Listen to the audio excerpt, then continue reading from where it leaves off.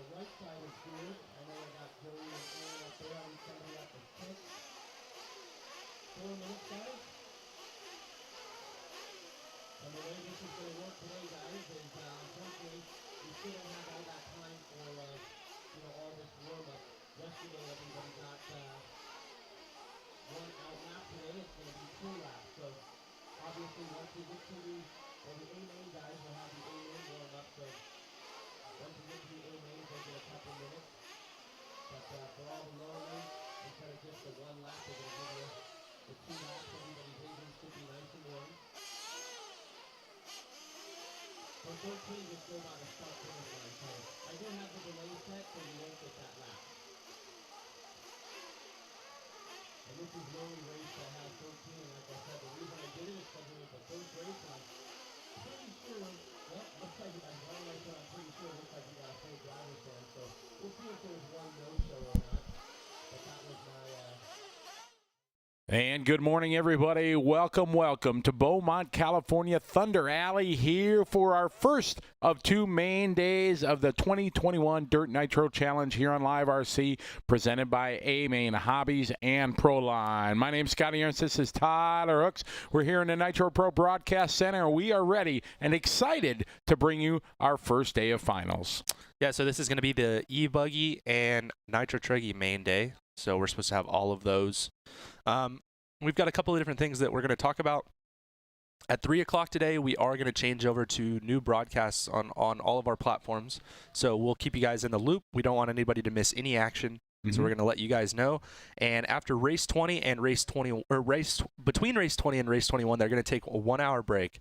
So we're going to let everybody know what's going on. We don't want y'all to think that we, fell off the face of the earth or something like that. So we'll let everybody know what's going on there as well. But as Scotty said, we've got our E-Buggy mains, we've got our Truggy mains, and it's going to be the Stop Dakota Finn show today. It is. He has been absolutely the one leading and setting the pace without question. And he did it in Nitro Buggies, followed his Truggy and E-Buggy exploits on Wednesday, Thursday.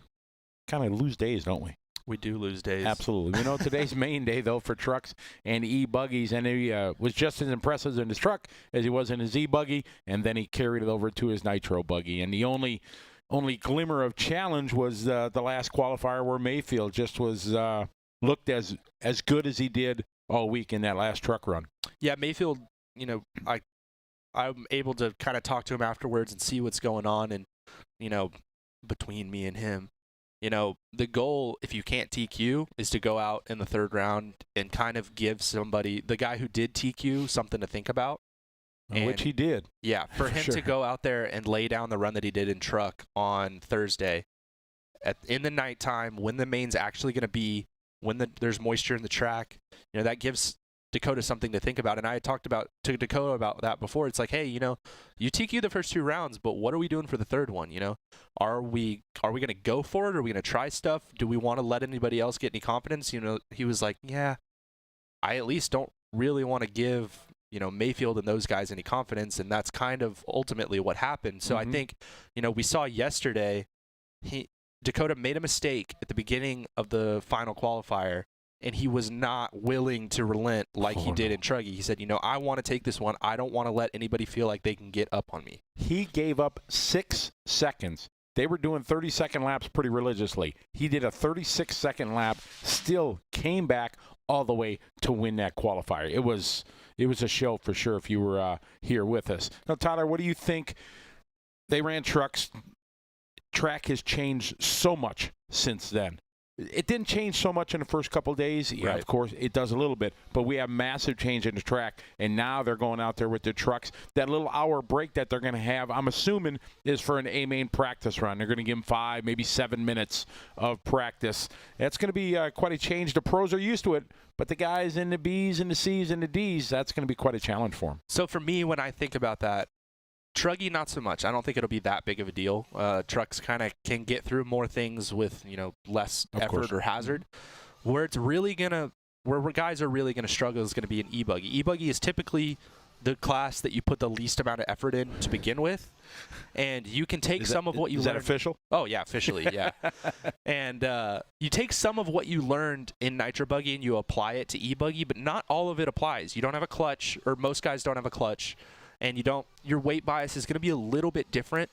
And so guys, you're going to see, especially if they don't get an A main warm up, are going to struggle more with their E-Buggies than they will with their trucks. And then tomorrow at Nitro Buggy, it will be very difficult. You know, it's going to be a whole extra day of 15 hours on the track that these guys didn't get to drive their Nitro Buggies. Right. They're not going to get to drive till the end of the day tomorrow, and it's going to be quite a bit different. Oh, for sure. It's been exciting. The folks that are following us online, we've had so many people, so many new people. We saw a lot of chats and people that had coworkers watching and things like that, and, you know, expanding the hobby. The amount of new viewers we had on YouTube stream was fantastic, and that's the good side of the broadcast also, is to be able to expand his hobby and get more eyes on the prize. That's always good for the industry and things like that, good for us here, and just get more people in the hobby, and that's a great thing. So Tyler and I are very excited to bring you main day today for trucks and E-Buggy, and as we cut to the front section here, we are getting ready to roll here with our first race. Get some mains underway, Tyler. Let's go. It's going to be the Intermediate Nitro Truck F main to start the day. We've got a couple of guys that don't want to be in this one, but hey, it happens. So here they are. One of those guys is going to be Cody Taylor. I definitely know that he probably wouldn't normally be in the F main of Intermediate Nitro Truck, so maybe something happened. And he's going to try to see what he can do. All right, off and running under that bridge. Actually, not so bad for the first. Wow, that went way better than what I anticipated. Here we go.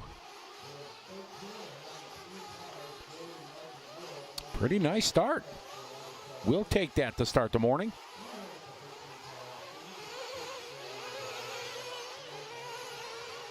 All right, here we go. Lap the one on a 12-minute final. Russ from the 5. Holy moly, look at a move here from Jose. Jose Carrillo going from 10 to 3. Top 10 have locked in. We're bumping 2. Normally, big races, you get to bump 3. Not so much here this time. Single file, they go through the 4-pack. Double, double, double. Through the washboards they go. Here we go, completing lap number 2.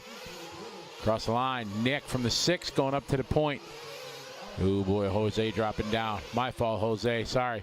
Jordan Jensen from the 11 to the 6.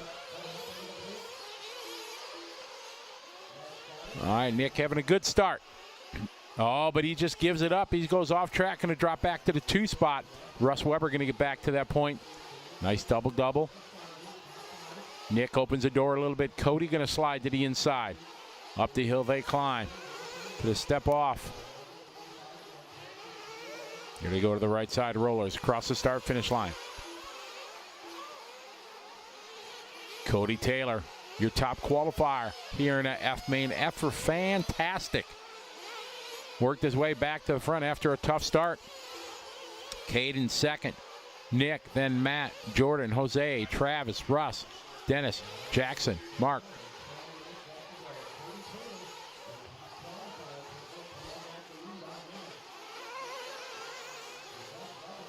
Cody, Jaden, Nick, Matt, Jordan, Jose, Travis, Russ, Dennis, Jackson, and Mark. Through the front section they go, under the bridge and up. There they go. To the step off, left side. Up and over they go. Cody and Caden. New hot lap there for both drivers so far in this 12-minute final.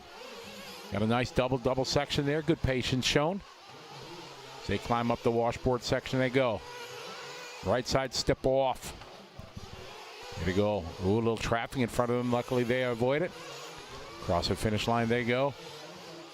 Cody and Caden running 1 and 2. Putting some real estate between them and Nick. But as we get into our mains, long races, pit stops a big part of it. That's the exciting part of the Nitro world.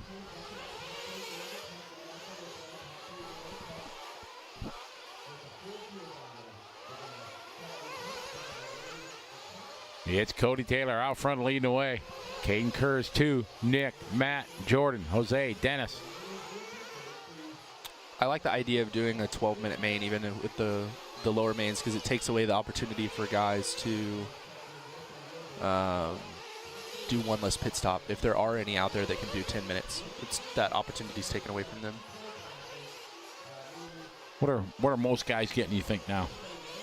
Probably between 8 and 9. I mean, the track's not super huge. Sure. So you're not ripping it too much? No, I think we will see, like, if the main's going to be 45 minutes tonight, we'll see a couple of guys that can do those 9-minute stops. I know everybody likes to bring up Adam Drake, and you know, typically, or sometimes he'll do a 10-minute stop, and it's possible. But I think in the pro main, maybe not in the 40 plus, but in the pro main, he'll do a 9-minute stop at least. Guys, go ahead. I was going to say, through the years, we watched Adam do the long, sometimes even longer than 10, but he seems like he gives up a lot in doing that, in just like he's got to, I don't know, baby it more, or I don't know, but as effective as it can be to run longer, I haven't seen it really pay dividends at the big races as of late. It definitely used to, and this was something that I talked about with the guys yesterday when I was outside. It used to pay a bigger dividend because the spread between everybody was a little bit bigger, so that he could make up a lot of time just by saving a pit stop. But everybody's so close now that it's almost, I mean, you're losing a little bit of time in pit lane, but it's just not enough to where the risk is worth the reward if you want to do anything over like a 9-minute stop. Okay. So. With the smaller track, I meant to ask this yesterday, in your experience, obviously the guys got a Nitro package that they normally do, but on a smaller track like this, are they changing the carb restrictors at all, going to a little smaller since they don't need all the power and things like that? I wouldn't personally, and I don't think that a lot of guys will. Pretty much run what they normally run, and most of the guys will have, you know, sometimes I hear people talking about, oh, you should change your gearing, and it's like, most of these guys we have a gearing that we're set on, or, you know, like you said, a carb restrictor, clutch setup, and all of that stuff that we're pretty much set on for most of the time. Mm-hmm. And I think the first thing that you'll change above anything else maybe is your clutch setup. I don't think it would be like anything inside of the engine, because, you know, when you start changing carb restrictors and stuff like that, you have to change how you tune the engine. Of course. It's a lot easier to just leave one in there and kind of get used to it. So yeah, the first thing that I would say that they would go to would maybe be the clutch. As Cody Taylor leads this one, 10 laps in, a little over 6 minutes complete. Cody, your top qualifier here in F main. Caden, Nick Cahoon, as we got pit stops coming down. There's Cody into the pits. So going into the pits. Looks like first and second. Caden Good Kurz stops. And Cody Taylor. Ooh, somebody slow coming out. That's going to be Kurz. I think this is Cody Taylor. Yeah, up and over. Down on the way. Had a little tough start. Drop back, but put his head down, is able to get back to the front. Doing what he needs to do out there. Nice double-double. I want to say maybe he's running an LFR body from our supporting sponsor. I believe it's an HB Racing Truggy. Looks like an LFR body. Cody across the line that time. 41.8 was his pit stop. Caden with a 41.6. That's her pit time. So the in-lap, pit stop, and out-lap. So it looks like they were doing 33-second laps. And they both did 41. So not losing too much time during the fuel stop. About 8 seconds. Compared to the pros, pros will be down to about 5. 5 or 6. 5 or 6, yeah. From the entrance of pit lane all the way to the exit. Yeah.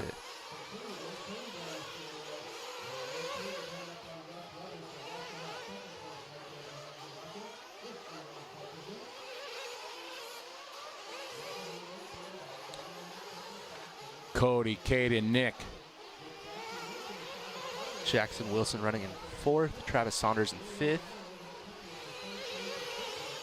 Caden's got not a pretty big lead, but a fairly substantial lead over Nick Cahoon. It's about 7.5 seconds, so he's safely in that second bump spot. Again, it's 12 car mains, but it's 10 and 2. So we took the 10 into the top main, and you'll bump 2.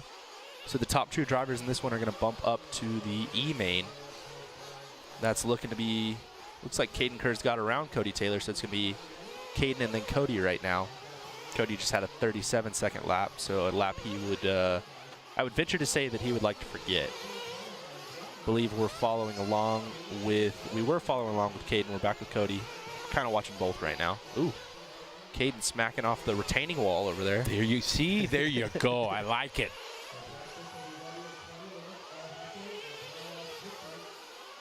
Caden moving on up. 1.3 advantage over Cody. Jackson Wilson just doing, right before that, right after that pit there, doing his fast lap. Good pit stop there for Jackson, 38.1. Tim Lime in the chat, yes, they're working to update the race times in the software. For some reason, it didn't update them earlier, so we're on it. We're just not, it's not done yet. But yeah, they're on it. Trouble at the top of the hill. Our leader's coming up. He gets through it.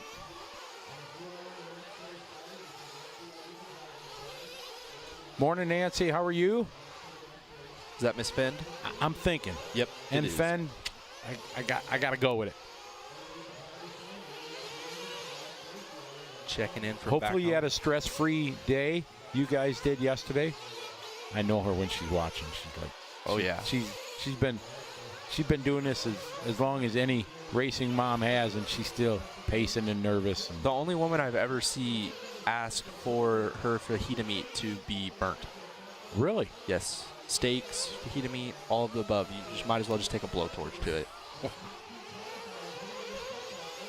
She likes that charred, caramelized flavor. Yes, I want you to cook it, and then I want you to cook it again, is I believe what she told the person at Chili's. I was like, wow, that's cool. Chili's? Yeah. That was down in Texas for the second nationals that we did there. So, like, I think it was 2016. Cody Taylor leading the way. Jackson Wilson going to the 2, getting by Caden. Caden falling back a little bit. Now about 4 seconds back for that final spot. Only 2. We got a $1:24 to go. Cody looking good right now. Trouble going into the triple. Ty trying to get there. Our chat room's talking about beer. It's a little bit early. You know what I want to talk about? Ty Tessman. First guy out there this morning to Marshall. He was like, bam, he was there before anybody else was there. Now, we don't want to throw any of the other guys under the bus. Jimmy does say that if you're in the last main, you don't have to show up in the morning. But correct. I mean, if you're here, you might as well, and Ty was here. So. Oh, yeah, and he wants that good karma, you know what I mean? You get that marshalling karma. I mean, unfortunately, he needs a little bit of it. He does. He's been struggling, but, you know, we were talking before it went off air. Blue in the buggy, I ain't counting them out, bro. I ain't 100%, but I'm thinking a bump and top 5. I heard you say top 5. I'm leaning that way. You have higher hopes than I do, and it's not anything against Ty. I just, from what I was seeing yesterday, we were seeing uncharacteristic mistakes, which are fixable. And that's where you could say, oh, if he cleaned up the uncharacteristic mistakes, typically you would see him in the top 5. But the lap time pace wasn't what it normally is, and correct. That's where it's tough. But it's they were the same thing in Truggy. It's true. The next day it was transformed. But I know that he made some changes in Truggy that I don't think that he's willing to make in Buggy. Maybe. We'll see. I've been wrong many times, but no good opinion. All right. We got Jackson out front. He did it. Got by Cody, and Cody hung on to this one by a little over 2 seconds of that transfer over Caden. Nick Cajon had a good run from the 6 to the 4. Jordan moving up halfway up from that 11 starting spot. Jose Carrillo had a good start. He was up way to the top at the start, but unfortunately falls short here as he's going to finish 7th place here in our first race of the day, our intermediate Nitro Truck F final. And what we saw with Jackson Wilson is something that my dad always talks about. I don't care how terrible your start was. I don't care if you went to the back. I don't want to hear about it. I don't want to hear about it. Don't complain. Right. If you can get back to the front, then get back to the front. And Jackson Wilson was able to do that. He took the hot lap. Obviously, he had some pace. Fell back there at the start and was able to battle back all the way up.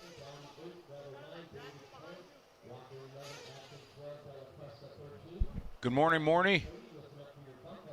We had somebody ask what kind of cars these are. These would be your Nitro Truggies. So these are a little bit longer wheelbase than the buggies. Tires are obviously bigger. Arms are longer. More truck-ish bodies. I say ish. It's a loose term. Yes, it is. Especially now. I don't know what you're talking about. I don't know either. All right, so a chance for us to give some good mornings to everybody. We'll scroll quickly through here. Jason Yates from Queensland, Australia. One of Tyler's bucket list places he wants to go. We learned about it this broadcast. Bobby Baggs, how are you? William Adams, Petrol Head, how are you? Matthew Bargo, Stephen Lockley, Nitro Freak back with us. No Name Game, hello. Dylan, Jason, Paul Baddock, Scott Williams, Yeet Boy, good morning. Shout out to the Arizona crew from Scott. We go over here, who we got? Morney's there. Slacker, good morning. Slacker.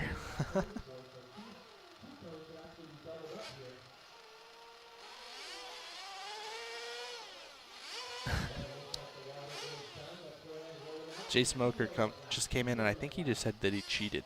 I gotta check the chat. I'm confused.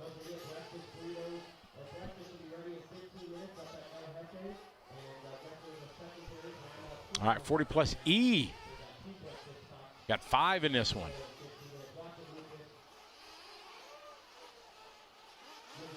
This is the best chance we'll see all day to bump. Only 5 cars.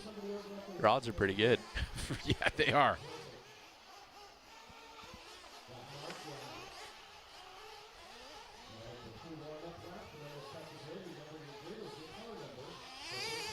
Oh, Jay Smoker created this class. Now it's huge. Huge.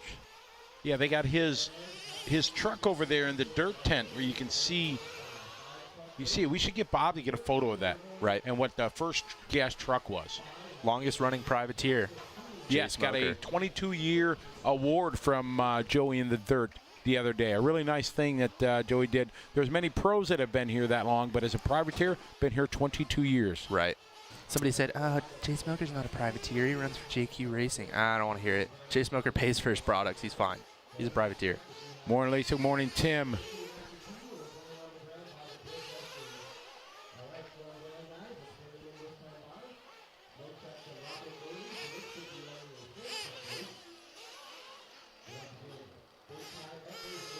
Juan Mejia, hello. Willie Cobb, good day to you, sir. Scott Schultz, good morning. John Moore, good day to you. Malaysia. Ooh, Aiden Farrell checking in saying he wishes he could bring us some banana bread. If you haven't had Aiden's banana bread, him and his mom make. I'm a banana bread connoisseur. It's the that stuff. and carrot cake. It's Ooh. the stuff. Oh, did he bring you some when you were at RCCA? Yeah. Where is he in here? Aiden Farrell, yeah. Oh, where? I didn't see him. He's in our YouTube chat. I didn't see. Oh, he said that you gave him a really good compliment at that race, because apparently he finished on the podium, and I think in a USGT, and he got protested. Somebody said he was cheating, and you came over and looked at his car, and you were like, "You're running a TC6?" Yeah, he was laying it down with an Associated car. Yeah, you were like, "You're running like a 7-year-old car," and you just whooped everybody. You should be protesting everyone else. Absolutely. It was impressive. And I didn't know it at the get-go. Right. You know, at the start. I mean, he was as competitive as, all the guys. Yeah. I was like, and then when I found out, like, man, props to you. Right. It was awesome. He's a pretty talented kid. Yeah, for sure. His family was really nice. Man, I had a good time down there. Chris and his group got a good thing going. Cool thing going on there. Right in the shopping mall, the amount of people that were standing there watching. Yeah. Yeah, it was awesome, for sure. So good to see you, Aiden, with us here. Yeah, I was like, too much banana bread. I was like, wait a second, you've probably had some then. Yes, I did. Yes. Jason Stump from Las Vegas. He's out front. Again, one of those guys that probably shouldn't be in the E-Main. Yeah, he had tough luck for sure. There he is. Him and Tyrone. They got a big gap already. What truck is that? Is he running is that an S-Works? I believe it's an S-Works. Whoop. Left turn, Oh, right turn. Oh, no. Got it. They literally monster trucked each other. They did. Somebody correct me if I'm wrong, but it looks like Jason Stump's running S-Works, and I don't remember him running for S-Works last year. I believe it was either Losi or Associated. I've seen him run both of those, but I've never seen the S-Work. All right, Jason's starting to feel a flow as he comes down the front straightaway.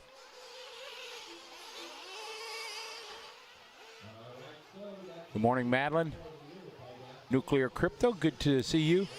HPI RS4M. That's old school there. Wow. Good to have you along. Saunders, Brylan, Woolley. What does the M stand for? Because the RS4, that was RS4, they had a RS4 Mini. Car, right? They had a RS4 Mini. Oh. So they had a small little four-wheel drive mini car. Was it nitro or electric? They had both. Wow, that would have been pretty cool. Oh, yeah. And part of my early days of owning the hobby shop, I wish I'd have kept, if I'd have kept all the cool stuff from back in the day, man, I think of that. Oh, yeah, just, yeah. The other one that I remember was like the original, it wasn't a 10 scale, but the original 10 scale four-wheel drive truck, the Jammin'. But before that, it was like they had that little, I want to say they called it a CR12 or something like that, but it was a four-wheel drive truck with a .12 engine in it, and it was like a little mini Truggy. I don't remember that. Somebody in the chat room will know what I'm talking about. For sure. They'll save us. They always do. Jason Stump. Uh-oh. I was going to say dominating, but he just gives it up. Uh-oh. He may give up 2 spots. Come on, Jason. Jason, a good friend, lives in Vegas. He's big time in the IT world, in the casinos. Nice. Yeah, he's big time. Oh, nice. I haven't seen his brother chime in. CRT .12. Boom, Brandon see Jones. that? There you go. The throbbing brain Oh, knows. CRT .5. That's it. That's it. It did have a .12 engine in it, though. Thank you, guys.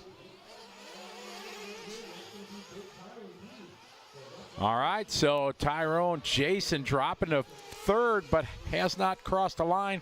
Losing some time there. Lost about 10 seconds. Tyrone just went way off track. Ooh. Dave All right. Didasco is about to just benefit from all these guys flying off the track. This is a big break here. If Jason can get back in it. Where's Jason? There he is. All right, so he's gained up some of that 10 seconds almost he's given.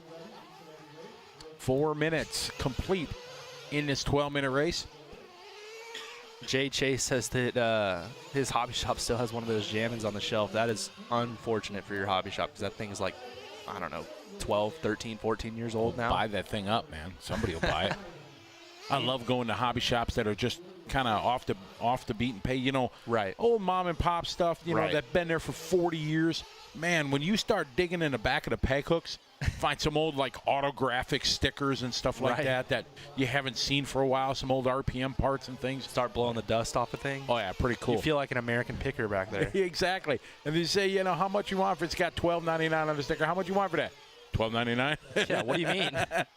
It's 20 years old, but hey. Horizon Hobby still says that thing's $12.99, so you're going to pay $12.99. Your leader right now, Tyrone, Dave, and Jason, Robert, and Nick. Tyrone's got the hot lap of the race with a 34.4. I like his paint job. He's got a cool paint job. It's yellow in the front, blue in the back. And what color rims? Ooh. Just saying. He does have the yellow ones. This would be like a daytime version of Tanner Denney's paint job. Man, Tanner did well this weekend. Yeah, he did. Wow. Yeah. As Mayfield said, off the couch. Off the couch, yeah.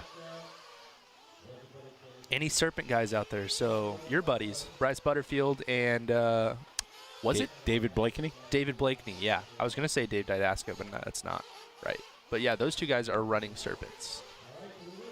Daniel here, no stop and go penalties. I think things are a little bit not, forgiven in these lower mains maybe. No penalties. These guys are trying their best and trying to keep it fun. I know in Europe they're much harder on stuff like that. There's no give, there's no take. It's boom, that's the way it is.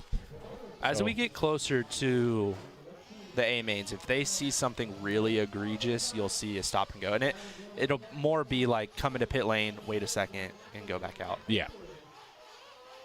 Tyrone, Dave, and Jason. Pit stop's going to be happening pretty soon for these guys. We'll see how far is my buddy Jason. Ooh, Jason got some work to do. Come on, Jason. It's okay we cheer on our friends, right? Yeah, Here, you and I don't care. We're impartial, but still, you want your buddies to do well. Partially impartial. Yes. Sub 2 asking, I currently only have electric RC cars. What advice would you start with to get into the Nitro scene? First off, do never, ever, and I wrote an article about this, and if you want it, I'll send it to you. Never ask Facebook what to do. Don't do it. Yeah. What I want you to do is, I don't know if you're a racer or you're a basher, but I know somewhere within an hour and a half of your house, you have a local hobby shop. I just want you to go there, say, hey guys, this is what I have. I want to try to get into Nitro. What do you guys have? What do you support? What can I get from you? Pit stop's going on right now as these guys in. They came in exactly the same time. Yeah, we got one flame out there. I'm looking for Jason. Where's Jason's stump? Hasn't crossed the line yet. Here's a good shot from the J Concepts pit cam. Oh, Jason may have flamed out because he's still red. Oh, still hasn't crossed. Oh, there. Oh, man. But to answer the rest of your question, if you are a racer, go to your local track and just see what's popular. What engines are they running? What servos are they running? What fuel do they run? Get some stuff that other people have so you're not just totally out to lunch. But, yeah, please don't ask Facebook. Yeah, for sure. You know, and you have to find out what's also carried at your local hobby shop too. That's a big help. As you say, you don't want to get something obscure that maybe you can't get parts for and support for. Right. It's always good to see what's being run. If there's a popular vehicle at your local track where you can get lots of help and advice, and maybe if you have a tough day and you break apart, somebody's got an old A-arm or something that they can give you. So. Lots of things to consider when you jump into it, but it's sure a lot of fun. But it's something you need to take one step at a time. You just have to learn. Nitro is quite a bit different in many ways, more enjoyable than electric is. But just take your time when you get into it. So he said he's trying to find an RC track, but he also doesn't have Facebook. So check out rcsignup.com.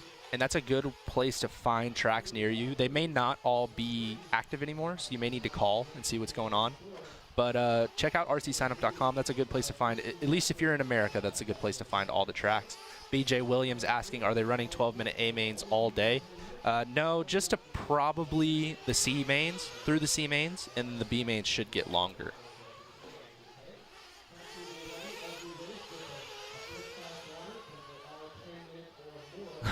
Zachary saying the track looks gnarly. Gnarly. Oh, I've never heard that. He said gnar, but Gnarly. But as you were about to say, Tyrone back out to the lead. Calm, cool, collected. He's got Dave Didasco right behind him, but they have quite a bit of a lead over Robert Early, and Dave Didasco is going to move out to the lead right there. Looks like D's and E's are going to be the 12 minutes. D's and E's. C's 20. C's look like be 15. Oh.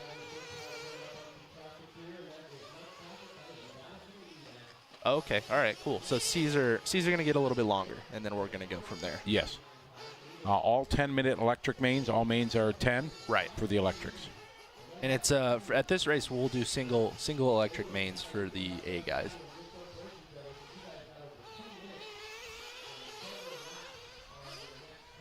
Bobo Bear, we've done good. We haven't used that word yet. We're not going to. We're going to try not to. Maybe use it just one time. Hey guys, those of you out there looking for how long the races are actually going to be, if you hit refresh on your page and then you go look at the lineups, it's going to be correct now. So I know Tim Lime was asking earlier. I don't know if he's still on here. And Gord Tessman was asking earlier as well. So if you guys want to check on that, the time should be correct.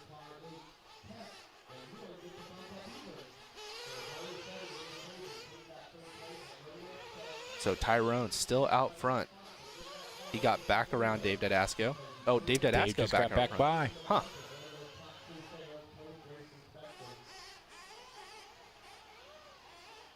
So Dave and Tyrone, neither of them really want to lead, it seems like. But they have, oh my goodness. Oh, trouble right in front of him. Marshall doesn't even see it. They're fine. They've got 4 laps on the next guy. Oh, if he could have stuck that, that would have been pretty cool. That'd have been motocross style right there. That would have been sweet. Oh. Our YouTube chat would like us to remove the glare from the back half of the track. So if you think you could go move the sun. I can put up a big, like, tarp or something like that. Just kind of block that section for now. All right. Tyler and I will be off air for the next hour then, and we'll go work on that. Yeah, we got this. Oh, a little bit just catching that top. I heard Mayfield, some of the other guys talk about that. That face of the jump is just getting hammered down, and it's a little hard to get over that little hip jump. These guys nose the tail here over the right side. Step up. Oh, nose the tail there. Can try to get in. They're cheering him on. Oh, wow. Oh. Close finish. Race it to the line. Those two going to bump up. Tyrone almost had him. I thought he was going to send it as he came off of that, but they kind of did, but they sent it like super late, which it's fair. You don't really want to crash. I mean, well, no, you don't want to break it. You're right. Yeah, but it's a pride thing, you know. Oh, I won my main. Yeah. These guys are going to go to the D Main of 40 plus Nitro Truggy.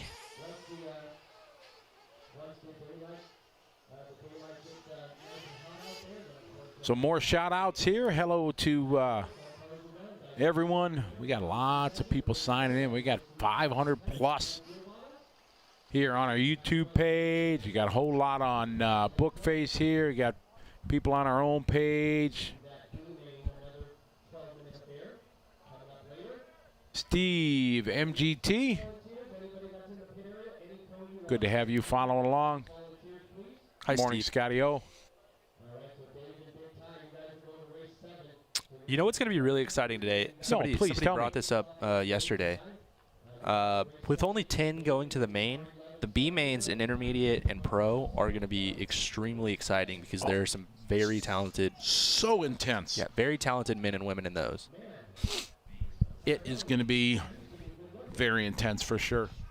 It's going to be inside of a tent. They should score the pros and the 40 plus separate. But what if you are above the age of 40 and a pro? People keep saying this, and I don't know why we're penalizing Adam Drake for being 40. Like, why does Adam not get to run 40 plus? He's 40. Right. Rhonda Drake's 40. I agree. There's lots of people that, for sure. There's, yeah. But at the same time, I do not want to see 40 plus pro and 40 plus intermediate. Like, I might lose my mind.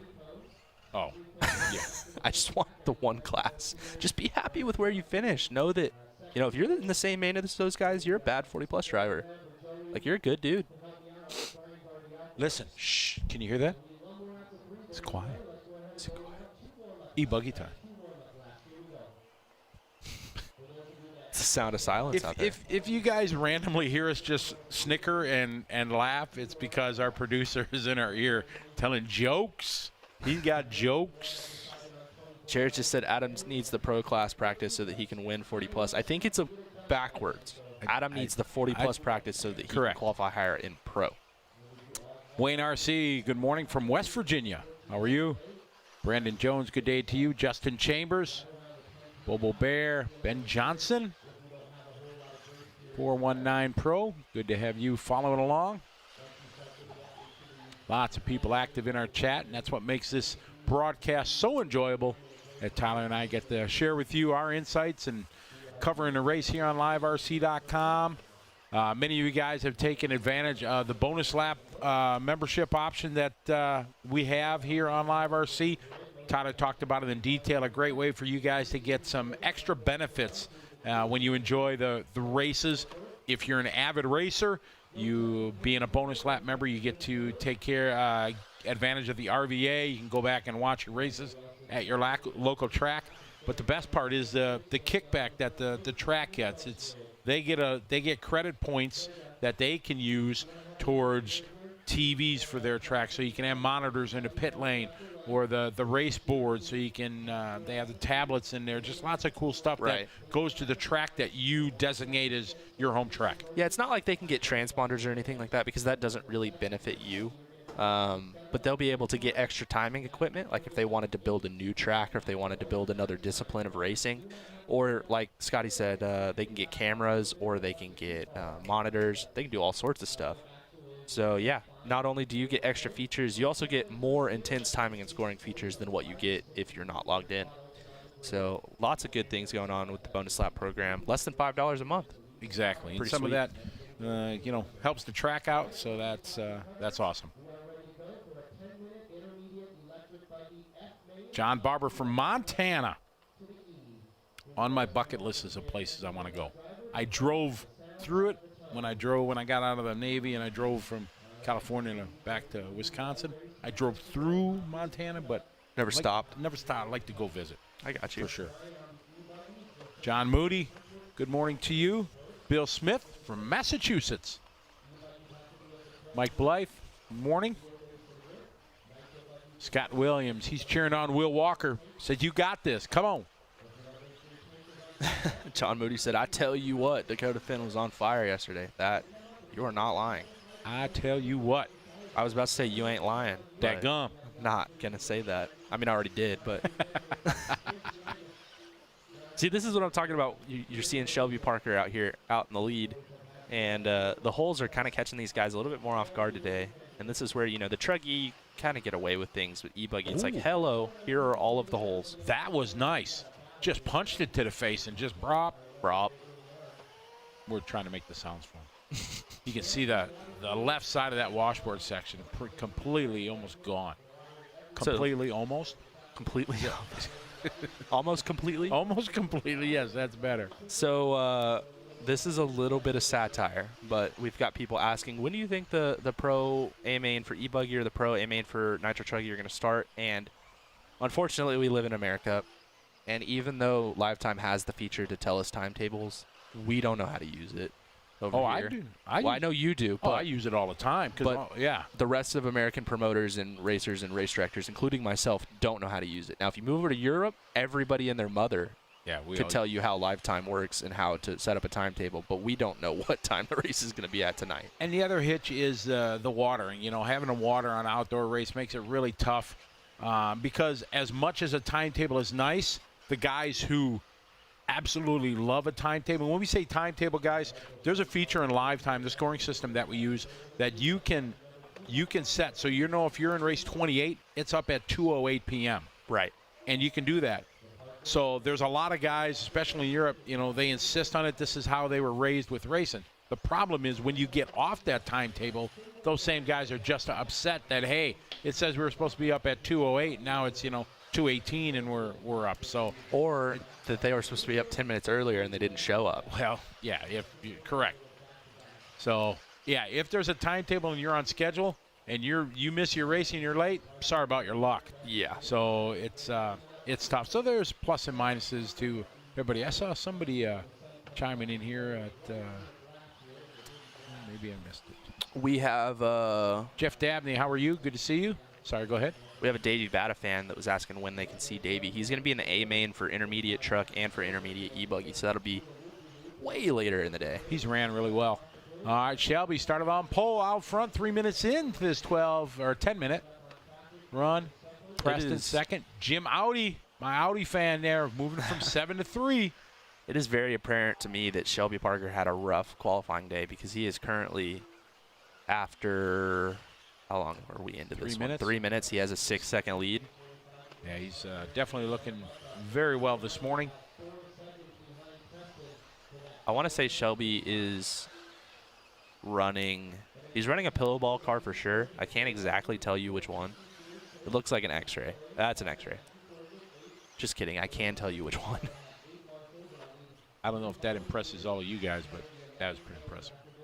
I mean, I could be wrong because bam. I thought at first that maybe it was an Axis body, which would tell me it could potentially be any of the pillow ball cars, but I believe it's an X-ray.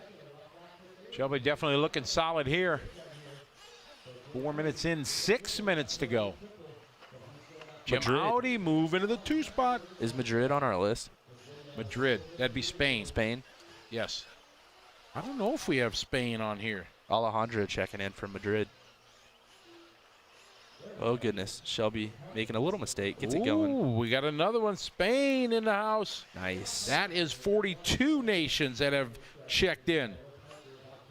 What is on the list. Welcome to the show. what is the dominant manufacturer in the E-Buggy class? There's not really, I wouldn't say a dominant one. The one that you will see most often probably at just your general club event would probably, and this is not me being partial, but would probably be either an Associated or a Techno. What would you say? Like where you're at, what would it be? In E-Buggies? Probably Associated, right? Yeah. Yeah, we're pretty strong associated ground up in Milwaukee, New Wisconsin area for sure. We got, Oh, JQ for Shelby. Sorry, guys. My bad. Thank you. Big shout out to Yanni Timmerson. Good evening from Sweden. 6 p.m. over there. How many races have I commentated through the years? Ooh, Lord. A lot. I couldn't even fathom. Ooh. God, I started in 93. So Shelby Parker still out front. Jim moving into the 2 spot. So Jim going to take it from Preston. Preston lives pretty local to me. So he's in a little bit of a battle to try to get this one. Actually, he's not anymore. He's 14 seconds I was just going to say, he got some work to do for sure if he wants that bump. Come on, Jim Audi. Jim Audi, who drives a Tacoma. Drives a Tacoma and races a Mugen.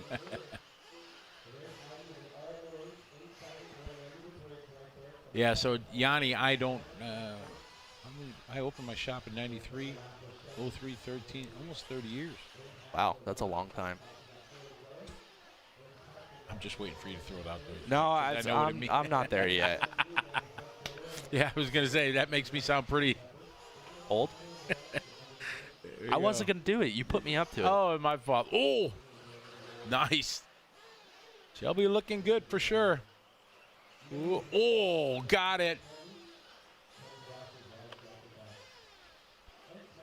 The internet is yelling at me that that's a JQ buggy. It doesn't really look like one, but I'll agree with the internet. That works for me.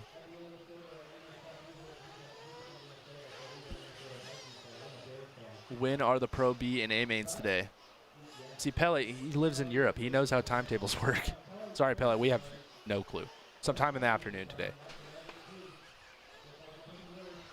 Coming in with the first Beach RC instant replay of the day. Look at Shelby right here. Coming up over. Big step up. Ooh. Not really much either of those guys could do. He didn't mean to pierce that guy, but it ended up working out for the best for everybody. Lawn dart. Yep. Jarts. Please replace your divots. You ever play jarts? No. Do you know what a jart is? No clue. Jart is one of those toys that us kids had when we were kids that you could not do now. They were huge darts. Huge. They were like a dart, right. Like a dart with a sharp point. Oh, goodness. But they were massive. They were about this big. Right. And a handle on the back. And you had a plastic loop that you put 40, 50 feet away. Okay. And you take this dart and you throw it underhand and try to put it. That doesn't sound terrifying at all. Boy, that was it back in the 60s, 70s, and even 80s. I'm in for the Nerf version. Like, that sounds like fun. No, like, this was this was a dart. This was metal tips. Oh, my goodness. Yes, metal tips. This was before, everybody needed safety zones and everything. We drank out of the hose and, we didn't get sick and we could do all that stuff. I love the hose analogy is the one that gets me every time, as if, like, children my age didn't drink out of the hose, or children now still they don't. Stop it. They do not like we did. I did when I was a kid. Yeah, but not anymore. Oh, my goodness. Yeah. Got it. I know people on you guys know all about lawn darts. Jarts were awesome. See, Chris Miller knows all about it. Exactly. You guys know all about walking uphill both ways. Both ways in the exactly. We had to walk to school 5 miles uphill both ways. Shelby Parker, Jim Audi. Oh, my goodness. Eric Jensen just said that his dad actually had to walk uphill both ways to get to school because he lived on a hill and the school was on a hill. That's terrible. That's great to get up to every morning. Yeah, right? Yeah, in the snow, in the rain, or whatever. Do we think that anybody will push to do one tank and a lower main to get track position? Not at a 12-minute main. No, couldn't do it. It's no. not happening. Sorry. I think maybe there's some guys that try to pit early and maybe, you know, do it that way. There might be, not that it's any benefit, you just have less traffic in the pit lane and stuff like that. Yeah, you can either pit early or late. Right. I'm one of those guys. I just leave it up to my dad. I'm like, hey, watch the track position, check who's, you know, within 6 seconds in front or behind of me, and just make the decision yourself once you know what your window is. In a 12-minute main, you've got a big window. You can pit, you know, anywhere from like 4 minutes to 8 minutes.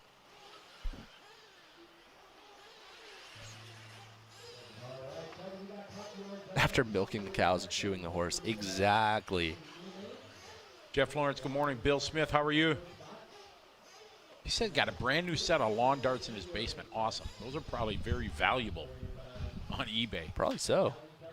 Mike Schwartz said that he stuck one of those old school lawn darts in the top of his parents'. It's either like camping tent or camper. I'm going to go with camper when he was a kid. Oh, man. Ugh. Yeah, they were heavy enough. They'd go through thin sheet metal like Right. a camper. Oh, How yeah. bad was that one? How bad did you get in trouble for that one? Probably didn't tell him until, you know. See, Angelique, thank you. She's saying her daughter and her niece drink from the water hose. Like Outstanding. That's good. This whole thing about these kids these days, they don't drink from the water hose. They drink from whatever they want.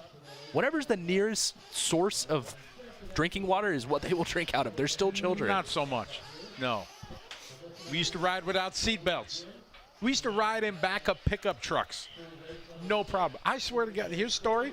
My dad had a pickup. So this was in the late 70s, early 80s. Right. He had a regular pickup truck.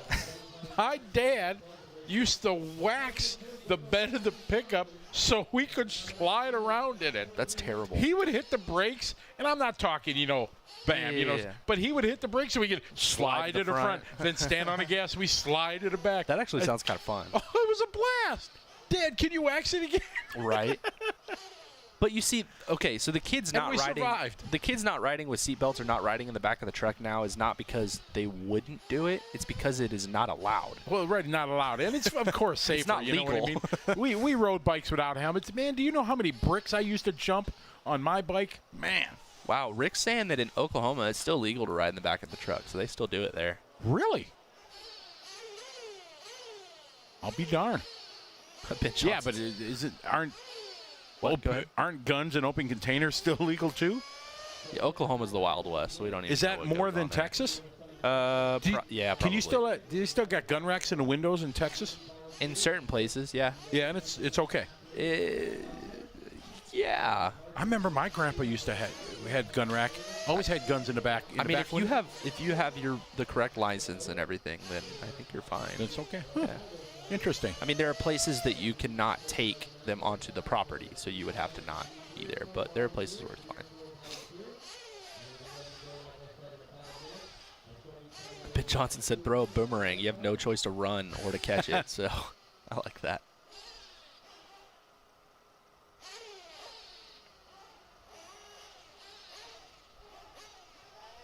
Have you also seen in the back of the truck sometimes when they'll throw a tarp in the back of the truck filled with water? And you have like not a hot tub, but you have a pool in the back of the truck? I've seen some of that at some sporting events and stuff like that. Funny. And That's closer to like my generation, like hillbilly stuff. That sounds super fun. I don't know. I'm not a big fan of like baths and that kind of, because it's a small confined area, it kind of feels like the same thing to me. Where like the water's not circulating, so you're just kind of sitting in your own filth. So I'm not a huge fan. okay, you got the point across before the detail, but thank you. Oh, you're welcome. But I mean, hot tubs are a little different. I like hot tubs, but Lonnie says lawn darts are just horseshoes, but for men. That's awesome. Oh my. all right. So next up, Sportsman Nitro Truggy E Main. These guys are waiting a little bit. They must be getting water out there. Yeah, they are. So this is going to be Brad Horsch, Nick Corley, Kenny Ward, Andrew Harms, John Hall, and Robert Early.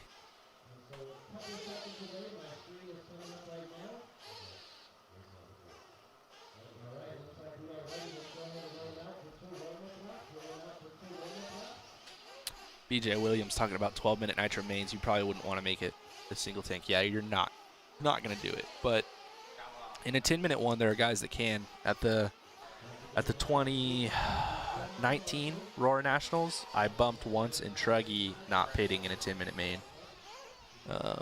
So yeah, you can take advantage of it in a 10-minute main, but that's why Jimmy and Kenny make them 12 minutes instead of 10, because they don't want to give guys that option. It makes it kind of an unfair advantage for the guys that can do it, because there are definitely some guys that never will. So this race getting started. These guys having a little bit of trouble coming around on the first lap. Oh, this is still their warm-ups. They're just trying to get it figured out. Is Ifmar's still 1 hour? They go into 45 minutes now. Ifmar mains at the Worlds are still an hour. Yeah, still an hour.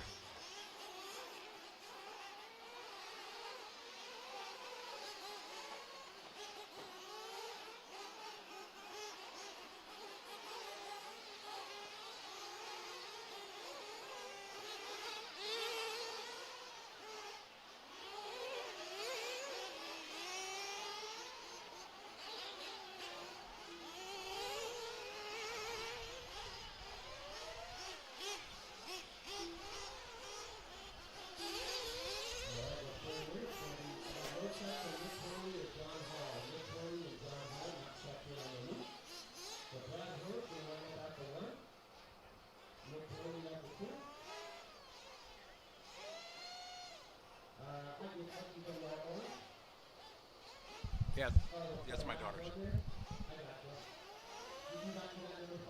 All right, we got the sounds of Nitro fired up again here. Sportsman Nitro truck, Brad, Nick, Kenny, Andrew, John, and Robert. As they are, pitmans are there, ready to go. Uh-oh, got a little problem there for a third qualifier. Kenny, mechanic is thrashing. Excuse me. What is he doing? I don't know. Add some ride height or something. Get that box off the, oh man. Why these guys got the boxes on the track? There's not much room there, so that's tough. Wow, this pit guy. Oh, kind of screwed him. That was unfortunate. All right, off and rolling we are. Joaquin asking if he can come watch. Yes, you can. Come on out. Exactly. Here, Beaumont, beautiful park setting that they have here where Thunder Rally is. They got baseball fields and tennis courts and roller hockey rinks, horseshoe pit, camping area. Just really nice setup they have here. Kevin Caston asking why it's unfair if you can go 10 minutes, why you shouldn't be able to do it in a Nitro main. It's not a big deal when it's a 60-minute Nitro main. You know, you're skipping 1 or 2 pit stops, and I'm fine with that. But when it's a 10-minute main and you don't have to pit at all and you get a 6-second advantage just for starting, then it's a little bit different. Yes, I know. I'm one of those guys who can typically go longer on a pit stop, and I would personally benefit from it. But as a race director or as an event promoter, I'm going to take that opportunity away from people like myself because I want to make everyone else feel like it is more fair and leave it up to the racing itself and not to a time requirement to bump up to a higher main. Brad Horst leading the way. Andrew, Nick, John, Robert, and Kenny. Brad doing what he needed to do at the start. Got away. Andrew moving up a couple spots here, kind of through that mess that happened under the bridge in turn 1. Nick Corley into the 2. John Hall setting hot lap here in the first 2 laps with a 32.0. Here's Brad, build up a good cushion here in 3 laps already over Andrew. As Andrew comes across the start-finish line now, he's 7.4 seconds back. Andrew's another local to me. He came here with Preston, who we saw race just a little bit earlier. That's him right here. Just a big shout out to those guys coming out from Texas.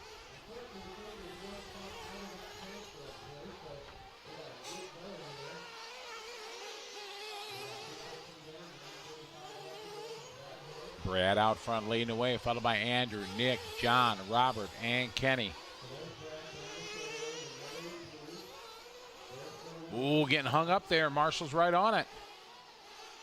I always like the look of the hay bales that Joey puts around here and everything. That always makes such a a cool looking thing for around the racetrack. And they're dual purpose. Yeah, the hay bales. A lot of people don't realize that, but not only do they keep the cars in the track, but Joey's an artist, and he's really big about when the A mains come around, he likes that shot of all of the people sitting around the track, and those hay bales give everybody a place to sit. Exactly. It builds that ambiance. It makes the Nitro Challenge what it is. People don't know, though. I meant to ask him when I was doing an interview with him, his other side of Joey. People don't know much about Joey, the artist side of him. Oh, yeah. He's takes pictures of flowers and stuff. Did you know that? Yeah. I mean, he's a degreed artist. Yeah. He's a very smart gentleman. Absolutely. He's just a cool cat. Tries to put on the best race he can. His end game is for, I think, the proper mindset for any RC promoter is to make sure when people leave, no matter where they finish, they had an enjoyable experience at his events. Yeah, I mean, we all want to win, but in the end, that's not possible. So we hope that no matter where you are, you leave with a positive experience and wanting to come back, and that's definitely his goal, and he pulls it off each and every year. Charlie Mack asking, is there any tech for tank at DNC? Yeah, so for I believe either the top 3 or the top 5 usually they're teching the tanks, and they're going to do an impound, or they usually do an impound for the main. I haven't been down there to actually see how they're doing it this year because we're at a different location, but I know that there is a guy down there that is checking fuel tank size. It's Brad, your leader, that time by. Again, extending his lead. Last time by, 10.4 seconds. Here comes Andrew coming by. We'll check the gap between Brad and Andrew when Andrew crosses the line. Last time, it was 10.4 seconds. Andrew having a tough lap this time by, so now that gap up to 16 seconds. Nick Corley, 2.9 seconds back.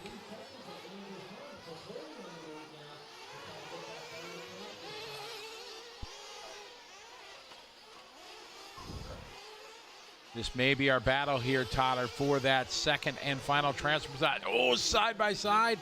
Somehow they made it. Andrew Harms in that second spot right now. Nick Corley wants it. I'm trying to see if this is them. I don't think that this is it. We're going to see as they Andrew come Harms by. just hit the line. So this is John Hall and Nick Corley. So Andrew Harms is this one right here that we're looking at. Off the step up right there. So Andrew's starting to stretch it back out just a little bit. He was reaching for that triple. See that? I would venture to say that his engine's too lean on top. It's too fat on bottom. When you take off of a triple like that and you're using throttle to roll up to it, and then all of a sudden it like tries to do a backflip, it's typically too lean. There you go. See all the info you get here in the broadcast. I like it. Yeah, he's either holding onto the throttle when he comes off the face, or if he's letting off, which everybody typically does, then it's too lean.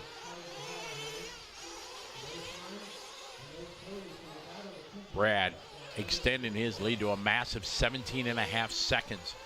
About halfway through this 12-minute E final. E for excellent. Excellent. Rick Rodriguez says that he's pretty sure that Sexy Leg is the one that's doing tech. And Sexy Leg doing right. everything. Yes, Sexy Leg does it all. He's out there watering. He's helping Jimmy with the race directing duties when he does. And was it his birthday this week or was it his brother's? No, his birthday. Nice. 2 days ago or yesterday? Yep.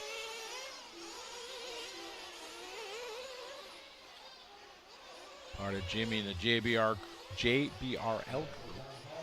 Kenny Brosh is the lead announcer race director here at the DNC. He's got 18 years in doing that.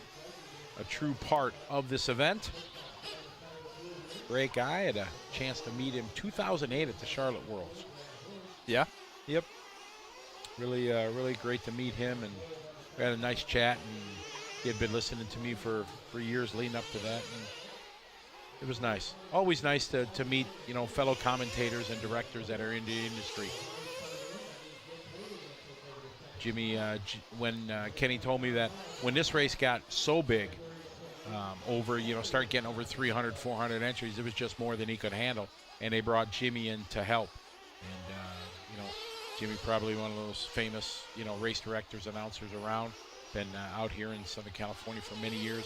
Owns Hot Rod Hobbies. Had a Hot Rod Shootout for many, many years. One of the big outdoor 10-scale races. I want to say they moved it to Coyote, right? The indoor track. It's not the Hot Rod Hobby Shootout anymore. It's the can't remember what it's called, but I believe that Oh, what that a event good shot of was the pit is stop. moved in. Oh, that was a long one, though. Mechanic had to get the gun and everything. Still pretty smooth. Got him up and down right away. He's rolling. This is an easier pit lane for the majority of pit guys at this track than it would be If it was going the other way. Yeah, the other way is most people are right-handed, except the chosen few that are lefties like you, right? Yeah, I'm left-handed, so I'm a better pit guy when it's going the other direction. Yeah. So. This is when it goes clockwise like this, it works for right-handed people, but left when it goes counterclockwise, or for our European drivers, anti-clockwise. Anti-clockwise? I like that. I think I like that more. Anti-clockwise, yes. What are the specs for an E-Truggy? Pretty much the same as an E-Buggy. Have an 8-scale ESC, 4S to 6S battery. I don't think they're checking voltage here, so I think you could run a 6S if you wanted to. You'll run a motor with a little bit longer can. A lot of the companies have a Truggy spec motor. It's usually a little bit longer, provides some more low-end torque. And, yeah, as I said, either a 4S or a 6S battery. Brad Horst leading away. Nick Corley and Andrew Arms. Andrew only 2.4 seconds. So that possible bump up is still there for Andrew. He's going to have to lay some laps down.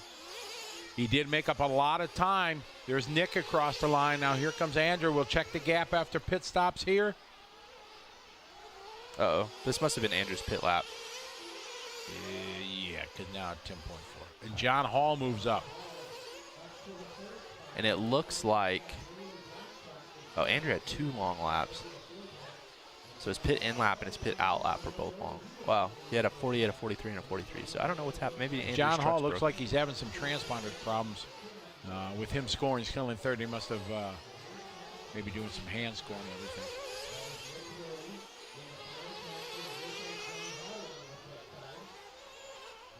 So Brad Horst still out front. Calm, cool, collected. Nick Corley running in second. John Hall in third.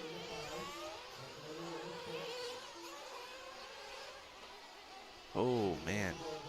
Trouble for one of our drivers.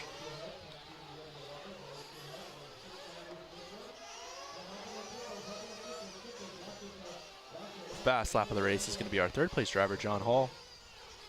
Are the Pro Truggy and Pro E-Buggy finals today or tomorrow? They are later today, so they will be towards the end of the day. All truck finals today and all E-Buggy finals today. Tomorrow is only Nitro Buggy. Would there be any reason not to run 6S? I don't run it personally. It takes a different motor typically. You'll run a motor with a lower KV rating than you would with 4S. And you can actually, I mean, you can run a whole lot longer with a 6S setup, and arguably you can run a cooler setup. I've never really done any testing with it personally because Roar events don't allow it. So I just stick with the 4S setup as most of the pros do. But I know a couple of guys who have done a lot of testing with 6S setups, and it has the ability to be more effective. So I wouldn't rule it out, but it's not something that I have personal experience with. Brad Horst has this one pretty much in the sack right now, but Nick Corley and John Hall have a good battle, 3.5 seconds apart for that bump-up spot. Top 2 only. Kevin saying that the shootout's at Rain Man's, so thank you. My bad, wrong track. See, that's what's good about the throbbing brain. They keep us filled with information. One of those so-called tracks. The pro line race, one of the bigger pro line races is at Coyote now. All right, there's Nick across the line, Brad across the line. Brad almost lapping the field. John Nice. Hall, 3.5 seconds back. Oh, he was just, wow, that's a tough place to stop. Oh, there we go. Send it, whoa. He was going for it all. 10 seconds to go in this one.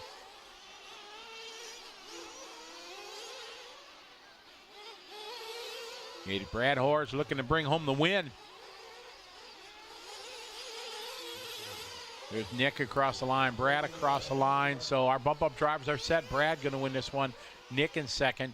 John Hall looking to bring home third. Andrew, Kenny, and Robert as they finish their last lap. We will have race number 4, our Sportsman Nitro Truck E Main in the books.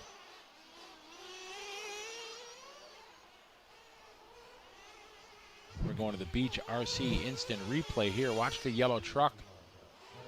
Going to step up. Oh, nice. Oh, stuck the landing. Wow, that was pretty awesome. Totally on accident, still pretty sweet. Oh, no, he meant to do that. It was all about showtime. He knew the race was over, last lap, just trying to showtime it here. Love to see it.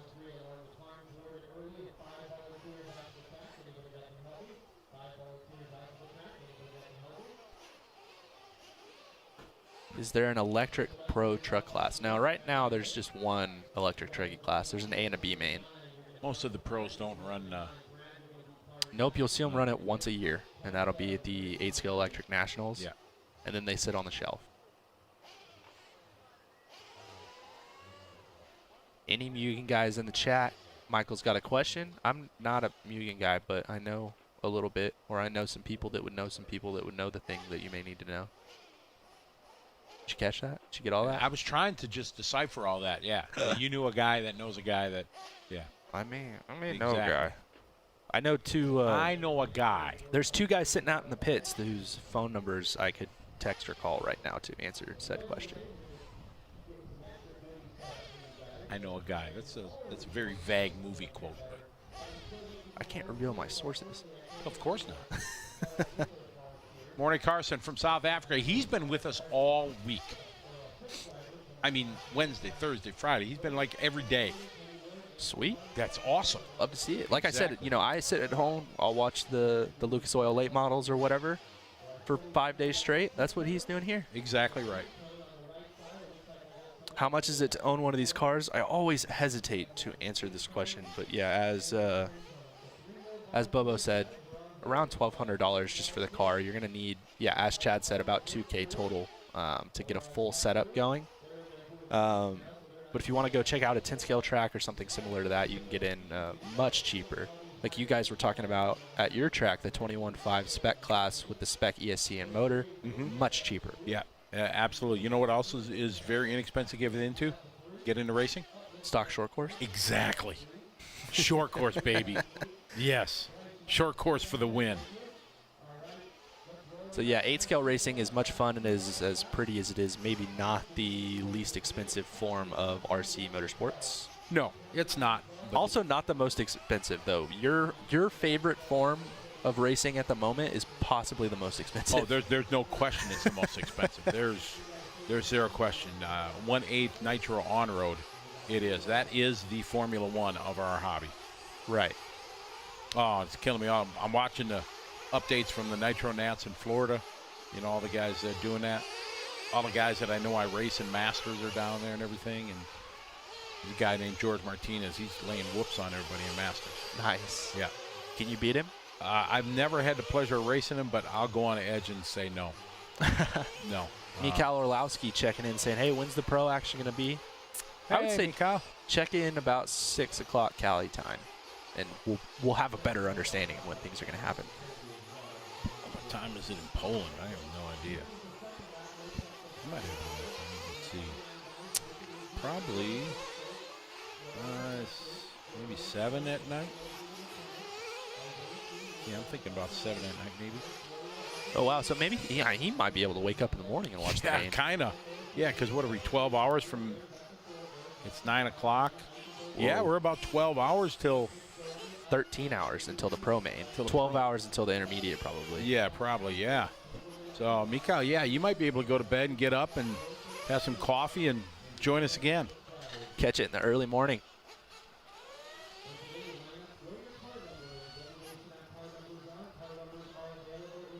We have intermediate Nitro truck being sent to the grid. Oh, he said 6 p.m. right now, so it's going to be really early in the morning if he wants to get up.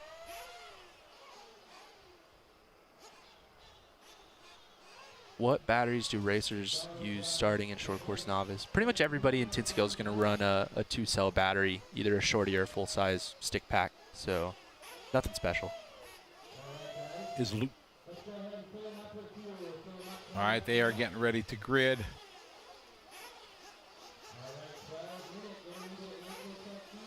No Lutz. No, there's no Lutz here. Lutz is not at this event. All right, these guys getting ready to do battle here. Tyler, intermediate Nitro truck E Main. Down. Oh, that guy threw that way out. See, that's why I like what Thornhill did. Did you? I don't know. Right, where you have to sit in the Did you box. see that guy? He threw him 5 feet out into the lane. That's my dad. He would do the same thing. Would he? Oh, yeah. That's why I like what Thornhill did with those boxes that they had. Right. In set. Oh, you have to be in the spot. Correct. Yeah, the mechanic was well off the track. So there's, yeah, it was. My dad doesn't even throw the car. He walks out there and drops it and walks back.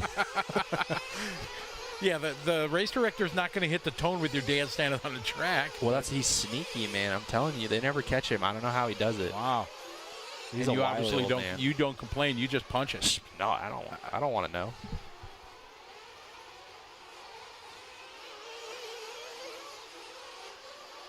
It's Robert Romano asking if the Kingpin setup for the Technocar is worth it. He only runs on open big tracks. I personally have been running it about 95% of the time, if that tells you anything. And I run on a very open big track, so I would say yes. All right, here we go. Lap 2 in the books. Isaiah Keene. Isaiah's got fans. I saw Scott Williams cheering him on. Does Cody King still race? I don't think so. Not much anymore. No. He's had to work on weekends, so even if he wanted to, he couldn't. 2010 world champion. Bangkok, Thailand. I'm an Isaiah Keene fan. He's one of my drivers for AKA products.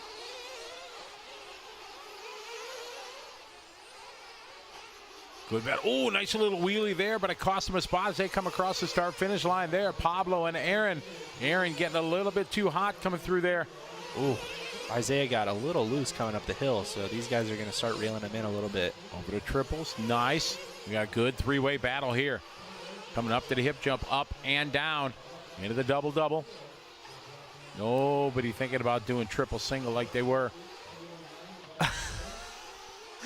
Kevin Tomsovic said that you chewed him out for dropping the car way out there like that one time. Kevin Tomsovic, I would never yell at you. Stop it. You know you've yelled at Kevin. No. Oh, somebody just crashed right underneath. No. Oh, that is a danger, Will poor Robinson. Marshall. Oh, He's trying man. his best. He's trying. I'm sure that, whoa, that is, wow. And that's what he was worried about, too. He did not want to be under there when they all Good came for through. you. Oh, that was. I don't want to hear any negative about that Marshall out there in the chat. He got under there really quick. It's just tough to get all the way over. Yeah, I'd ask for a broom or a stick or something. That's at Thornhill when we had a drop off like that. We had a stick. What? Mama Keen's in the chat. His whole family's watching in AZ in Virginia. That's cool. Where's Kevin? I'm looking for that chat. Where did he put that? He was on Facebook. He just said LOL. I'm a block man. When I dropped Jimbo. Those were the days back then, weren't they, Kimbo? When we were all running in Jimbo. Yeah. I miss Jimbo. Yeah, for sure. I haven't seen him in so many years. I know he moved down to Florida and got in. Yeah, I haven't seen him race in a long time. Yeah, he worked with the Nitro Provo guys for a little while, and then he worked for VP for a little while. I don't know. He's doing it now. I had to kick that car out of there. Yeah. That's a tough. Mornay says Marshall did his best for sure to get that car out of there. There's See, no that's question. why I like the positivity in here. Nitro Freak just said, just give that guy a beer right now. Yeah, for sure. Get the Blue Mountains, right? Oh, yeah. I know somebody down there's got some Blue Mountains. I know where you can find some. Yeah, over there by the camping area. Yeah, there's a plug. See, that's pretty good marketing. You want to talk about marketing and branding from a brand? What we did with the photo that we posted. Yeah, exactly. Product placement, baby. I asked him, I was like, you want those things in that photo? And he was like, what do you mean? Of course I want that photo. So Isaiah Keene still out front. He's got Aaron behind him. Jackson Wilson in third. So here is Aaron and Jackson. Jackson from the 11 spot to the 3. That is a great start with hot lap 31.8. Look at that. Almost a second faster than anybody else's fast lap. So Jackson Wilson on the move.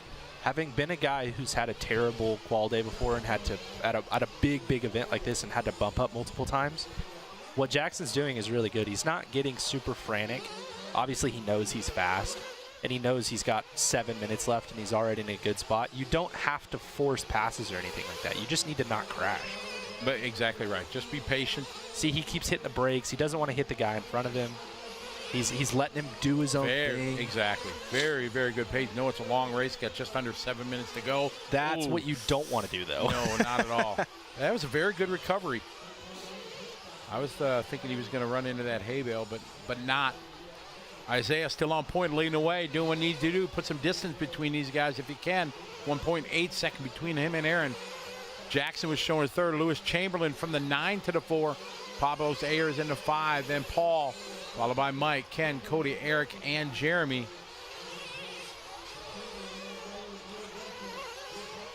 Still pretty close.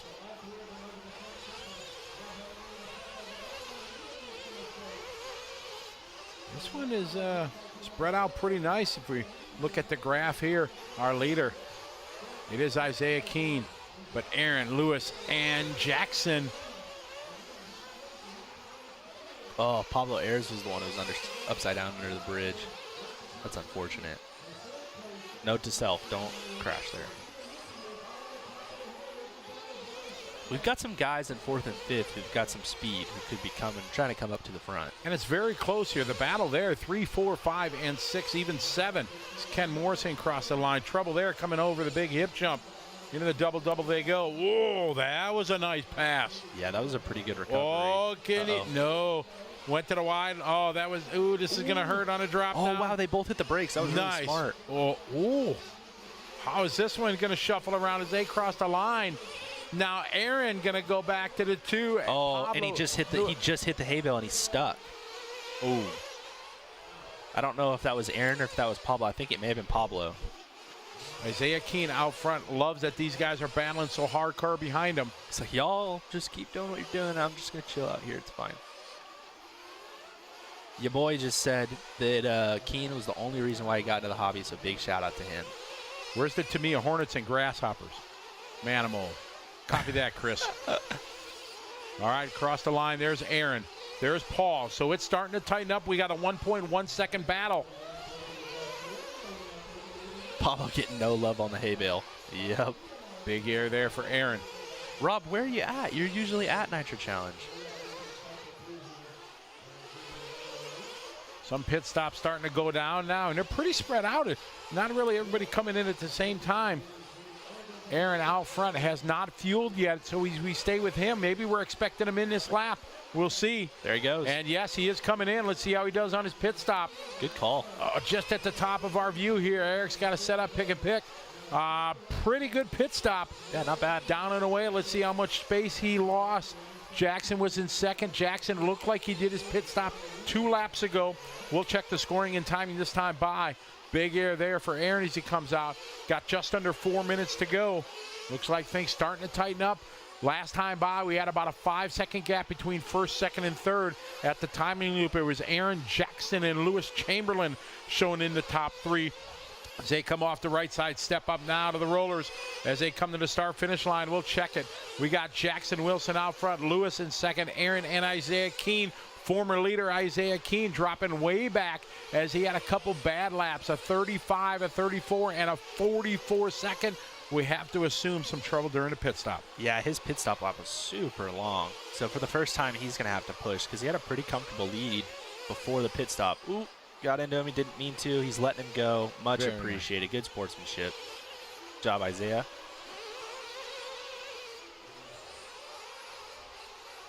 Jackson Wilson doing a hot lap that last time by. Lewis Chamberlain second. He's got a 4.9 second lead over Aaron and Isaiah. That battle here hot and heavy off the step off.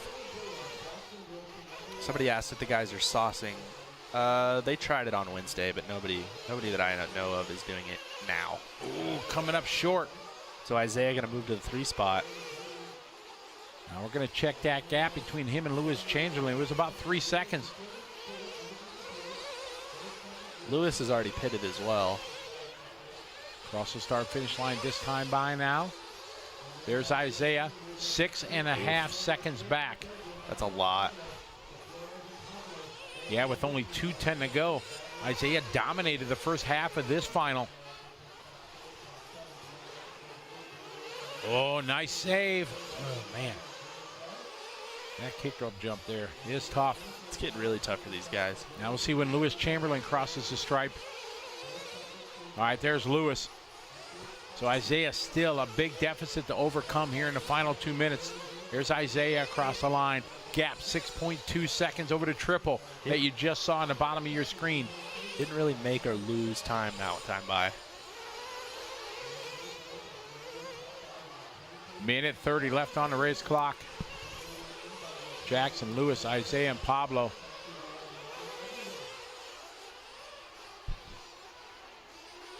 Got a guy calling out his buddy. He said, "Did you see that? If you tap somebody, you wait." Trying to let his buddy know that's what you do. Lewis Chamberlain, second 5.5 second back. Keen making up some time, 5.1. Made up 1.1 seconds that time, but just running out of time, 1:05 to go. He's going to need some divine intervention if anything's going to help him with the bump. It's a shame as he dominated the start of this race.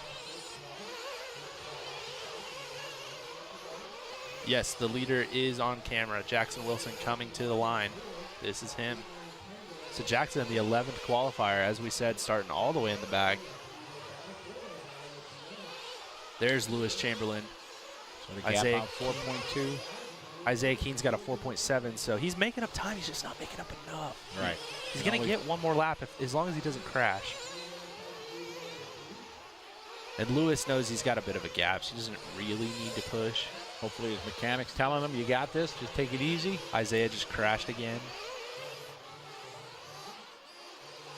Down to 15 seconds to go. Across the start-finish line right now.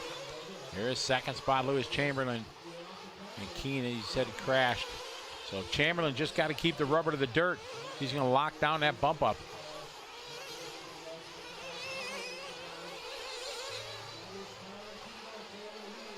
Nice. Clears that step up, no problem. Through the double-double. But Jackson Wilson looking to bring home the W. Lewis Chamberlain looking to do the bump. It's got basically one more corner to go. All right, very good run there for Jackson and Lewis Chamberlain. Tough luck there for Isaiah. Had a good start. Just coming up just a bit short. Yeah, here that's in unfortunate. heat number 5. All right, next up, heat number 6. Not super sure what class is going to be next, so we'll wait a second. I'll let you guys know.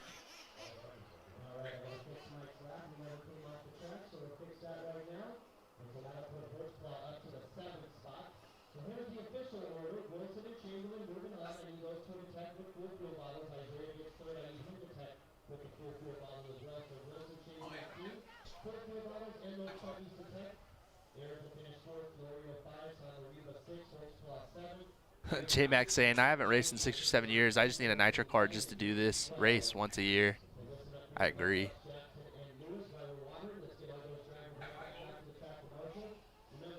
GJ saying, dang it, man.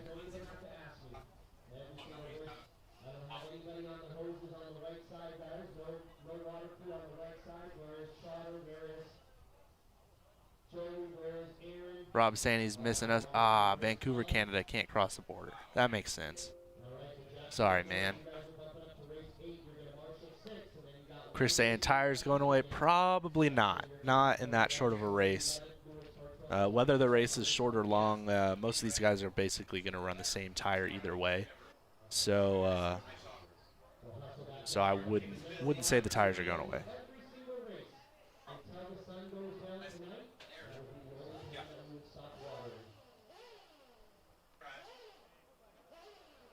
Jackson Wilson gets a second bump. Yep. Pack up to E to the front for the win. All right, so next up is going to be the intermediate electric buggy E Main. Got the man, Gil Losi Jr. starting in the 1 spot. Kevin Sharp in 2nd. Daniel Bicinich in 3rd. Jeff Hurley 4th. Ryan in 5th. Chase in 6th. Ever in 7th. Ryan in 8th. Nick Cahoon in 9th. Aaron Torres in 10th. And Shelby Parker, bump-up driver, in 11th. And Jim Audie in 12th.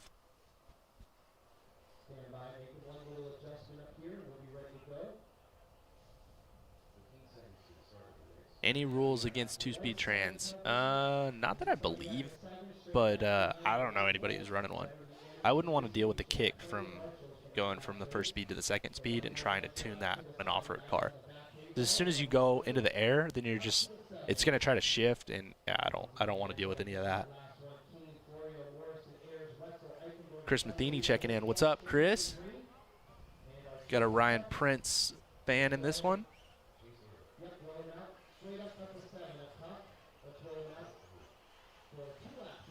J-Max saying he liked when Thornhill was open more than he liked it when it was covered. He likes these big outdoor tracks like what you see at the Nitro Challenge.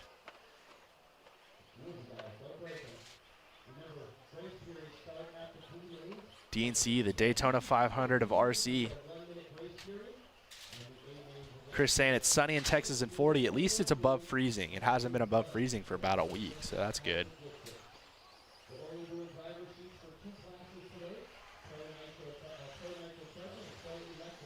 All right, so these guys doing their warm-ups.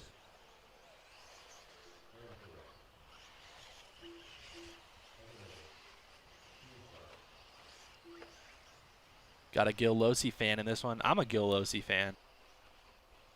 I think anybody that's been in the industry for a while or has had the pleasure of meet the Losi family are Losi fans. They're all Gil Losi fans because there's senior and junior. Pops and, I mean, I could technically call junior Pops, so both of them are Pops to me. Yeah.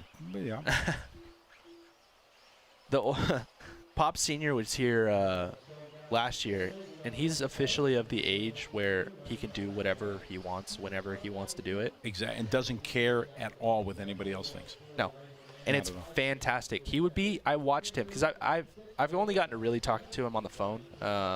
Joel called Pops on accident instead of calling Junior, so we got to talk to him for a little while, which was cool. But I watched Pops last year, and he is total DGAF. Does not care.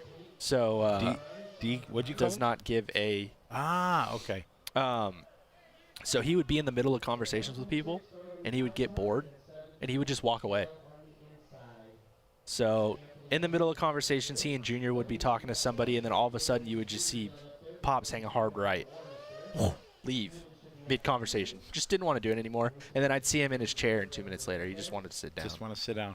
You know, a lot of our viewers maybe heard the Losi name, that they don't know everything that Losi was involved in. Indy cars? Well, yeah, for sure, Indy cars. But, you know, they were big time and one of the first to bring in artificial Christmas trees. Oh, wow. Yeah, I did know that. Yep. They also made one of the first longboard trucks for skateboarding. Yep.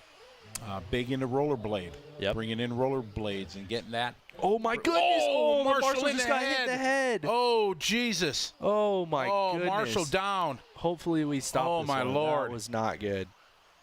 Did they call a stop to the race? I don't know. Oh, my. I literally watched it happen. So, yeah, before it we all happened. did.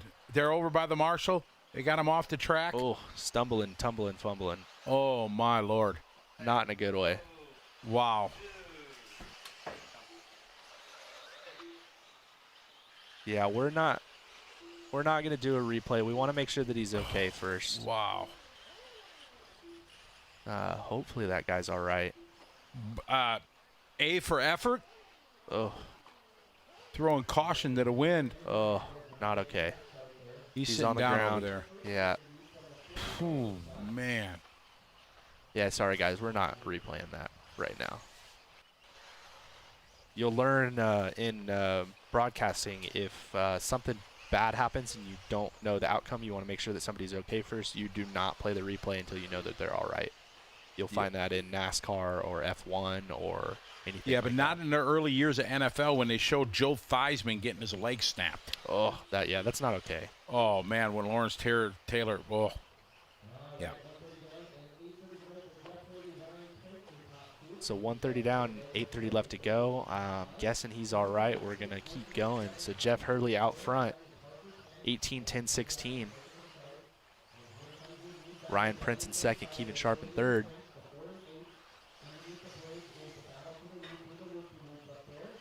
Oof, that was rough.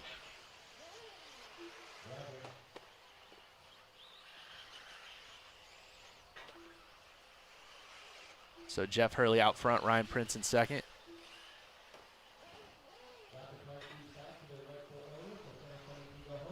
guys saying in Supercross you get the replay, but that's not the case. You guys did not get the replay of when the rider hit a cameraman. So, yeah, I don't want to hear it. So 2:30 down, 7:30 left to go. You'll get a replay if some guy crashes on the track, but you're not getting a replay of some guy that, you know, isn't a racer doing something that is unfortunate. Yeah, so yeah, it's not the same thing. So Ryan Prince out front now on an 18:10:20. Jeff Hurley in second, 18:10:23. Kevin Sharp in third, 18:10:34. Ever Lobos on a 17:10:14. Fast lap of the race is Shelby Parker, our bump driver, with a 32.3 down in the 9th place spot.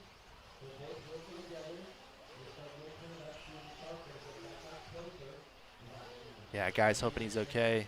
I agree. They probably should have stopped the race, but it's not my event. We saw him walking off though. He's all right.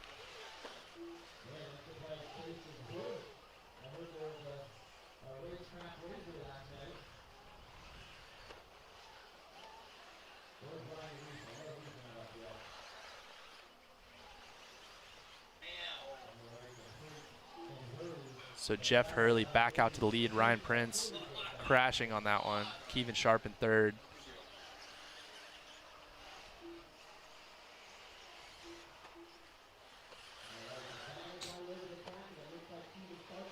Shelby Parker moving to the 8th spot.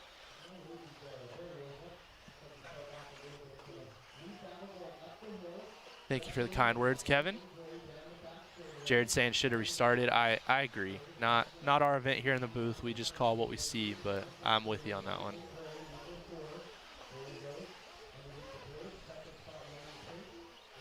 Man, it's tough for the guy that we weren't able to see the guy who hit him. I mean, the racer didn't do anything wrong. He was just driving. But yeah, that was just unfortunate from all angles because you know he saw the guy as he runs out there.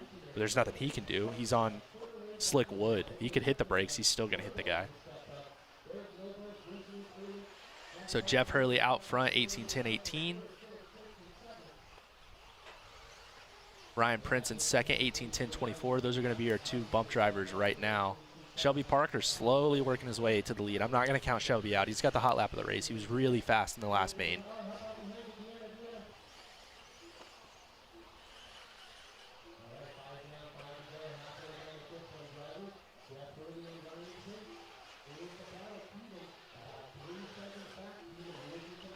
I want to say somebody in here was asking what size pinions these guys are running. And, I mean, I could tell you for a certain brand, but it's not going to be the same for all the brands. They'll run, not only will they run different gear ratios on pinion and spur, but they'll also run different gear ratios on their ring and pinion.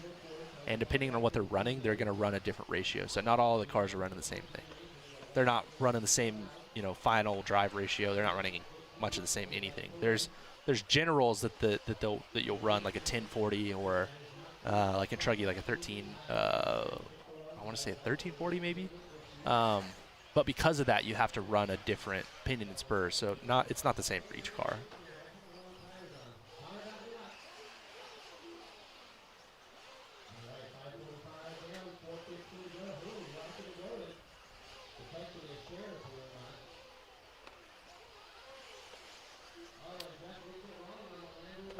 Will asking, is the Pro Truggy main today or tomorrow? It's going to be today. It'll be much later.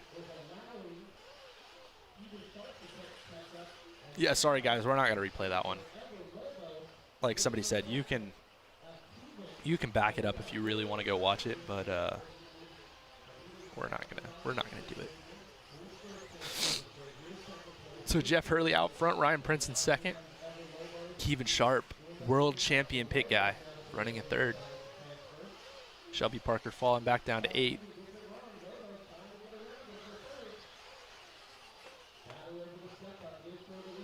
Magnus saying, do you have some sort of insurance when you're on the track like from Roar? At this one, you don't. Not at most of the races unless you're at something like Roar. And even at a Roar race, man, if something happens, unfortunately, good luck trying to get a hold of the insurance company. I haven't heard anybody being successfully being able to get a hold of the Roar insurance company.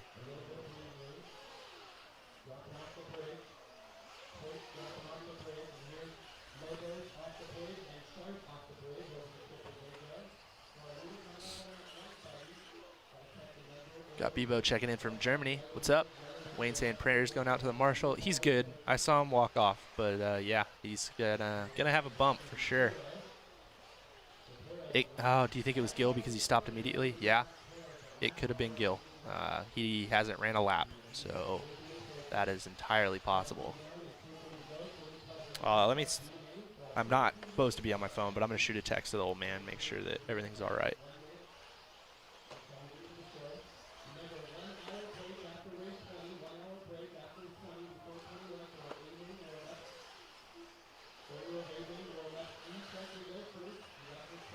Oh, Gil was a no-show, so it wasn't Gil. Gil didn't even race. So Jeff Hurley out front, or Ryan Prince now out front again. So these dudes keep swapping back and forth. Jeff having a long lap though, so he's still a front of Everlobos. But Ryan stretching it out. He's got a 4-second lead now. Jeff Hurley 2 seconds over Everlobos.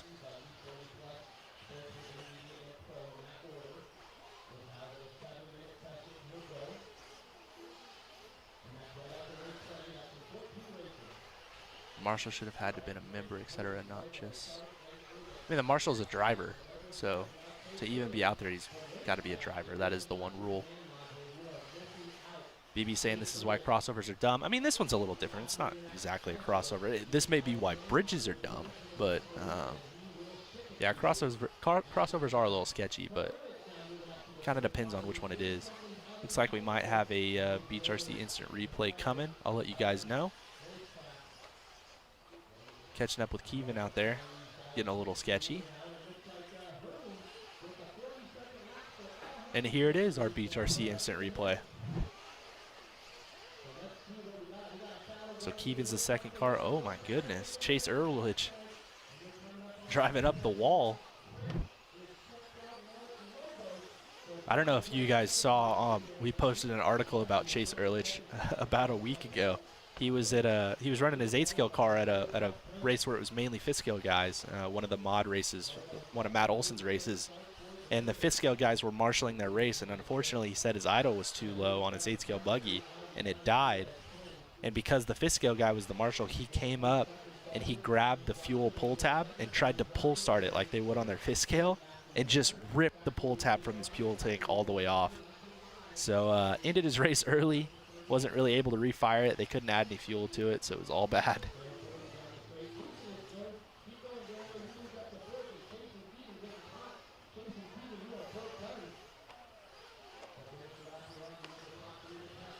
All right. So this one is over. Chase not going to make it. Kevin not going to make it. Nick not going to make it. Will asking if Marshall injuries are common. They're not. That's a super rare occurrence. I mean, ultimately, as a marshal, you have to look. You can't just run out like that. But Ryan Prince going to take the bump spot. Everlobos going to get past Jeff Hurley on the last lap to take the second spot, and they're going to move to the intermediate electric buggy D Main.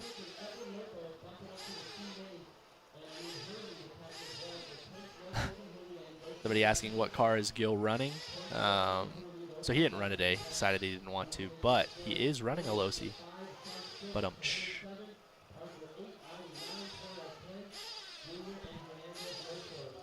got some guys that are excited for Ryan Prince to get the bump.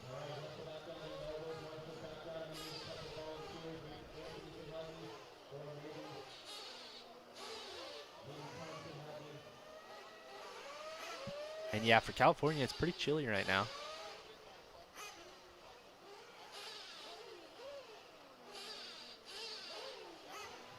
Chad asking, will they fix the divot coming up to the step off? They actually did already.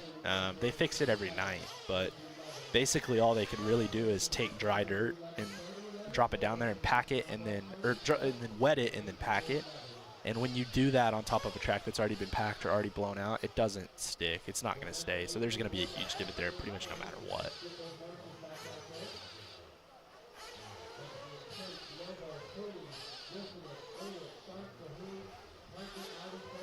Ooh, Mason Hessler asking for Supercross picks tonight. Eric, you have any Supercross picks for tonight? You a Supercross guy?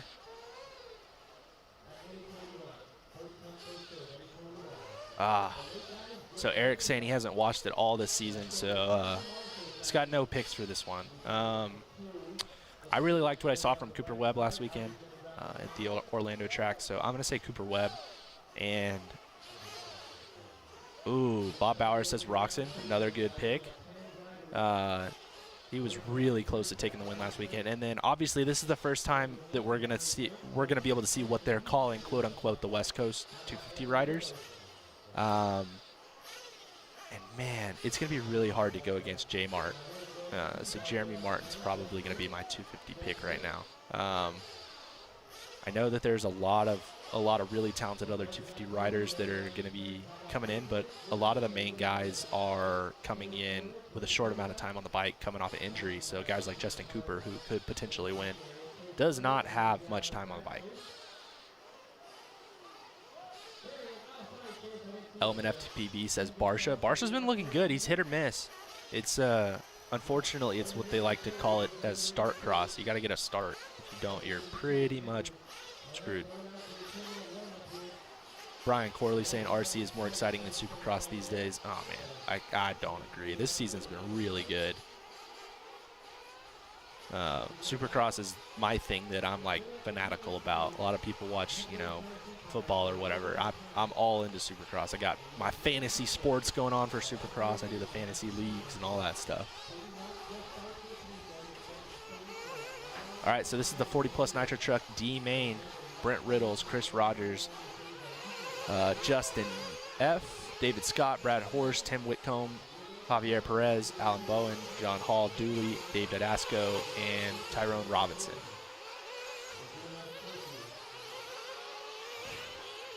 James H. saying it's Hunter Lawrence's time to shine. I hope so. He was not looking super ideal last year. Stefan's saying he wants to see Fast Freddy make the main. Yeah, it'd be cool to see Freddie Norman make another main. Freddie is looking a little loose this year, though. Lots of crashes. James H. saying he hopes that Hunter Lawrence is not in Baby Bro's shadow. As long as he stays healthy, even if he doesn't do super well in Supercross this year, he'll be a weapon in outdoors.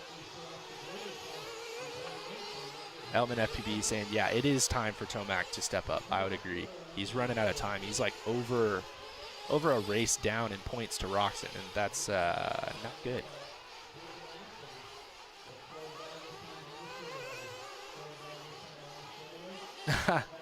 $419 saying he wants to see Tyrone out there. We'll see what we can do.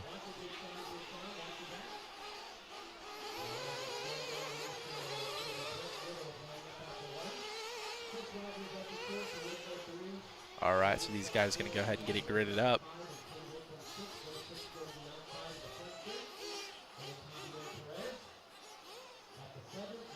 Truck and Truggy the same. Yeah, there's no more monster truck or anything. We don't have that class anymore, so you'll hear me either say Truggy or truck. I typically say truck, so. But yeah, same thing. What? Sean Pope saying that Justin Barsha was his neighbor when he was a kid? That's pretty neat. What's the temperature right now? Let me check my phone. Let me see.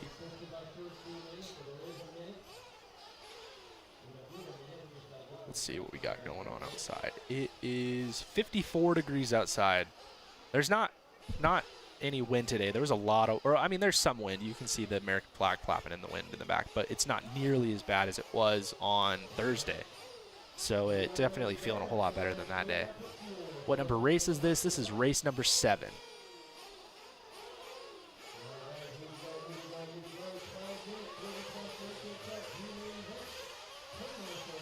My man David Scott in this one. He's got all of his sponsors painted into his bodies. Doesn't like stickers. Pretty neat. BBRC saying perfect Nitro weather. Yep, we got power making weather out here. It's not so cold that everything is hurting, but yeah, you're going to get good compression out there right now. You're going to make a lot of power. Daryl saying, what does 40 plus mean? So it's literally just age. So literally you have to be above the age of 40 to be a part of this class.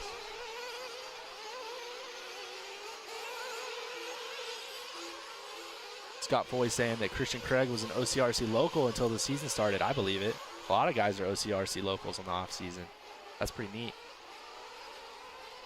Daniel asking if we could give an update on the Marshall's condition. Scotty's out there doing interviews, so when he gets back, I'll ask him if how the Marshall's doing. Unfortunately, I can't leave right now, or I would go do it myself. But yeah, we'll see if we can get an update for you guys. I know a lot of y'all were watching on here.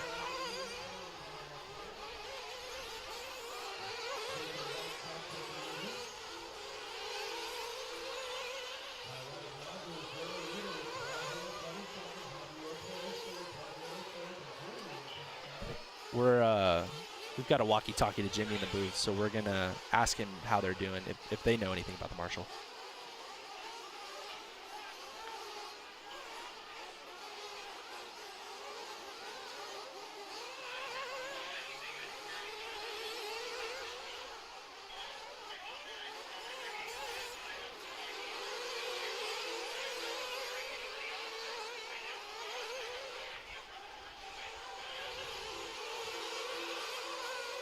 Bobo's saying that marshalling actually takes more experience to do right than driving in some ways, and yeah, you're not wrong. You have to watch. You have to be aware of what's going on.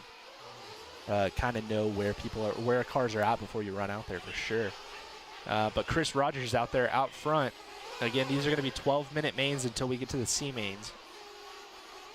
Brad Horsch running in second, Javier Perez in third. We're catching up with the leader right now, Chris Rogers, coming across the line. Brad Horsch running second, Javier Perez in third. They just came across the line there in the background there. But this is our leader right here. I want to say he's running an HB truck.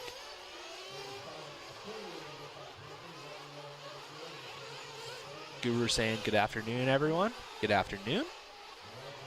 Mike Kaz wishing all to have a safe and a good time. Much appreciated, man. We really appreciate that.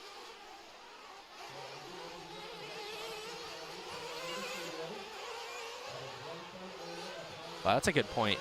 Yeah, I would agree. Generally, good RC drivers do make good marshals. I mean, you have your exceptions here and there of guys who are literally just not athletic at all, and there's nothing they can really do about that. It's just who they are.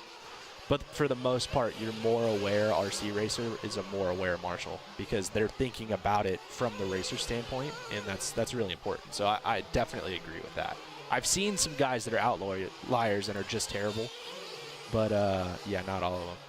And to the guy who's sharing the video to go back and see the crash in the chat room, please stop doing that. I mean, if these guys want to go back and watch it, they can find it themselves. I don't want to keep seeing it in our chat room, so please quit. I'm not gonna like delete your comment or anything. It's a free country and free world, but I would appreciate it if you quit doing that. Donut saying just because we're chunky and slow. Yeah, exactly. I mean, you've got your fast guys that are not exactly the skinniest gentlemen, and myself included, and we do our best. But hey, yeah, we're not definitely not playing professional football or anything like that. Dave saying it's making him want to wrench on his Hyper 7 project. Hey, good. Nice. Wrench along with us. Good thing to watch while you're wrenching. So Chris Rogers still out front. I believe that's still who we're with right now. All right, so at 1 p.m. California time, we are going to get Elliott Boots in the studio. A lot of our European pals, they can't be here, but they want to be here in spirit. So we're going to do a live Skype call. We'll go picture-in-picture so you guys can see the racing action still, and we'll talk to European champion Elliott Boots. Also Silver State champion. He came over and worked everybody 2 years at Silver State. 2 years ago at Silver State. Pretty sweet.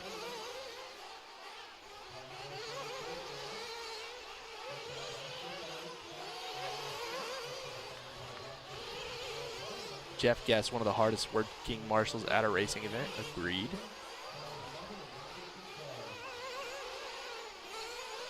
Got a guy working on his 8XE, waiting on the snow to melt. I feel that.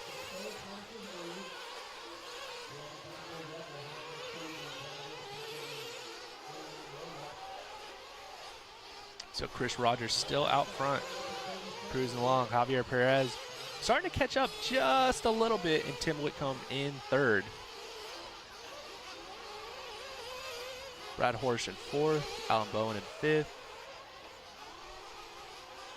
Dave Didasco in 7th. He's one of our bump drivers. Oh, wow. We've got active pit time here in our booth. So we'll let you know. Let you know what their pit times are at in a little while. Oh, we've got pit in. We don't have pit out yet, so I can tell you guys a little bit later today. So still hanging on with Chris Rogers right now, our leader. Javier Perez 3 seconds back. Tim Whitcomb another 3 seconds back.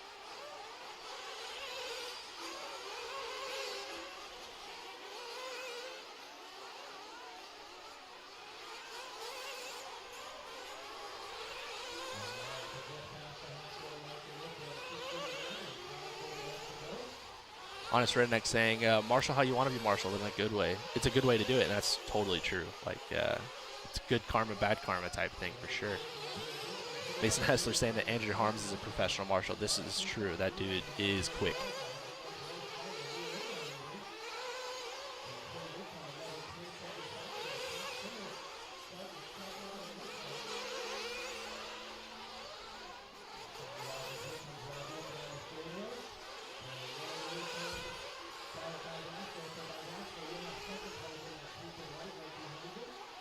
So Chris Rogers making this look really easy. But we saw earlier with Isaiah Keene that you can dominate the first half of the race, but as soon as you get to your pit stop, if you don't have a good one, you'll put yourself in a hole. So that's where, you know, a lot of the strategy comes into play in these longer races. Your pit guy has to be on it.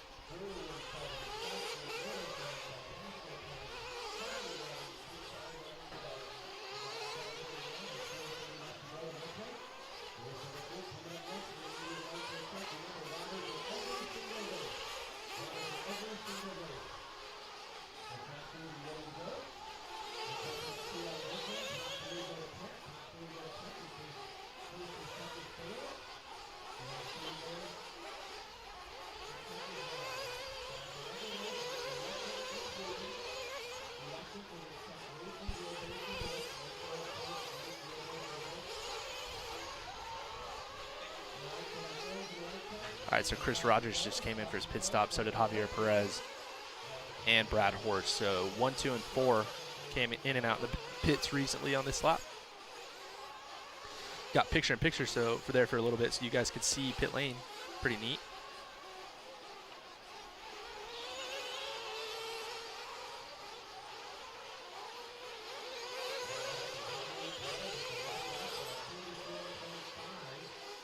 Heck yeah, Team Mugen out front. Okay, so Chris Rogers not running a HB truck, he's running a Mugen truck. My bad, guys.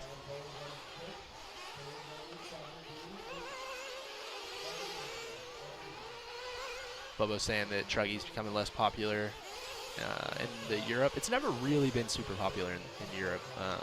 It's kind of more of an American thing. So Chris still out front, Whitcomb up to second.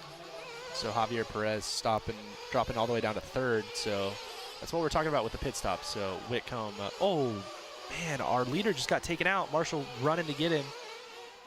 Good thing the Marshall saw him. I don't know if that was a lap car, if it was what was going on there. So that may move Whitcomb and Javier Perez out in front. We'll have to see. Somebody just flamed out also. Uh-oh. Things are all going sideways now. Wow, so our leader going to drop down to third, and we've got a BHRC instant replay of the carnage that happened. Oh, man, 4 guys trying to be in 3 spots. And I want to say that was either 2 or 3 that just took out the leader. He didn't mean to, but, oh, man, we've got a dude jumping across the side of the track. There's all sorts of carnage going on in that one. These guys really want that bump spot, so hopefully they feel okay with how they drove to get it. Mike Blythe says the Marshall says he's fine. That's good. So Marshall's doing okay. Official word.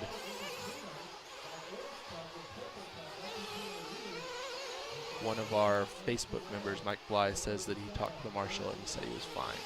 So we're going to go with that for now.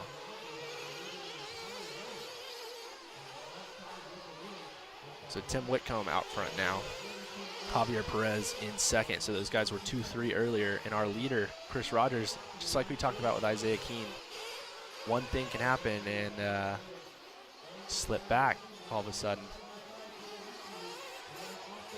So there's Krish coming by the line. He's got some time to make up now. He's 7 seconds out of a bump spot real quick. Bill asking why they don't patch the big craters at the end of the day. They do. They do patch the big craters at the end of the day. But like I've been saying earlier, when you patch something with dry dirt and you wet it and then you pack it, when it's not packed in with the normal track itself, it just blows back out. So they're trying to do it so at least in the morning it gets a little bit better, but it's just not going to hold all day. So they're doing what they can, but there's only so much they can do.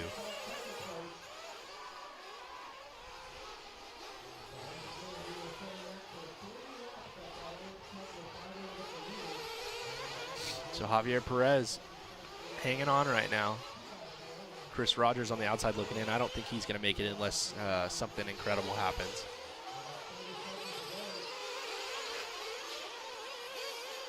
How many bump spots? So the top 2 guys are going to take the bump. So that's going to be Javier and Tim right now. So Chris on the outside looking in. Oh, Chris crashing. Now he's onto the straightaway. Oh, he's only 3.5 seconds back. So a mistake from our second place driver, Tim Whitcomb.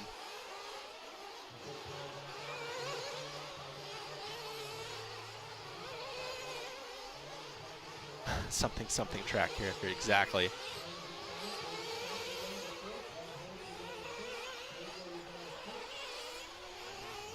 Somebody's saying the dude that took Chris out should have waited. I agree. He probably should have, but not my race to call. We're just here telling you what happens, what we see. So Chris making it by, and he's not going to get the bump, and he is upset.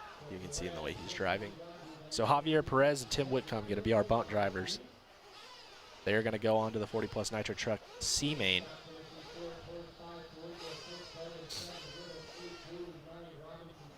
He's upset. There's somebody waving his hands up there, not stoked.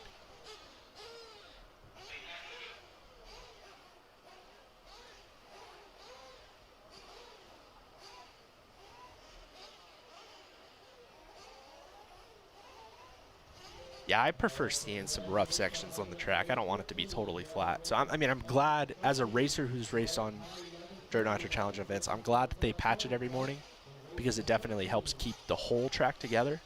But yeah, I'm glad it doesn't stay flat for sure.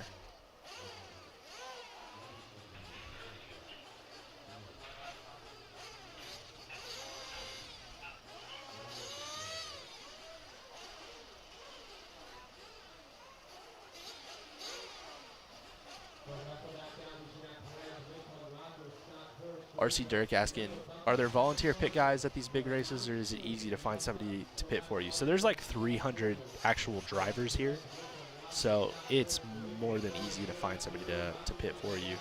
A lot of guys already have it figured out before they even show up. So yeah, not super hard to find one. If you can't find one, it's because you didn't try, ultimately, as terrible as that sounds. But yeah, if you really want to find a pit guy, you can find a pit guy.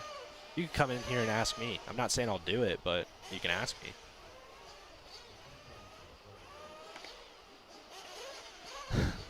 Mason Hessler has anyone reported to want to throat punch any of the Europeans this year? Well, there aren't any Europeans here this year, so there are no Europeans to report to want to throat punch. So, yeah, not this year. I haven't heard of any throat punching. No throat slit gestures, no throat punching yet.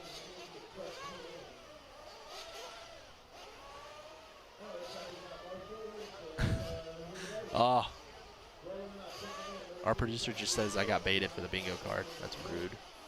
Jacob Hardison checking in, just sent me a heart from the chat room. He's probably sitting right outside in the associated pits. Very cute. Love to see it. Is the race open to the public to spectate? Yes. There's not a whole lot of places to sit, and they are encouraging if you come to spectate to, bring a mask and everything, but it is open.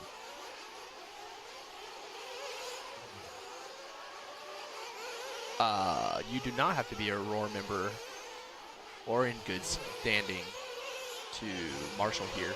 This is not a Roar event. Who's the youngest competitor today in the pro class? B. B is the youngest competitor. He is 9 years old. and he is a weapon.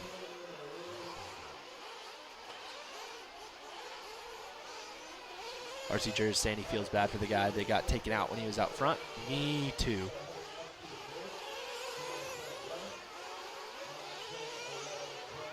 And Sean saying, yeah, your pit guy can make or break your race, so choose wisely, and that is very true.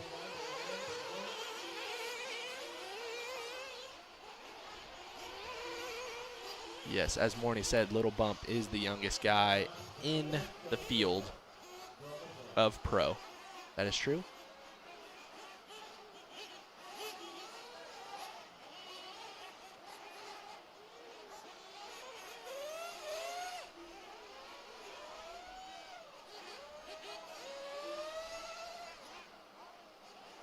Guys death revving their stuff to make sure that it's tuned right. I'm not a big, like on the starting grid, guys get excited and they start to get their RPMs up really high before they start the race, and that's not me.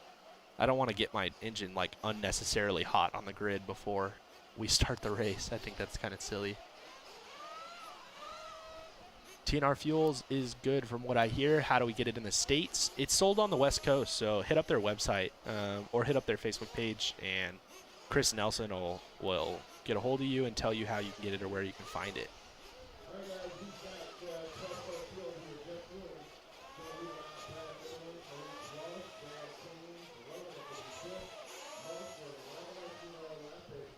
Morning said, and driving with sticks. Yep, Little Bump driving with sticks. When he first started racing, his hands were too small to use a regular trigger radio.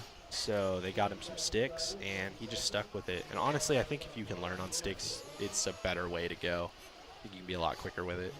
It's harder to find radios that work effectively for stick radios, but if you can do it, I think you have a lot more control. Curtis with a 9-second pull on the grid. Yeah, exactly. The dude's doing these super long throttle pulls. Like, I'm out on that. But this is the intermediate Nitro Truck D Main. Jeff Ewing out front. Brad Nibbling starting in second. Oh, wow. Sweet TNR bridge cam of all of the carnage. They got out of there clean. We don't need any marshals under there this time, thank goodness.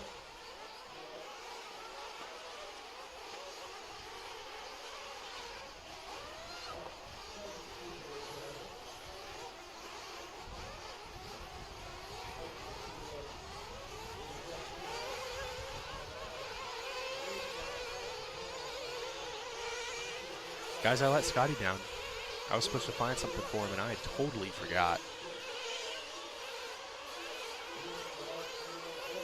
What's the best stick radio? I don't even know. I don't even know what stick radio Fee uses. I think he used to use a KO Propro radio.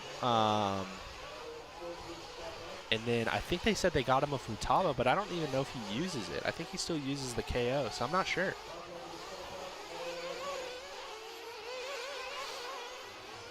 I'd love to tell y'all what to get with it for stick radio stuff, but gosh, I don't know, man. Sorry about that.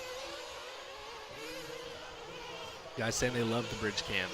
Yeah, the bridge itself, obviously, maybe not the safest option on the track, but the camera's pretty cool, right?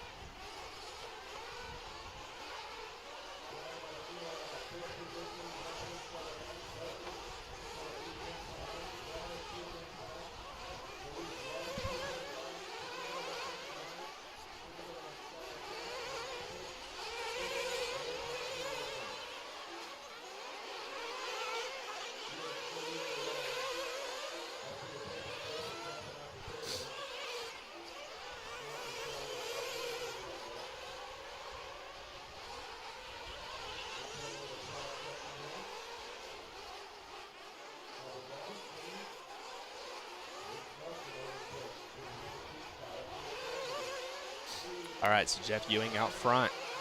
That's who we're catching up with on the track. He's on 23, 12, 18 with the new hot lap of the race. Chris Nelson running in second, speaking of TNR Fuels.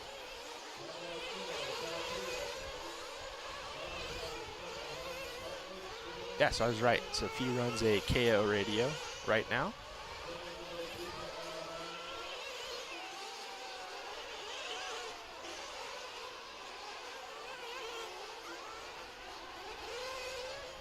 Sean and Glenn saying that Sanwa has a 4-channel stick radio that works pretty well.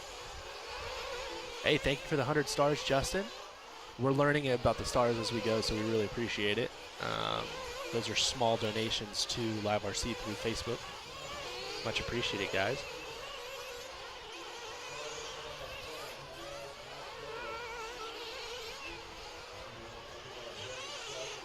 Is Cody King running at the present time? He is not. Cody's not here. I heard him say that he doesn't have weekends off right now. So he is not going to be racing with us.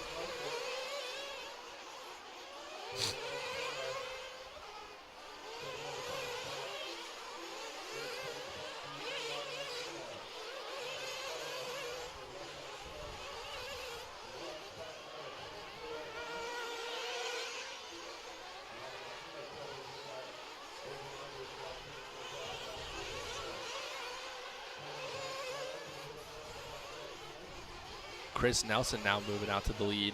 He just crossed the line. We're still following along with Jeff Ewing. So Nelson's coming over the bridge and down through the middle. So that's who we're catching up with. Actually, we're still with Ewing, but Nelson's the truck just in front of him. And these guys are well ahead 4 minutes in. They've got 11 seconds on the field right now.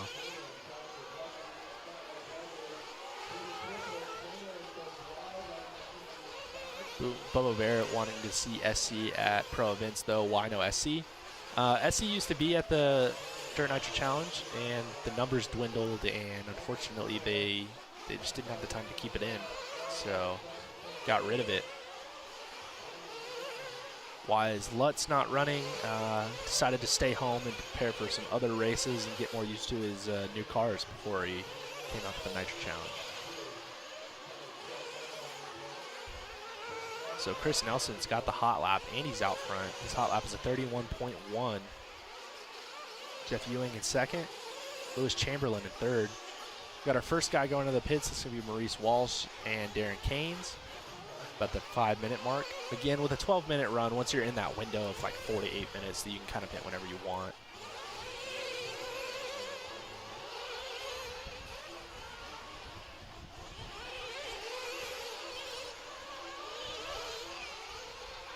Oh, and our pit times are correct, so we can see what the pit times are on our side.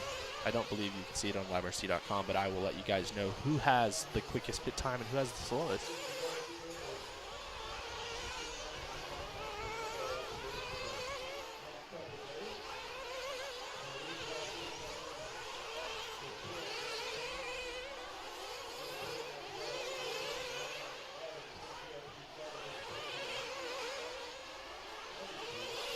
All right, so our big mover right now is going to be Lewis Chamberlain with Jackson Wilson right behind him. Those are our two bump drivers, and they are from 12th to 3rd and 11th to 4th. Our leader into the pits, that's Chris Nelson, Nelson Fuels, and he's out. And he has the quick stop right now so far. So, man, the guy who owns a fuel company, quickest fuel stop, that kind of makes sense.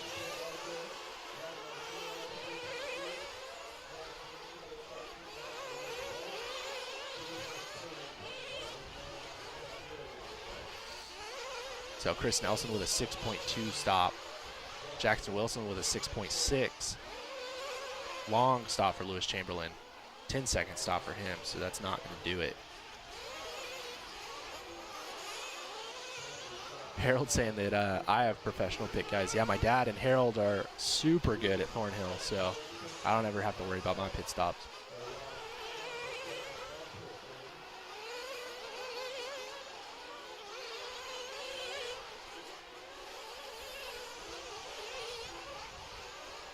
So Jeff Ewing comes in with a 6.7, so he's got the 3rd quickest stop right now. Randy Romanek is 17 seconds out of a bump spot, so all Chris and Jeff need to do is just keep it smooth. They're good to go. Don't need to do anything silly.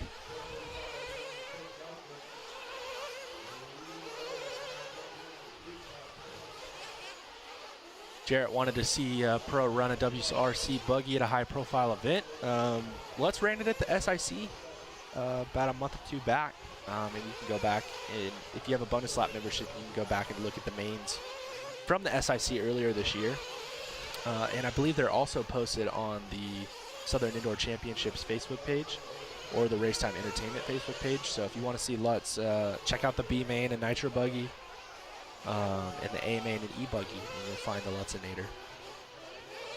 You might need to, this is not me calling Lutz out, but you may need to go back to qualifying if you want to see the Nitro Buggy run. Unfortunately, Lutz only was able to run like 2 laps in the B Main of Nitro Buggy,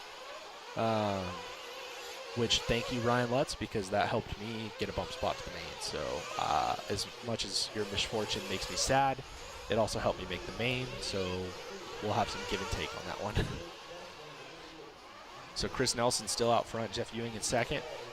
They're separated by 2 seconds, so these dudes still super close. Basically got the yellow truck, Nelson, right there, and the orange truck of Jeff, so those two are super easy to see. Third place is Randy Romanek, fourth place Nibelink, and fifth place Jackson Wilson, so he's our big mover right now. Do we ever see fights break out at the races? Occasionally, but I haven't seen one in a long time. Somebody asking why the cameraman's not following the leader. He is following the leader. We, I believe, have been following the leader the whole time. And his truck may have just, oh, it broke. Wow. So that wasn't the leader. That was second, Jeff Ewing, and he is broken. So let's see if we can follow Chris Nelson. He's coming through the back section on the right side, and he's about to come around to the front straightaway right now. And there he is, the yellow truck, Chris Nelson, back with the leader. That sucks for Ewing. So Randy Romanek is going to move to the second bump spot, and that's going to give Randy, Brad, Jackson, and Shane a good shot at taking that second bump spot. They're only separated by about 5 seconds. Are buggies still way more popular than Truggies? Yes, they are. Just an intermediate truck, I want to say we've got like 50 trucks, maybe 60. An intermediate buggy, there's like almost 100.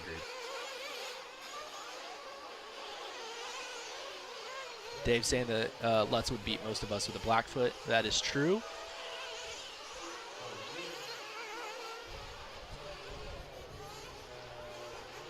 Cody King not still running RC cars at the moment. No.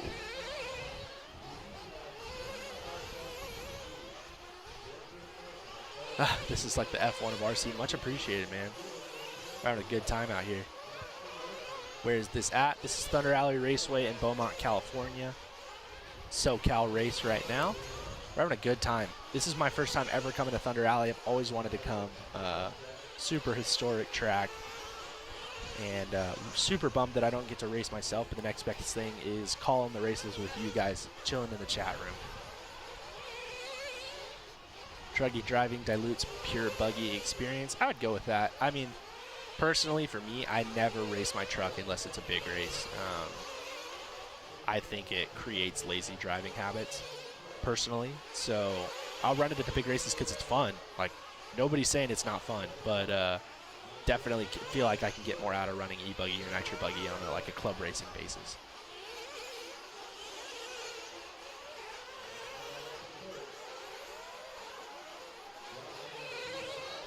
All right, so here is our battle for third. I recognize that silver body. That's Jackson Wilson. So, oh, that may have been Shane Simmons, actually. Jackson Wilson coming into the pits. I don't think he meant to. Yeah, he did. He's in and out. So, yeah, the silver is Jackson Wilson. Did not mean to come into the pits, but it happens.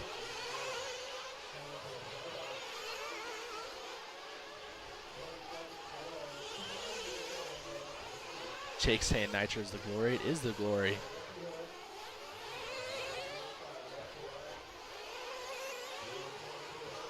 Brendan saying that Buddy is the best in intermediate. I mean, he was pretty darn quick yesterday.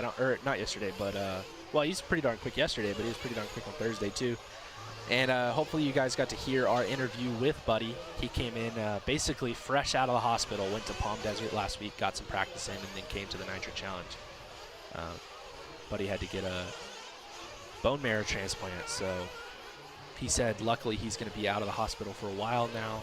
He says he's got to go in at least once a year just to do routine checkups and stuff like that. But he said as far as he and his dad know, the worst is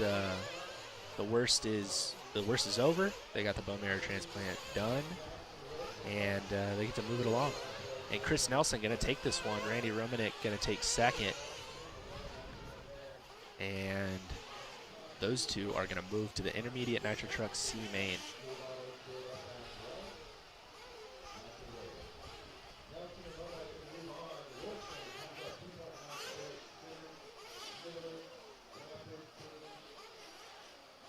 Hydra saying he's got an arm of Talon.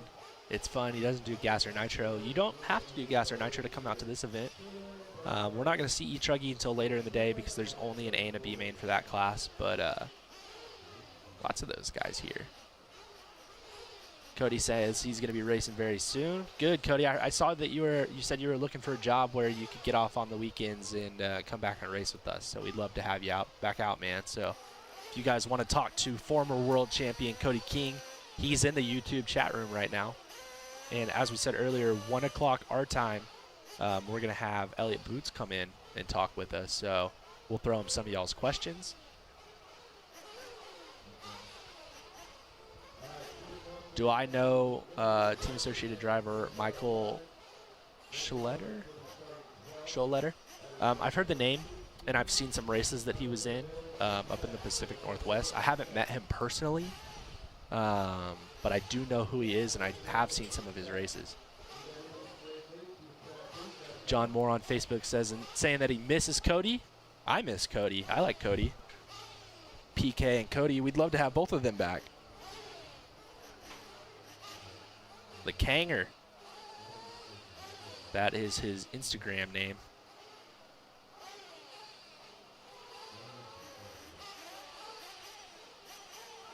Andy B has a great whip video of Cody at the DXR. That's what he's saying.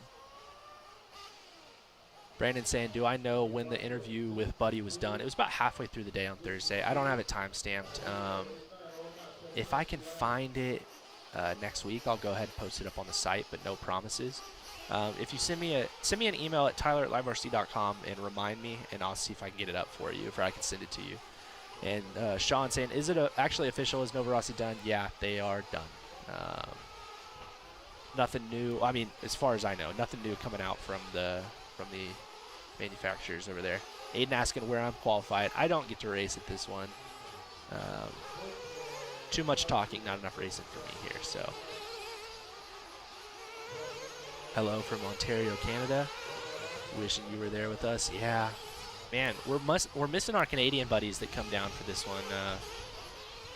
It's a bummer that you guys can't be here. We know Eric Deschinas and his crew, the Big O Racing crew, they always come out, and man, not gonna make it this year.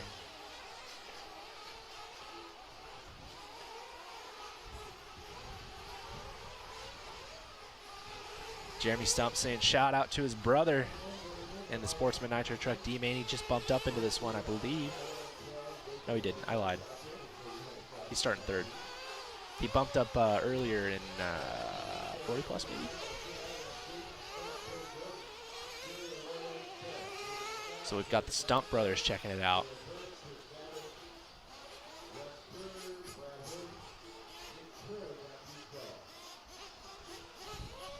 Somebody asking if masks are not required on the driver's stand. I do not know what the driver's stand rules are.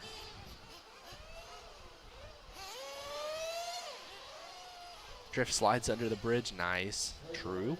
Agreed. All right, so this, like we said, Sportsman Nitro Truggy D Main. Ryan Treviso, Jim Evans, Jason Stump, Bill Jordan, Jerry Arroyo, David Scott, Dave Didasco, Dale Burke, Kurt Cavan, Wes Kurz, Brad Horsch, and Mr. Corley. I can't see his first name on my screen. Best guess for Truggy A Main, what time tonight? I'm going to say I would check in 9 o'clock at 9 o'clock California time. But check in more around 8:30 just in case. Maybe even a little bit earlier than that, just make sure. I would check in early anyway to watch the intermediate one because that one's going to be a barn burner.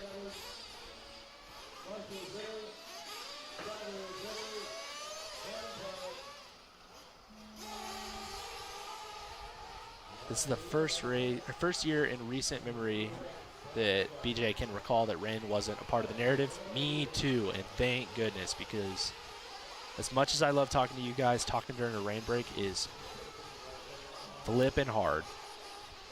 You guys think we ramble throughout the day? Man, rambling through a rain break, my goodness. Do I know when the B mains for Buggy or Truggy and E-Buggy will be, Cody? I don't, man. I'm not sure. I'm sorry. I know that we're taking a break, 1 hour break in between race 20 and 21. And that's about all I know. I'm not super sure when it's going to be tonight.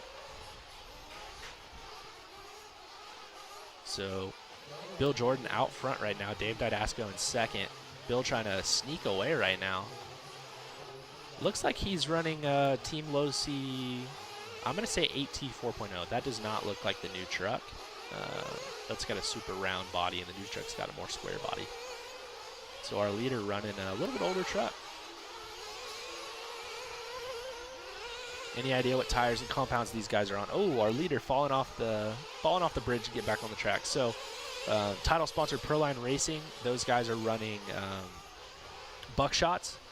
Right now in the middle of the day, they're probably running S3, especially with the longer mains. At night, they may decide that they want to run M3. And Tanner Denney, one of the quickest guys on the Proline team, he was running whole shots. So they're kind of going in between those two tires and those two compounds.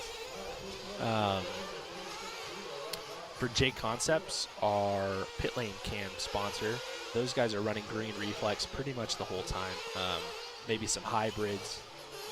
Ryan Mayfield said he tried something different last night. I wasn't able to get it out of him what he tried, but he didn't like it. So the run wasn't very good. So I'm going to say that that's not going to be on the agenda. And our leader making a big mistake in the crashing, so that kind of works. That's going to move Dave Scott out to the lead. So my man David Scott, Red as we call him, coming on to the front straightaway in the lead. If you're an AKA Tires guy, AKA sponsoring our track walk and our washboard cam, you're going to be running super soft long wear grids on your truck. And our top two drivers in Buggy so far, Jared Tebo and Jared Wiggins, they are running double down front, gridiron rear, and super soft long wear on both buggies. The hot race guys, they're running the white compound of Bangkok V2s on buggy and truck. And I'm not sure on the other brands like Raw Speed. I haven't talked to any of the Raw Speed guys, unfortunately, so I don't really know what to tell you about.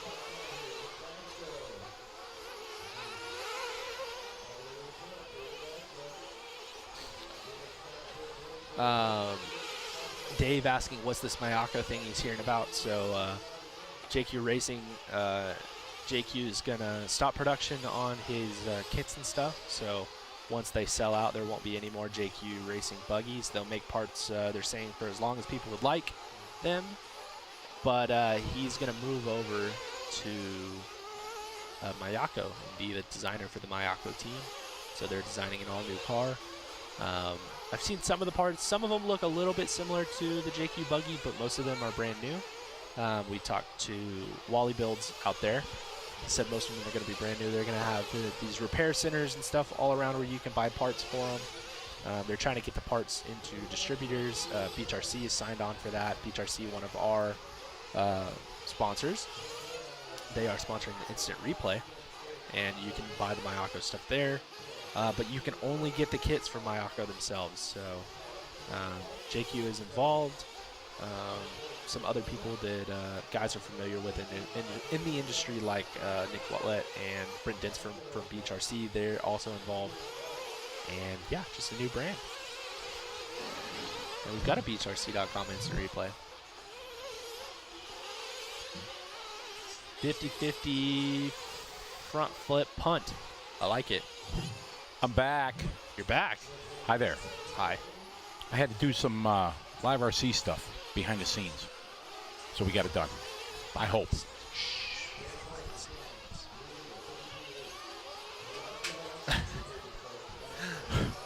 Oh, goodness. Yeah, Eric. it's good to be back in the booth. Eric throwing some stuff down. Exactly. We can't say it on the chat, sorry. All right, hello to everybody that has joined us since I've stepped away. My name's Scotty Ernst. I'm here with Tyler Hooks We're bringing you continuing coverage. Main day here for the trucks and E-Buggy for the 22nd running of the Dirt Nitro Challenge here on LiveRC.com, brought to you by A Main Hobbies and Proline. Hope you guys are enjoying the show. We've had over 40 nations represented through the course of this broadcast, and I'm sure we're going to get even more, Tyler, as the main day gets here and more people start joining us around the globe. So we've got Jeremy saying that Bill Jordan better win because he's got money on this race. And this is one of my favorite things. And you're going to know who I'm talking about, I'm hoping. But at the Reedy race every year, when we would do the Reedy race, come Saturday and Sunday, there's always a group of gentlemen on the sidelines placing $1 bets on every race. Who is it? Who are we talking about? I have no comment. All right. But this is one of my favorite things. These small illegal betting operations on RC car racings are one of my favorite parts. I may or may not have thrown a couple of dollars in here and there. Just down at the at some oval races back in the early years when Tony Stewart used to go to the carpet oval races and stuff like that. After he would be on the side, and it wasn't picking the winner; it was pick the hack. Nice. So you would pick on who was going to be the biggest hack of the race. And if you were right, you would. Yeah, exactly. You'd get right. paid. Exactly. I like pick it. the hack. I like it. So back in the early years when Tony first got custom work, saying a carpet over car and stuff like that. Tony Stewart may not be a part of these illegal betting operations. Yeah, not that Tony Stewart. Different Tony Stewart. No, different Tony Stewart. Oh, yeah, different Tony Stewart. Not that guy. Not the smoke. Not the smoke. Not smoke. Not the NASCAR. We don't racer, want the smoke. No. Not that guy. Even though that guy owns Custom Works. I said he named the game. I didn't say he participated. Right. He named the game, and then we all would do there. And never said we betted. Once you put his name on it, then it was legitimate. It was legitimate. So we'd all say, all right, it's going to be Tyler. Right. That guy over there with the pinkish car. Yeah, he's going to be the hack. Or that guy, Scotty, over there in the red and yellow car. He's going to be the hack. Right. But not Tony. He didn't do it. No. He just named it. Bill Jordan leading the way. Jerry Arroyo is second. Dale Burke third. Top two get the bump. Charlie said, crap, they're on to us.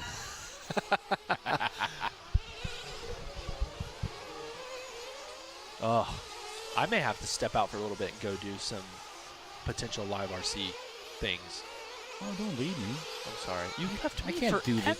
Forever. Four races. I had to do it. It took me a while. It took me a couple takes. Yeah. Did you go find the man? I didn't need to. No, he found you? No, your info you gave me was sufficient. You must be thinking of something. You sent me that list. Oh, no. I thought you were going to go find Adam. No, apparently they don't need that. So okay. So soon I was doing some other stuff. So you found somebody with a red, white, and blue car. No, I didn't find anybody. Huh? Oh, you didn't find anybody? No. No. Oh, you did an intro. That's right. Maybe. We've got some videos coming out here shortly. Y'all just don't even worry about it. Yeah, I did. and I did it in like 1.5 takes. The first take I changed it a little bit for the second one. And right. Yeah. So it was good. I hope, anyways, the people like it. It ain't like Mike Garrison quality, but it's close. Stop it. You guys are both good. Y'all are my favorites. I can't wait till the three of us get together and announce a race. It'll be off the charts. It'll be fun. It would be, yeah, for sure. The small talk, though, oof, there's going to be a lot. Oh, dude, yeah, exactly. We know a lot of things about a lot of different things. You know what I'm saying? A lot of things. Yeah, but I'd be lost. Look at this shot. Look how sweet that is. Oh, got to have a gun, though. Ooh, bottle, that's slow. Oh, I'm fine with the bottle. You're okay? There are some cars that are not great with a gun. Really? Or if your pit guy's not great with a gun. If you can be efficient with a bottle, I'd rather you do it with a bottle. If you screw it up with a gun, I don't want you to use a gun. Well, that's true. There's pros and cons to both. For sure. Exactly. And what do they say? If there's not fuel leaking from the truck, it wasn't a good pit stop. Oh, that's a joke. That's not true. I'm gonna throw my dad under the bus here. Speaking of Psycho Nitro last year, where I made the truck main, he, for our first pit stop, decided, he's old. He's old, like me. No, he's older than you. Yeah, he's old. And unfortunately, he has to wear some reading glasses just to see some stuff, right? Well, he said, oh, you know, I don't need my reading glasses for this first pit stop, even though he's needed them for the last 10 years. And just spilled fuel everywhere inside of the truck except for the fuel tank. So insult to injury, now he's got to go back, grab the fuel bottle, and then fill the truck. Oh.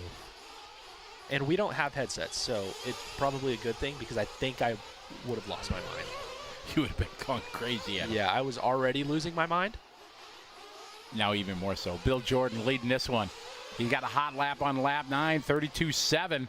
Jerry Arroyo second, top 2 bump. Third spot. Ryan is a bit back from that bump up spot, and he's running out of time. Only a minute 20 to go.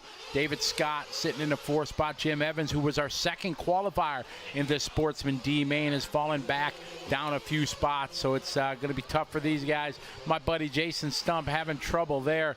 Looks like he might have had a flame out or so, falling from 3rd all the way down to 11th spot. 1 minute to go.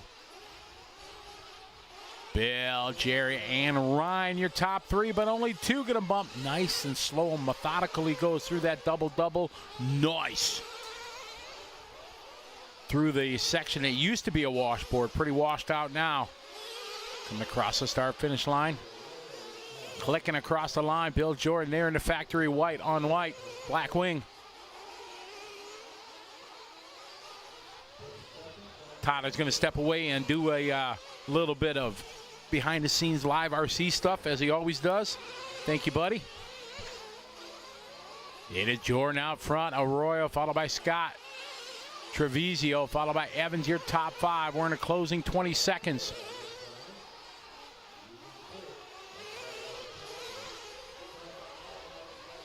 Maybe going to get one more lap. He has got a comfortable lead. He's got a 12-second lead right now, so Bill Jordan on his cool-down lap. Got the window net down, waving at the fans as he goes by. Jerry Arroyo looking solid here, going to be into that 2 spot. If he can just get to the finish line, trouble there for a leader, but he's all right. Arroyo having trouble. No, David Scott gets by. Oh, my. Jerry Arroyo having tough luck there, a 39-second lap. Oh, man, David Scott getting a gift here on main day as he takes advantage of the miscue there, and Jerry's going to miss it by 0.5. Tough luck there for Jerry as Bill Jordan and David Scott take the bump.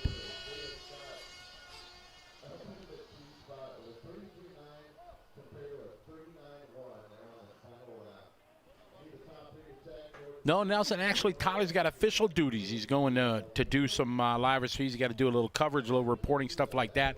He's one of the best multitaskers I know, because when he's here announcing with me, he's also writing stories and the coverage and a recap and stuff like that. I can't do that, but yeah, he's out. So he's definitely out there working. So while I was gone for a little bit doing some behind-the-scenes work, some new faces on here. I want to chime in and say hi. Hi, Joshua. How are you? Sean. Michelle, how are you? Jeremy Stump's back with us. Looks like Jason had tough luck there, buddy. Sorry. Rick Rodriguez. Jason McClarison, how are you? You're right. It would be, if we could get Garrison here with Tyler and I, oh boy, that would be, what do they say, off the chain? I think so. It would be pretty awesome for sure. Over on the YouTube page, who we got? David Shank, how are you? Chad H. Curtis Baker. John Moore, he's been with us all week. CJ 220, how are you?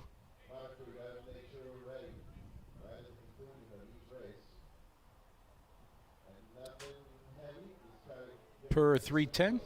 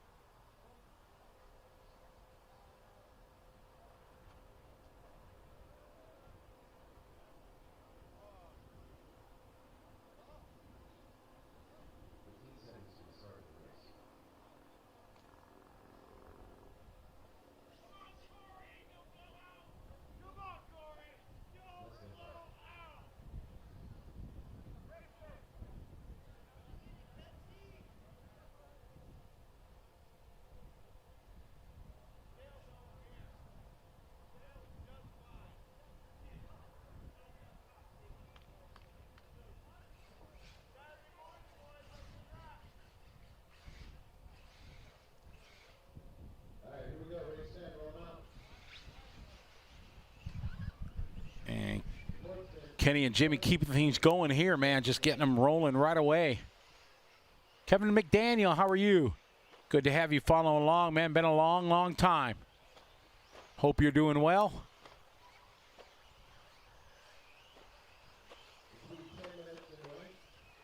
Buddy Blacksmith, good day to you. Dean Steenmans, how are you doing, man? I am keeping well. Hopefully you are also. Lots of people from around the world. We should do it. Yeah, well, we got a minute here. Let's do a quick country check-in here. We have 42 total. So our international viewers, we welcome you to the show no matter where you are around the world. Chime in. We got, like I said, so far 42 nations have joined us this week. So make sure you give me a quick post here. Let me know, and I'll make sure you're on our list. I'm hoping to hit 50. If we can hit 50 this weekend, that would be pretty epic. I don't think we've ever had that. We got Canada in there for sure. Canada's on the list.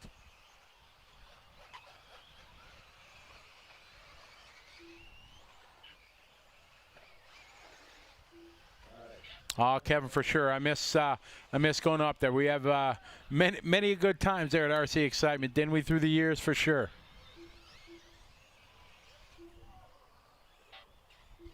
Oh, man, his feed is going so quick here. We got Ireland. Yep, that one's on the list already. Good to have you here. Thank you, Eddie. I should have Tyler here to help me. We got a couple guys from Ireland. Nice.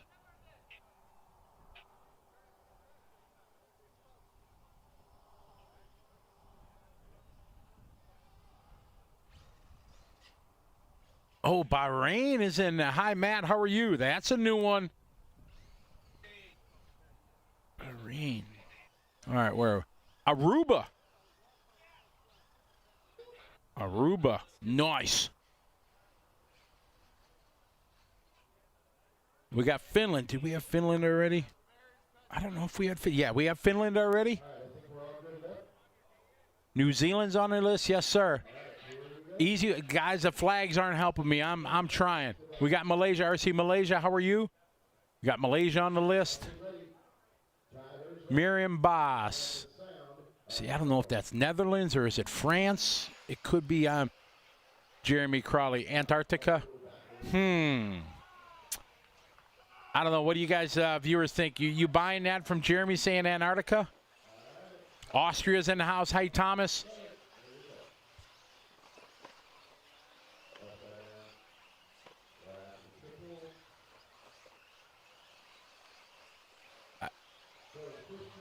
I don't know. USA. Ooh. Netherlands. Yes, we got Netherlands on the list now. Markets from Germany. Thank you. We got the UK. Arizona in the house. South Africa. Got a bunch of guys from South Africa. Been with us most of the week. Morning has been.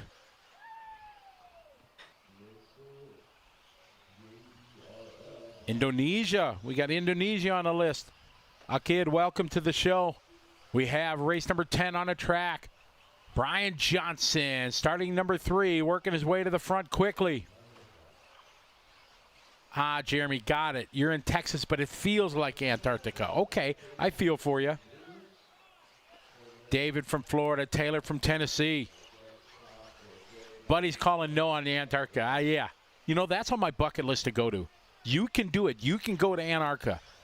You'd have to take a loan to do it because it's very expensive, but someday I want to do that. You can do that. That's on my bucket list. No racing down there, but definitely love to see it. We got Brian Johnson leading the way. Eric Haas is second. Corey, followed by Christian, Blake, Donovan, Derek, Rick, Earl, and Kyle here. We got our Sportsman E-Buggy D Main. Houston in the house. Marcus Dirks, how are you from Germany? Yes, RC Malaysia, you know it.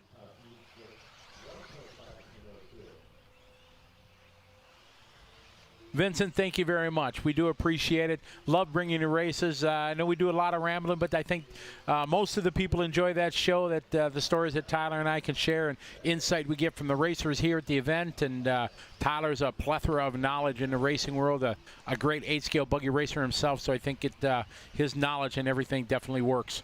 as we follow Brian Johnson. 35-1 last time by. This time by. He does a 34-7, but he's off track a little bit. This should tighten it up here, as Eric is right behind him. Eric choosing to go way around that big crevasse going up the hill as they come up to the triples. Oh, good line by both. Now this step up, this kicker here, a little hip jump. It's been tough. Ooh, he comes up short, but somehow makes up some ground on it. A long double-double on the inside. He's going to make the pass. Oh, man, sending it. Marshall is right on it. So they come over to right side, step off.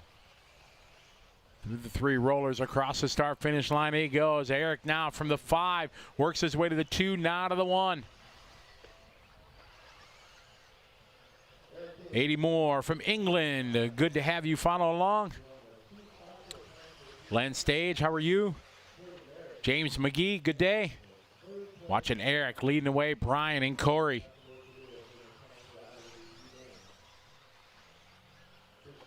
Thank you, David. I appreciate it. That's kind of you. A little side by side there as they go to that step down. That's a real tough section. We'll talk about it more when Tyler's here. We've talked about a lot. If you take too much speed off that step up, you just send it in way too hot, then it makes it tough. We got Eric and Brian running 1 and 2. Brian Johnson trying to get his way back to the front, just setting a hot lap for himself and the heat so far there with a 33-2 on lap number 6.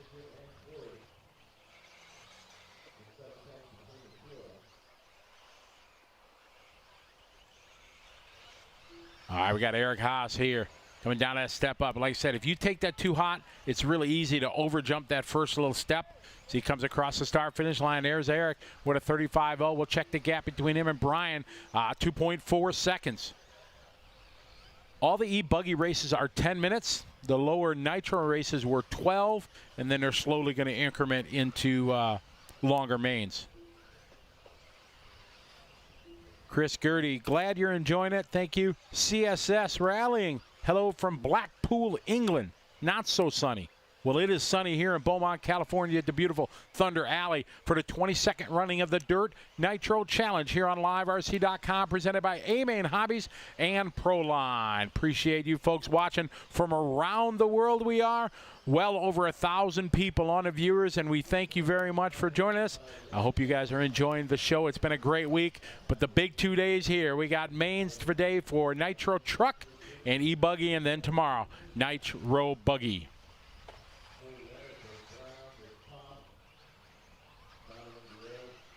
It is still Eric out front, a 3.2 second lead. We stay with our leader. Good line here through the right side rollers, up and down across the stripe.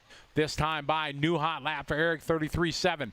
Brian Johnson, we'll wait for him to cross the start finish line. There he is, 5.2 back, but he has a massive gap on Christian Brewster, who was your top qualifier here in the D Main. He is fallen way back from that battle for that bump up spot. Only 2 get the transfer. 10 locked directly into the A final, and then we will bump 2 from the D to the C to the B all the way up to the big show. Katarina Carlson from Sweden, how are you? Good to have you following along. Been a long time. Hope you and the family are doing well during this crazy time. As our leader comes up in a little bit of traffic here. Little whip there. Oh, fumbling, tumbling, stumbling there. Coming onto the front straight. That could have been horrific, but thankfully it was all right. Up and over the hip jump, a little long there, but that's kind of the safe way to do it. We were talking to Mayfield yesterday, and he says that face was really tough yesterday.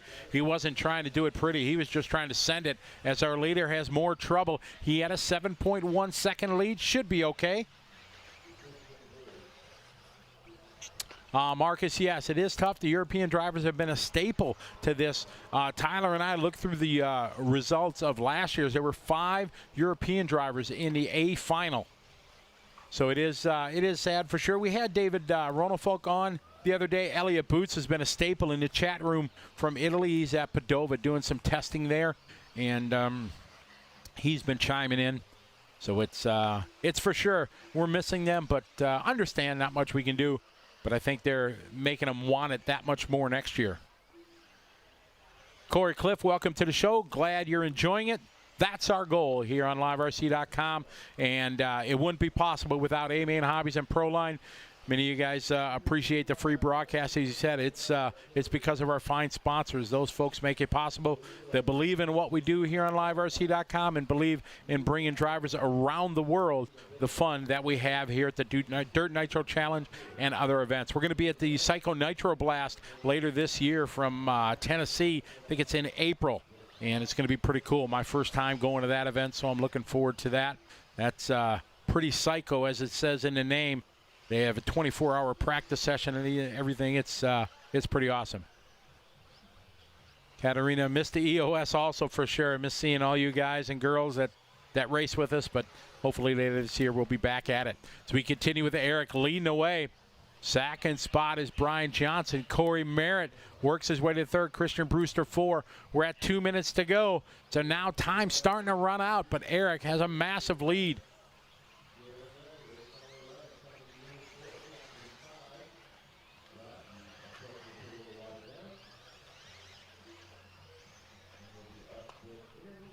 Tim Clark, hey, how are you?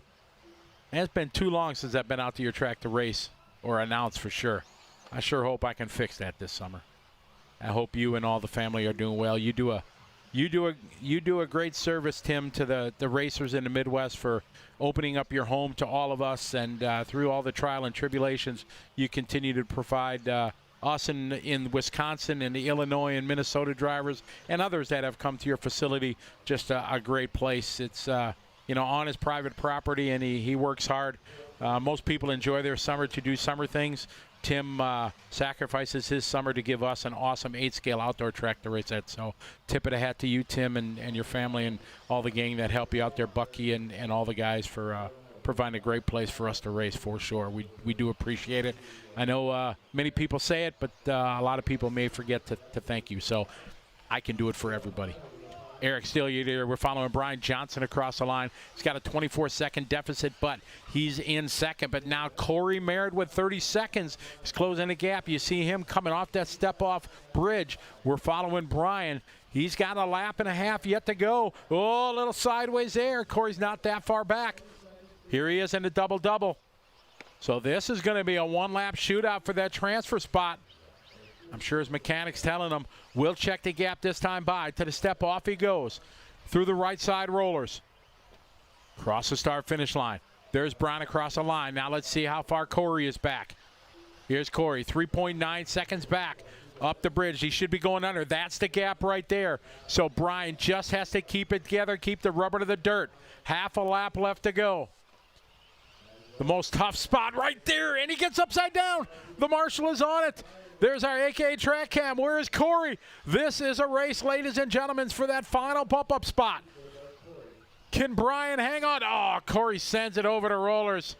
Oh, my. 2 more bumps here, and that is going to do it. Almost a thrilling finish, but Brian able to hang on with some good marshalling over there. Needs to buy that guy a drink. Help them keep that bump up, so it's Eric and Brian bumping up to the C Main.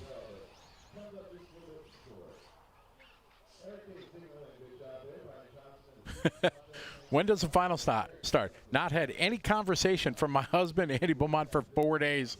Liz, that's our fault. We're really sorry about that.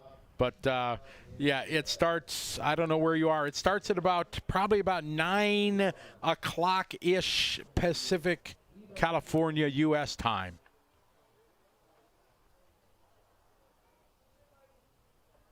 Austin says P&B is going to be his first one. Well, make sure you stop by our trailer and say hi. Love to meet you.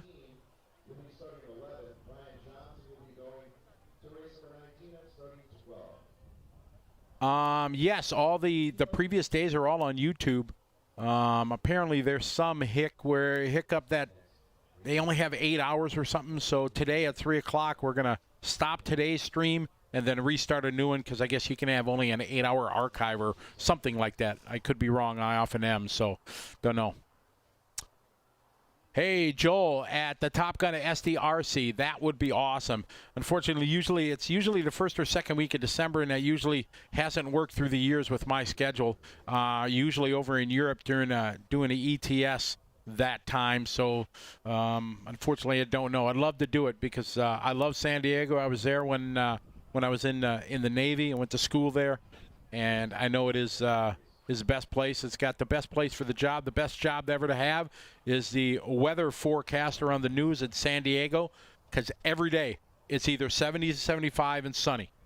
Oh, you got to say that for 365 days, and you're safe. You'll be wrong maybe 3 times, but the averages of the plus and minuses work out. The Mystic Gamer, glad you're enjoying it for sure. We do enjoy it. Oh, man, I'm trying to keep up here on the chat room, guys. It's tough. We got 3 or 4 different. Mike, I saw Mike Kaz online. What's up, Mike? How you doing? Jay, hey, hello. That's a new name. Hope you're doing well. Cage Rattler, we are coming from Beaumont, California. Mo Denton, what's up, Mo? Hope you're doing well, buddy. Been a long time.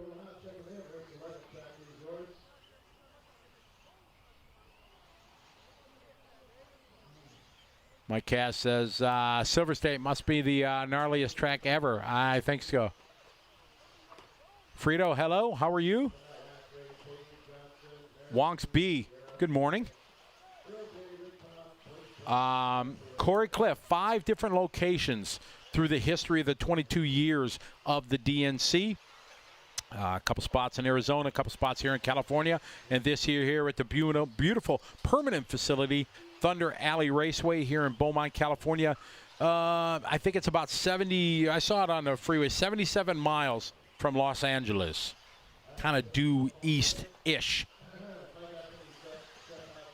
The Misco Gamer, no problem about your English. My French is terrible, so you don't have to worry about that. What do I know? Ouf means egg. Chapeau means hat. I learned that from a Steve Martin album in the 70s. He had a little bit. He was talking about France.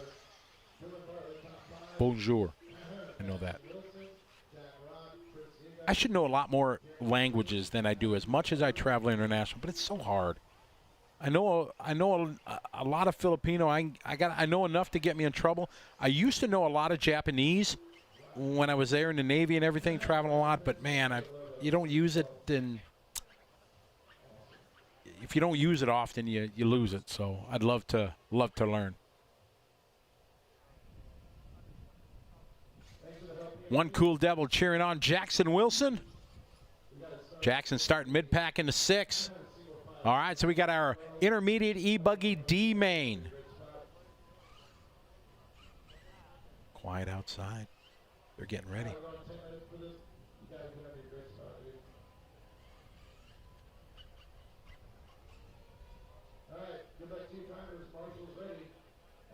Oh, yeah. The grid is set. We are getting ready to go. The tone is getting ready to go. And there's the sound of the tone. Oh, we go into the TNR bridge cam. Hey, a very good start. Here we go. The Mystic Co-Gamer, you're right. We don't speak the same language, but we have the same passion for RC. Exactly right. And that's what's most important for all of us. It's a wonderful hobby, and we do enjoy it. As we have a pretty good start at the start, but now it's mixed up a little bit. Oh, boy. It's going to get interesting here. Coming to the start-finish line. These 3 guys battling it. Who's going to lead lap number 1? It's going to be Jake Despain. Oh, a little bump in there. No contact. It's clean. Here they go over to triples. Oh, send it. Ophir was your top qualifier. He was in second first time by. Shane Barrett, Chris Zaga, followed by Jordan, Dylan, Matthew, Jackson, Jeremy, Ryan, and Jack.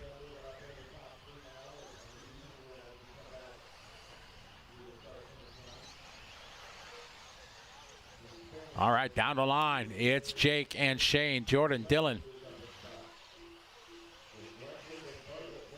Alex Sturgeon, what's up, Alex, from the Hobbyplex in Omaha. 190 entries at the Techno Series. Well done, congratulations, great place. You got a lot of big races. If you're in the Midwest or really anywhere, you want to go to a cool race, it is a massive indoor track. How big is it, Alex? Isn't it like 200 by 120 or something like that? indoor dirt. It's huge. Jake Despain, Dylan Bartlett from the 5, moving up to the 2. We stay with Jake. Jake getting around, getting to, oh, just going to say a near perfect start for him. I didn't say it, so that wasn't my fault. Up and over the hip jump he goes.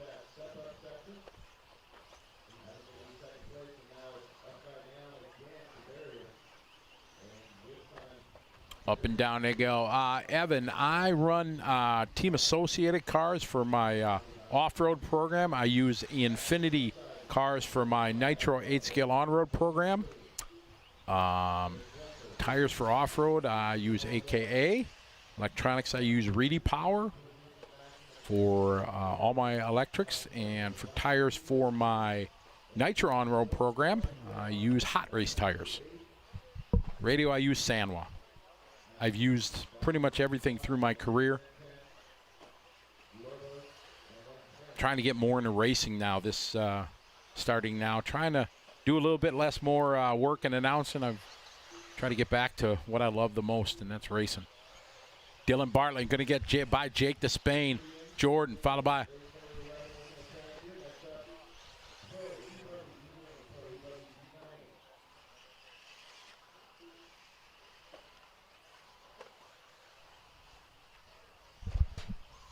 our leader right now, Dylan, followed by Jake, followed by Jordan.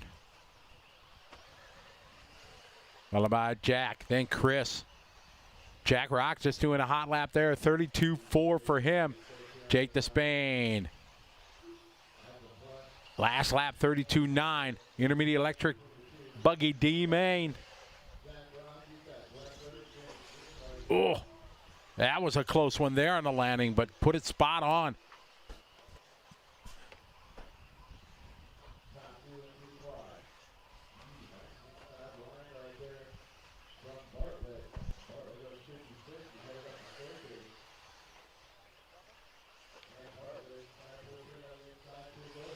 As we have Jack here later.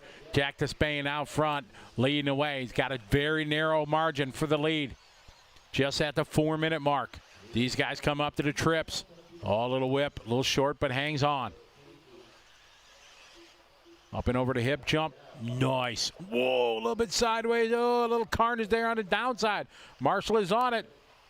That's going to mix it up a little bit again.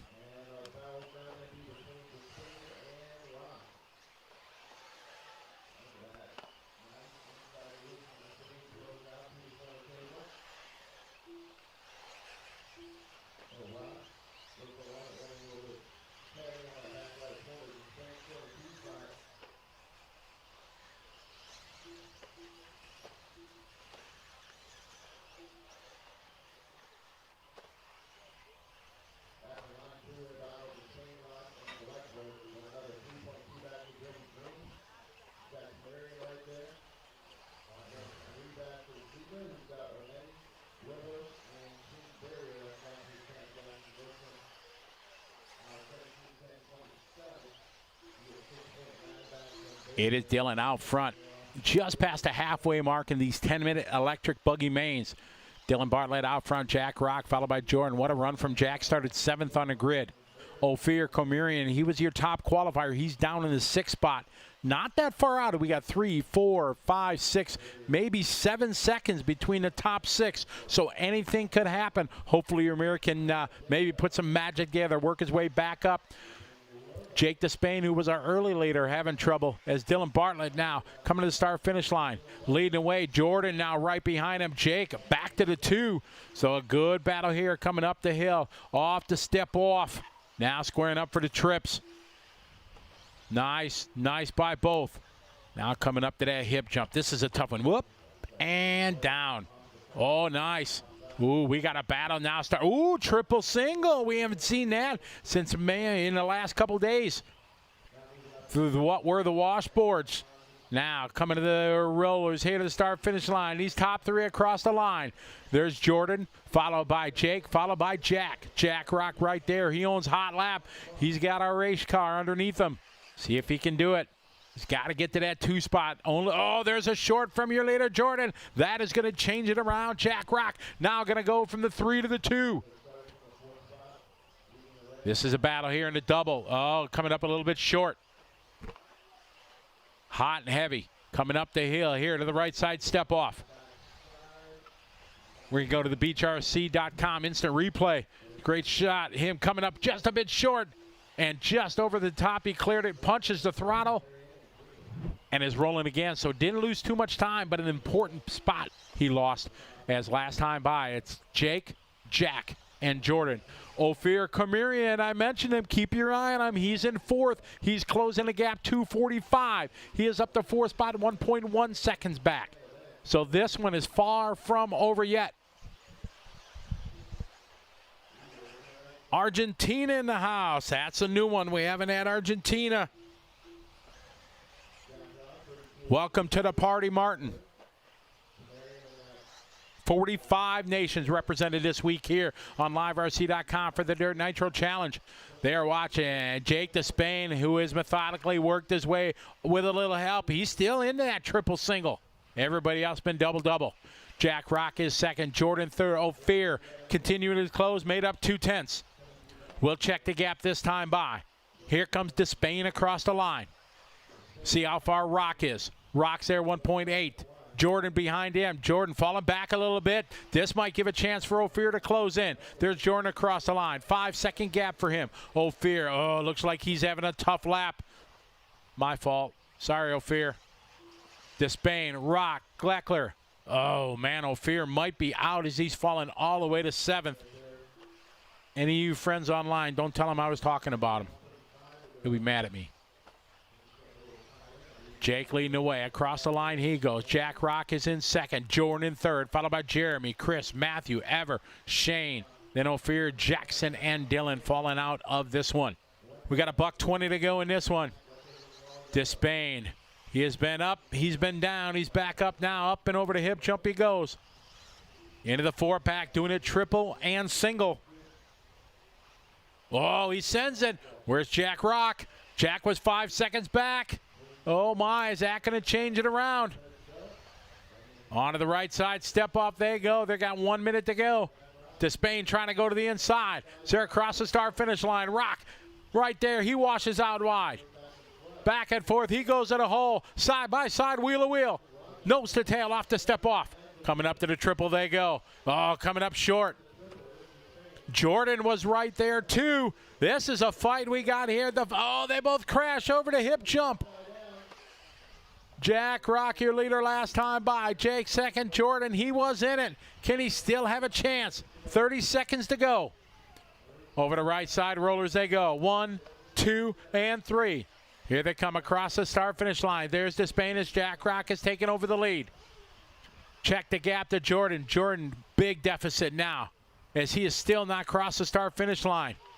So Jack Rock and Jake Despain got this one in the sack if they can just hold it together. Whoa, nice save there. Oh, they're side-by-side, double-double, triple, 3.5, 2. Rock, Despain, green. His time has expired. Race to the finish line. These guys are over the triple rollers. They go. And to the line, it's going to be Rock taking a win over Despain. Good run.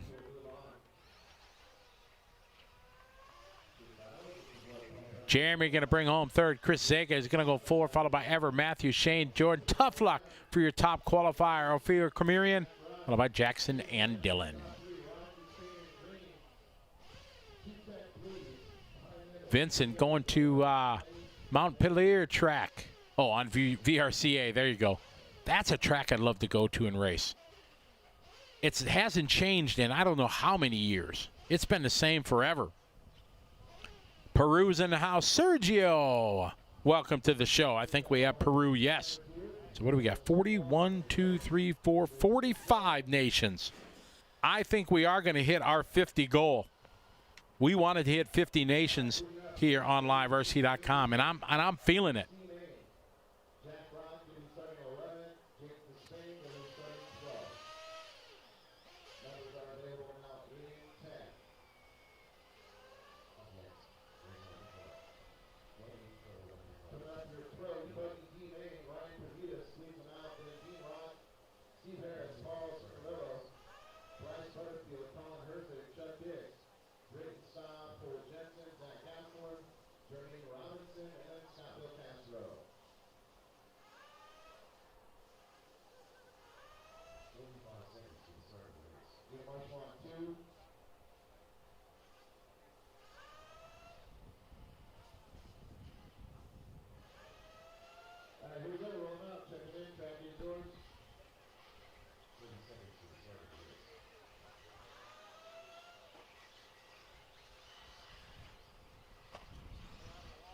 Give me a chance to check in here. Dan Hansen from Denmark, hello.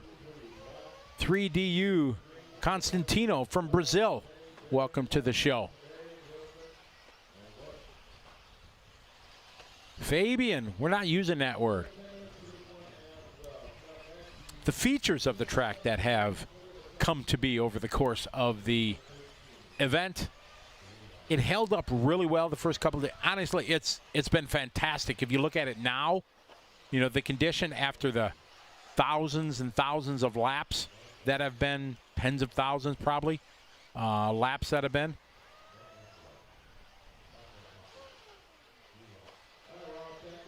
It's really in good shape. Yeah, it's got its bumps and ruts and stuff like that, but if you compare it to other DNC where there's huge holes everywhere, there's really only one coming out of that bridge section. I don't know if we can, maybe as the cameraman goes over to the left side of the track, we can pick up that big crevasse coming out of the hole from, coming out from under the bridge. Just outside the bridge is a big gap, and you'll see it. There it is, you can see it. As these cars start to come to grid. Eric queuing up our cameraman there. You can see it right as they exit the bridge going up the hill. It's a big hole. That's the biggest, newest additional feature since the beginning of the race. Petrolhead, he's back with us from the Netherlands. Joshua Herbert, there are some tracks in the Detroit area. Scott Williams cheering on Chuck Hicks. Chuck in the 7. We're going on the tone. Here we go. Oh, look at that. Under the bridge. A good start. Single file there. Nice. Ooh, look at this start. As we got our Pro Electric D Main. Oh, a little carnage there on the backside of the triple. A very nice start. Ryan Pavitas, son of multi-world champion Mark Pavitas. He takes the inside line, chops it off there as he comes out. So we got a three-way breakaway here on lap number 1. Cross the line they go. It's Pavitas, Rock, and Paul Ciccarillo. I don't know when the last time I saw Paul Ciccarillo in a D main. I don't think he knows that alphabet. He only knows A main. He's got to work for it today. In his defense, he is running 6 classes. But that's his MO. If you know Paul Ciccarillo, that's what he always does. If he could run more, he would. He'd run them all if possible. Oh, nice little whip there coming over the right side rollers. As Dean Rock moves to the point, Ryan Pavitas, Chicky, Drayton Staub from the A. Cole Jensen. Man, this one, look at it. It's like a freight train qualifying as they go lap 3 underway. Dean Rock. Jermaine Robinson from the 11 to the 8. Yeah, I got it right that time. Colin Herzig from the 6 to the 10. A tough start. Same with Steve Harris. They got 10 minutes to make it happen. Cross the start finish line now as Pavitas moves his way back to the front. Nice line there into the bridge, taking it slow and steady. Some go around, some go inside, some go right through the hole, throwing care to the wind.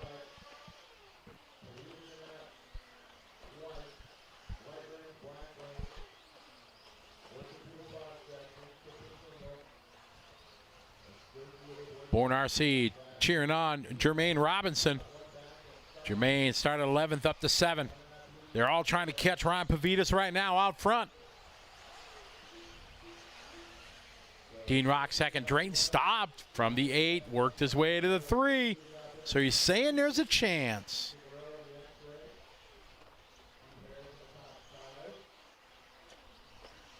Pavitas, Rock, Staub, your top 3.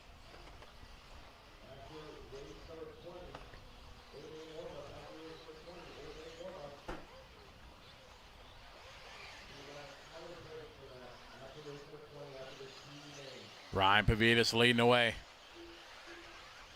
31-4, just doing his hot lap right there. Up and off the step-off bridge he goes. Paul Ciccarillo. Hello, Chicky. Here's the battle here over the hip jump. Chicky to the 2. Drayton stop right behind him. Jay going to go to the inside. Oh, Chicky not having any of that. He goes wide. Stop to the inside. Stop. Going through the rough section, and it cost him dearly. Ciccarillo almost gets it wrong through the right side rollers. Now he's got challenge again. As they come to the line, Dean Rock goes to the 3 spot. Right behind him, under the bridge they go. Dean goes to the high side, a wide around that hole. Chicky goes right through it. Up to the triples they go. Chicky and Rock. Coming up to the hip jump they go. Up, and Chicky a little short. Rock a little short. Here comes Staub just whipping it. Man, that youngster, Drayton Staub, he's got no fear. 10-scale racer. Used to whipping it everywhere. Now he's challenging Rock here for that 3 spot. They're trying to catch Ciccarillo in that second and final transfer spot. In eternity to go. 6:10 left. Staub now looks like he's going to get by. Coming up to the triples. Here's Ciccarillo. Here comes Staub. Staub right on the money. You can look at the gap. He closed up quickly here on Ciccarillo. Ciccarillo going a little bit wide there. He's in the double-double section. Staub taking a look to the inside. Denied there. Now to see Staub. Again, goes to the inside. You can see him just get rutted up there. He hangs on this time. Coming on to the straightaway he goes. Staub right there. Hard on the binders underneath. He's going to go to the high side. Try to carry some speed. Up behind Ciccarillo he goes. Coming up to the trips. Ciccarillo opens the door a little bit. Staub can't dive to the inside. We know when Staub's been trying it. He's been trying it out after the double-double. See if Chicky's going to keep the door shut. Yeah, much better that time by Chicky. He learned from the last couple times as Staub took a look to the inside. Staub again tries that tight line, going through the heavy bumps. Across the start-finish line they go. Staub right there, just measuring Ciccarillo. Where is he going to try it? Into the triples they go. Chicky needs to keep that door shut. He opens that door. Staub takes full advantage of that. Chicky going to have to try to dive to the inside here on the hip jump. Can't do it. Staub now got by right on the money at the apex there. And Staub now going to try to check out from Ciccarillo.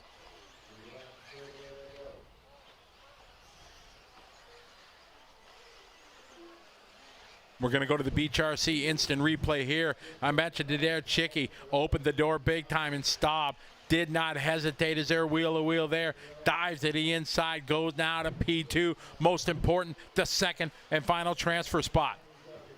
Still got a lot of time, 4:20 to go. He has been a little bit wider that time for Staub. Maybe he saw that it was better when Chicky went through it. Across the start-finish line they go. Pavitas out front, a 2-second lead. You see Pavitas there in front. We stay with the battle here between Drayton Staub and Paul Ciccarillo. Over the triple goes Staub. Staub a little short there, but he punches to save it. Chicky a little upside down. Looks like he kept it rubber to the dirt. We'll see if he comes in frame. No, Chicky losing some time there. Valuable time. And right behind Jermaine Robinson. We're going to check the timing loop this time. See if Jermaine able to get by Ciccarillo. Drayton Staub still second. Chicky waiting. There's Jermaine Robinson. Now goes to the 3, but 8.4 behind Drayton Staub, so he's got a long way to go. Pavitas leading away. Staub in 2. Jermaine 3rd. Chicky 4. Zach Gastelum continues to climb from the 10 to the 5. 3 minutes to go. You're going to have to go pretty much reckless here if you want a chance to catch any chance of catching Drayton Staub. Jermaine 8.4 seconds back. Drayton Staub is human. We saw him have a wreck earlier, but he worked his way back to get into that transfer spot.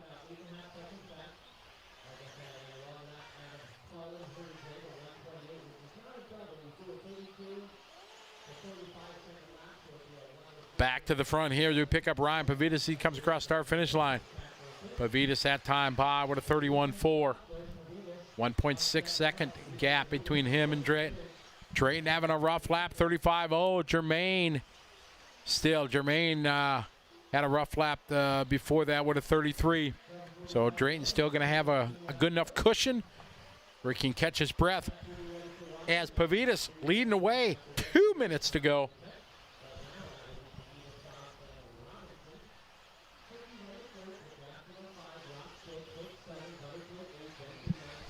Just hit the 2 minutes to go here in race number 12.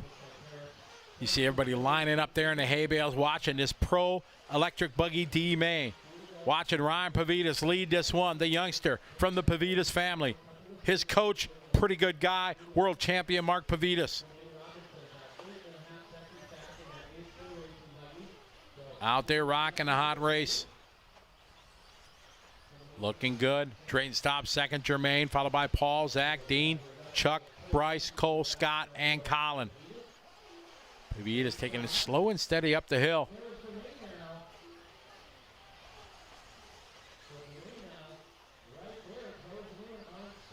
Now Staub and John Robinson, that fight's starting to shape up. There's Staub through the double-double. You see Jermaine behind him. Oh, Jermaine a little bit sideways. He can't afford any of that. We're back to our leader, Ryan Pavitas.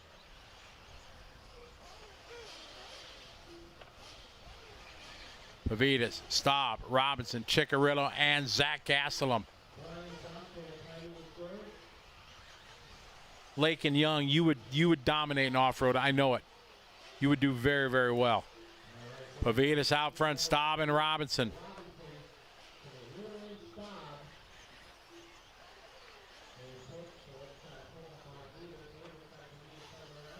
Here's Pavitas coming across the start-finish line this time by consistent 31-second laps. 20 seconds to go. Got this one in the sack right now. Second spot, Drayton Staub. He's got a bit of a gap still on Jermaine. As Jermaine having a 32-second lap to Drayton's 31. 10 seconds to go. Oh, man. Upside down. Was that Drayton that was upside down? It was quick. That was Pavitas upside down. Here's Staub. We got a race down to the finish line. Final couple rollers. Staub is punched. Pavitas hanging on for dear life at the end. Drayton Staub second. Jermaine Robinson going to bring home a 3. Ciccarillo right there. Whoa! It's a race between Ciccarillo and Robinson. Chicky took it at the finish line. Oh, my. Chicky knew it was on the line. And Ciccarillo punched it. And Paul Ciccarillo moves up to third. Unfortunately, far from the bump spot as only the top 2 get to transfer.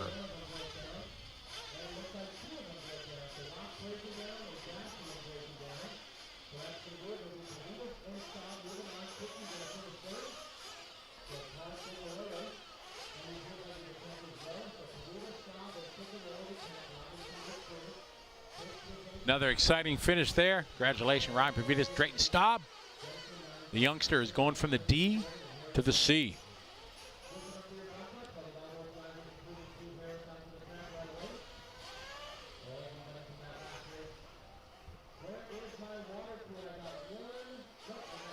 More shout outs and hello to new people that have joined us here in the chat. Over 1,000 people watching on YouTube.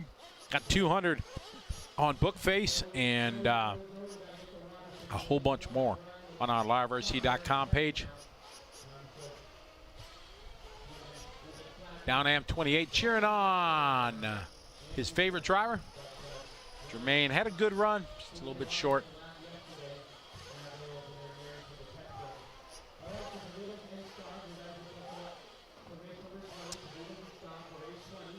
Danny, I don't know if it's easier. I suppose in some ways it is easier, but in many ways it's much harder. We got our next race getting ready to go over there.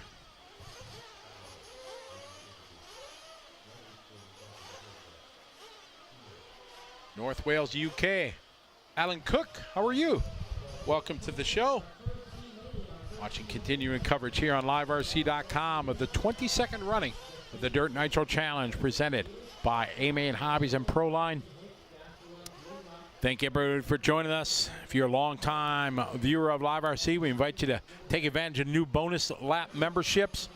They got a new program going on. It gets you a lot more enhanced enjoyment when you use Live RC. When you're at your local track, you can watch your past races of your club races and stuff like that.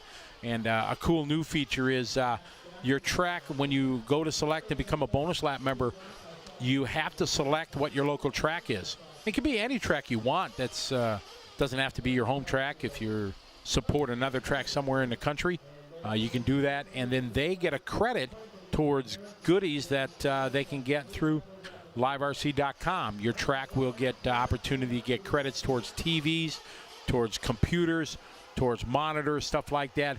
Everything that will help your track grow and become nicer and better, that's all possible with you to help your track, not only by support financially when you go and buy and race at your local track or hobby shop, but also through the credits they get through your joining as a member.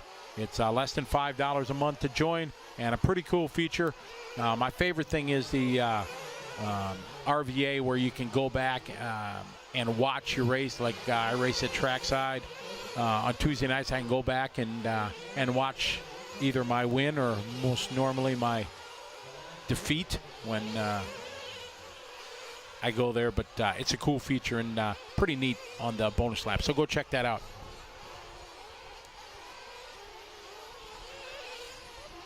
All right, the sound of Nitro is in the air again as we have our 40-plus Nitro truck. Brett Ross from South Africa. Good day, or I guess it'd be good evening to you there in South Africa. Isaac said this would be his main. C Main, I wouldn't be that high, I don't think. Not Nitro. I'd be a little bit lower in the alphabet.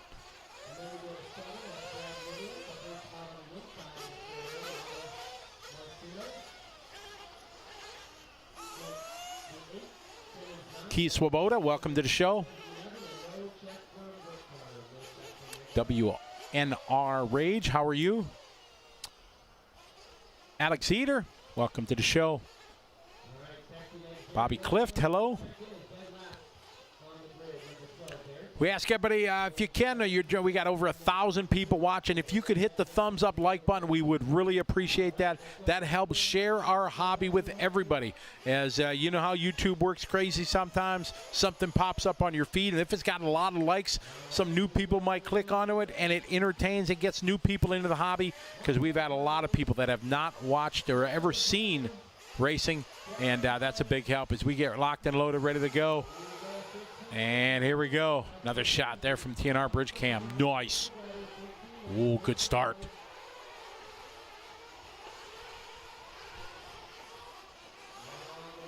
Carnage there on the backside of the triple.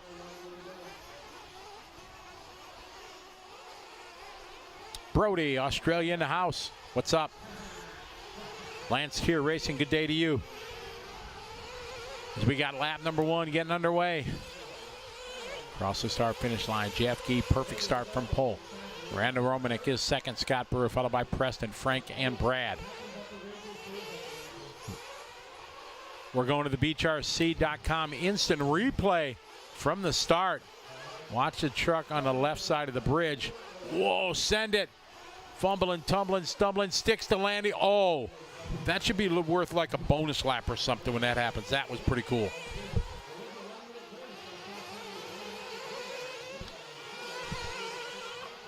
Big shout out, Riley Becker. How you doing, Riley, from back home? Good to have you. Craig Boots on the line. What's up, Craig? Good day to you, sir. Riley, I'm no good. I try not to do predictions because I've never won. I always jinx the person. So the pros know, they pretty much come up to me and say, Scotty, don't pick me. They don't want me to pick them. Craig Boots, hope you're doing well. Glad you're online joining us. We got Truck and E-Buggy Day today here at the 22nd run of the Dirt Nitro Challenge. Jeff Key, Randy Romanek, top 2 get the bump up. Preston is in 3rd, Frank in the 4th spot.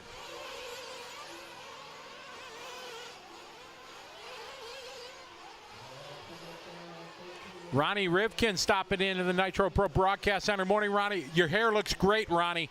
It's looking good this morning, my friend. Very good. Ronnie Rivkin, one of the great dads in our world of racing, father, multiple world champion Spencer Rivkin. Oh, we got Kenny Brosh in this one. Oh, we got to give a little love to the great race announcer, Kenny Brosh.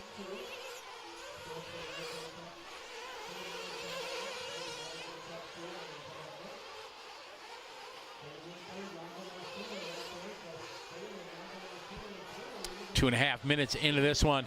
Kenny Brosh, as I mentioned, race director, announcer extraordinaire here. Pick up the K-Man. Kenny, long-time racing enthusiast, been part of this event 18 years. And that's impressive because it's only been going 22 years. Only been going. It's a lot. But Kenny has been the ace that Joey has depended on for so many years. He has become world-renowned as the voice of the DNC, and there's a great shot of Kenny there up there at the end of the driver's stand, rocking and rolling. Kenny, like I said, 18-year veteran here of the voice of the Dirt Nitro Challenge and so many other races. He had his own racing series in Arizona there for a couple of years, the KBRL, and just a swell guy. Has a passion for the hobby like all of us announcers do, myself and Jimmy and Notch and all the guys that do it. And just a tremendous guy for sure. And overcomes a lot to be able to take part. The days are long for him. When the entries really started getting long and massive, over 300, 400 entries, they asked to bring Jimmy Babcock in. And Jimmy is by no means the lead of this. This is Kenny's race for sure. Jimmy's there to help, and Jimmy will be the first to tell you that, and so will I after my years of following Kenny Brosh and his career of great announcing.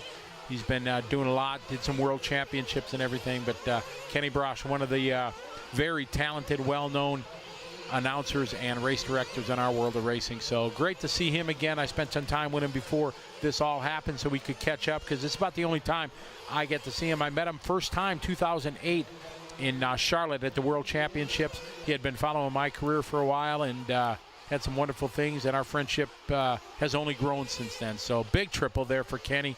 So good to see him able to get out of the booth a little bit. Jimmy giving him a break so he can race and have some fun. He's just doing his hot lap there, so maybe my talking about him, it's helping him. He's feeling the flow with a 32.8. That's hot lap of the race, but good to see Kenny again this weekend, doing a great job as he does each and every year for 18 years at the Dirt Nitro Challenge. He continues up the hill here, being a little challenge behind him. Jeff Gee still our leader. Jeff Gee crossing the start-finish line. His last lap was a 33.0. He climbs up the hill, off the bridge.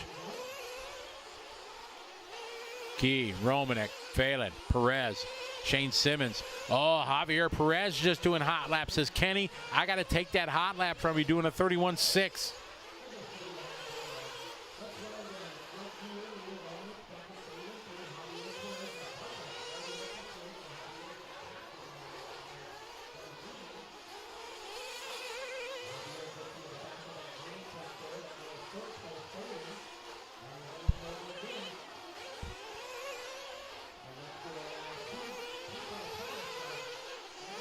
Got 10 minutes to go, 10 to go here in this one.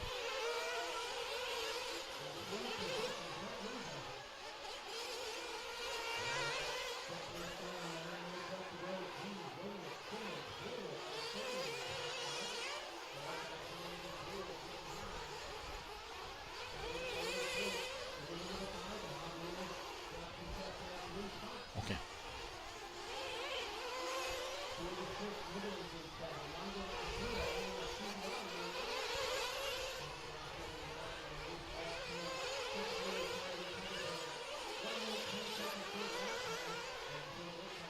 Out front, Jeff Gee leading away.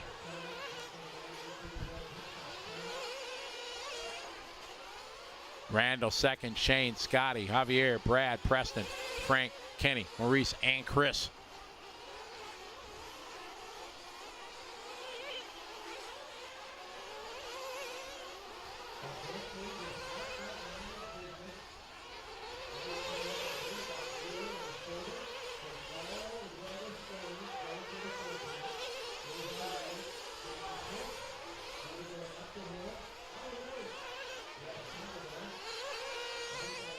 Your leader right now, Jeff Gee, followed by Randall Romanek, followed by Shane, Scotty, Javier, Brad, Preston, Frank, Kenny, Maurice, and Chris.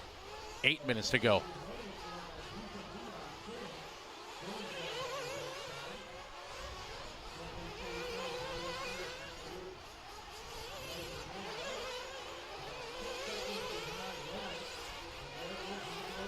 Oh, okay. Got it. Okay.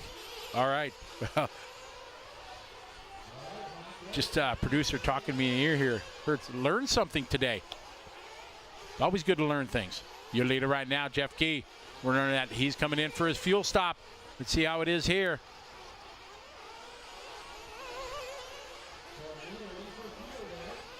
Looks like a long stop.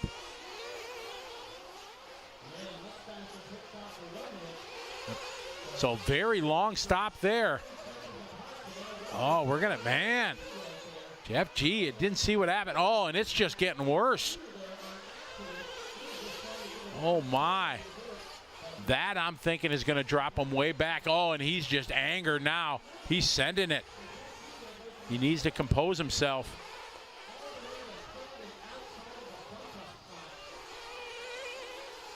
Oh, man, he's falling apart. Come on, Jeff, gather it back up. This is going to drop him 3, 4, maybe more positions. As he's coming off the step up. And we see Randall go by. We see Shane Simmons go by. Now it's going to be Jeff Gee coming to the line all the way third. A 57-second lap, a horrific lap, almost a minute when it's normally a 30 to 33-second lap. I hate when that happens. Randall Romanek taking advantage, and how about Shane going from the 9 to the 1, and they have completed their pit stop there in that previous lap as everybody came in. 6 minutes to go.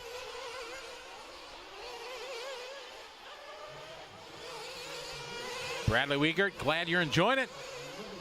LiveRC.com, presented by A Main Hobbies and Proline. Randall Romanek, your leader.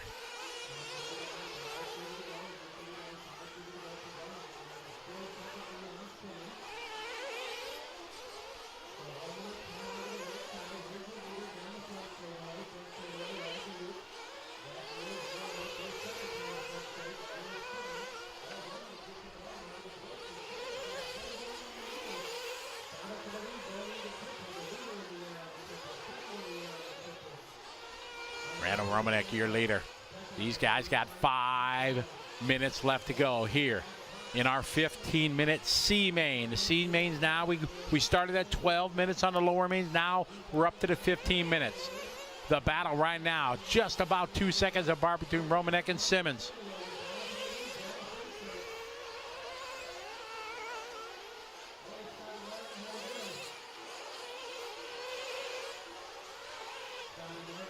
There's our battle here over the triples. Coming up on a bit of traffic. Romanek and Simmons. Coming up that little traffic. Nice over the hip jump. Traffic gives them room. Into the double-double. They both double-double. Nobody trying triple-single. Now let's see if he's going to try it side-by-side through the whoops, which is a bold thing to do. Not going to do it here as their nose to tail. Through the right side rollers. Take a look to the inside. Whoa! Almost a delivery right there. Luckily, no contact. They live to race another lap. See him splitting the difference of the big crevasse going up the hill. Romanek, Simmons, Gee, Brewer. And take a look to the inside. Checks up just in time. Very smart driving. Over the hip jump. No contact there. Coming around the AK track cam. Through the double-doubles again. Traffic behind him, not in play. Now let's see. 2 different lines there through the whoops. Onto the right side. You can't take that too hot. Coming to start-finish line. Shane seems to be quicker, but he's showing great patience there. Underneath the bridge they go. Both through the hole that time. 3:30 to go. Oh, setting him up here for a pass on the outside. Inside, nothing there. Romanek denying here. Simmons going to go nose to tail a little bit short on the inside. No. Protecting that inside there at the hairpin is Romanek. Simmons looking high, looking low, nowhere to go. Trying a different line that time through the washboards. Coming to the start-finish line over to right side rollers. Again, trying to go to the inside. He does. The door was open that time by Shane Simmons now to the point. Oh, second spot getting hung up.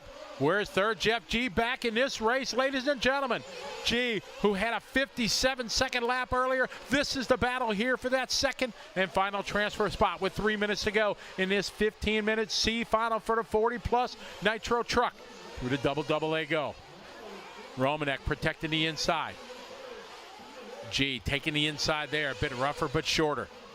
Into the right side rollers they go. G taking a hit on the pipe. Keeps it going in the right direction. Cross the start finish line. G right there. He is going to have to get up on his horse. So he's running out of time. 2.5 minutes to go. Fantastic fight on the racetrack here for that second and final transfer spot to the B Main. Nice shot there from the AK track cam. All right, through the washboards they go. Oh, man, G getting bounced around. Across the start-finish line, the gap about a second between these two. 1.1 to be exact. Under the bridge they go. Romanek and Gee, they got clean track in front of them coming off the bridge. Setting up for the triples. Oh, big whip coming up short. Oh, man, over the track there. We're going to see what if they call anything on that. Looks like they're letting them play on.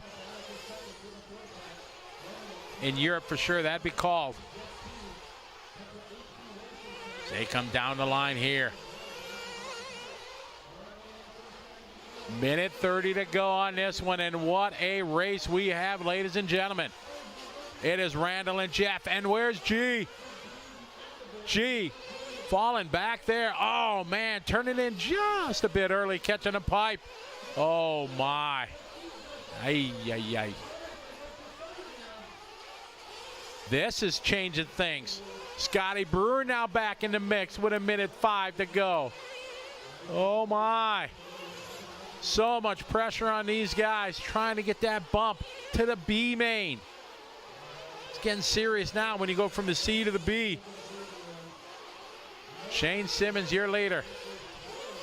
Randall second. Scotty Brewer goes third. Oh, we got a triple single there. 35 seconds left on the clock. Shane Simmons, your leader. Randall is second. Across the start finish line. There goes Shane. Started 9th. Second spot going to be Randall Romanek. Third spot, Scotty Brewer last time by. Then Javier Perez, Jeff Gee, followed by Brad Kenny. Kenny's climbed his way up to the 7th spot, followed by Frank Preston, Maurice, and Chris. We're 10 seconds to go. Shane Simmons out front, started 9th. Tells you all you need is a chip and a chair in the big game, and you can make it happen. Over the roller, his time has expired. A great run from 9th on the starting grid. Shane gonna take the W. Randall looking to bring home the second. He does. Scotty started third, finished at third. Javier Perez, great run from 11 to 4.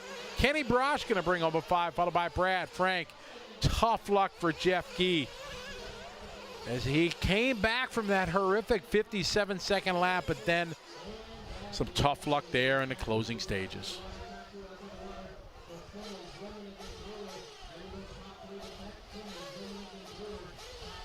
So top 3 got to go to Tech. Isaac cheering on Scotty. Scotty Brewer just coming a bit short. Good race, though, for sure.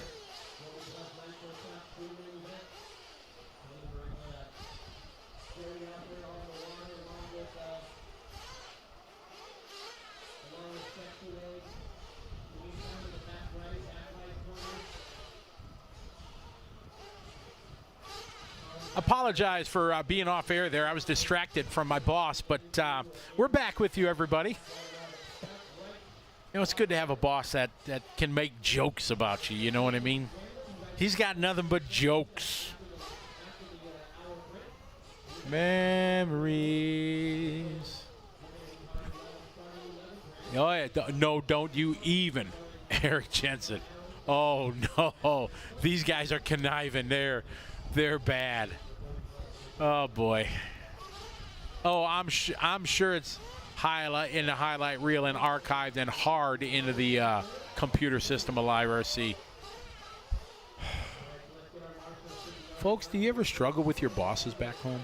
You just wonder, you know, You try to give them your absolute best. You strive for perfection, to give them the best you can, and sometimes they still knock you down.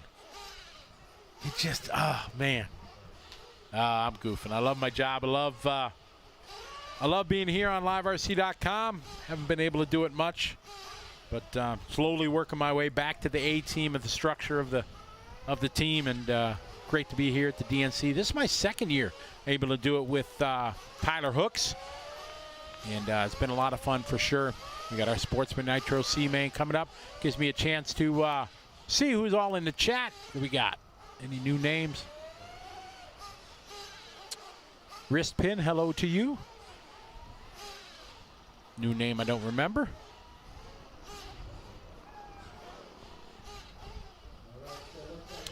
Cooper Phillips, hello. That's a new name. Andrew Melton, how are you?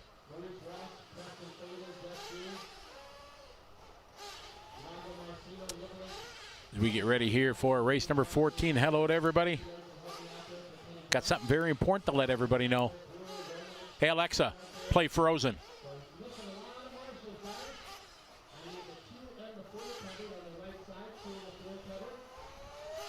Dennis, glad you're enjoying it for sure.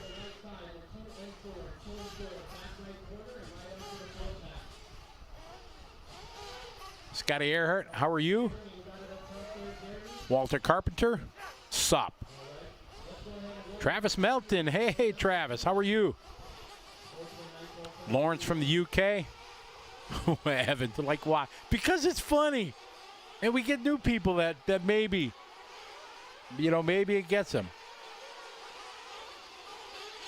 Oh, my phone is dying. Wesley, you can go to dnc.liverc.com, and then if you click on race results, it shows all the heat lineups. That way you can see everybody that's in the A main and B main. Brody from Australia, how are you? Oh, Joshua, I tried, buddy. It's worked because we've done it a couple times already. Bill Smith, how are you? Good to have you following along. It's worked a couple people over the course of the weekend. It's worked. And I choose Frozen because that's like my favorite song now, because that's my granddaughter's that's go-to. Anybody want to know anything about the movie Frozen? I'm an expert now.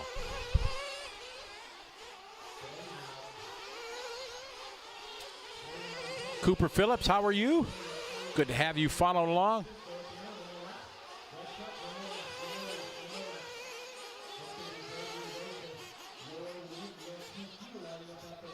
T. Roy Weber, what is up? One of the fastest older guys you'll ever meet. I aspire to be as fast as Troy Weber. I am in my dreams, but he's old school like me. He's got the best steering wheel on his radio. Kimbrough Products used to sell this thing we call a big boat wheel. It's got like finger indents in it. And I've used it on my radio. I think I started using it in like 1996. And it's awesome. And Troy is like me, old school. We love it. It's the best. Hope to be at trackside in a couple weeks to race with you. Cooper, I didn't say I didn't remember you. Where did I say that? All right, we are getting locked and loaded. Sportsman Nitro truck Gregory Rosas is starting on pole. All right, here we go. This should be interesting here. All right, here we go onto the bridge. Let's see. Oh, pretty nice start. Let's see what they look. Oh, coming out, though, not so much. Oh, over the top, coming off the top rope. The suplex.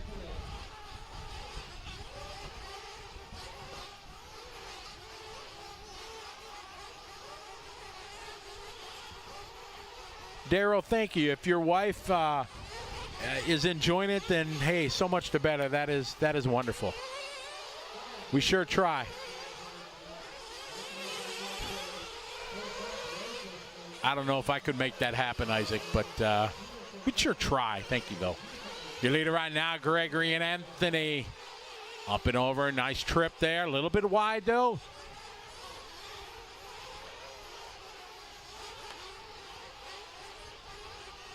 Rob Harry, how are you? A lot of people feel the same way, Rob. I think that's why it's been just so electrifying here with thousands of people from around the world watching. Everybody's jonesing the race, and we're enjoying bringing you coverage here. We have the Sportsman C Main right now. A little bobber there from Gregory, but he's hanging on. And Justin and Anthony and Brent right behind him as they go onto the bridge here for lap number 3.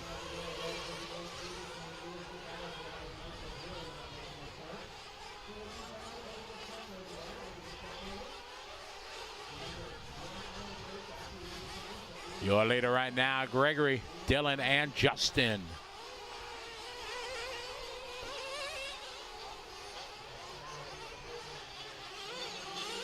Big shout out to the Souza family. Hayden, how are you? Good to have you following along here from beautiful Beaumont, California, Thunder Alley Raceway. 22nd running of the Dirt Nitro Challenge. We're bringing it to you here on liverc.com, courtesy of the fine folks at A Main Hobbies and Proline. Make sure you go there and check them out at amain.com. They'll help you out. Also go to Proline, check them out. They got lots of cool things. Proline's debuting the new Axis truck body that Cavalieri has been showcasing this weekend.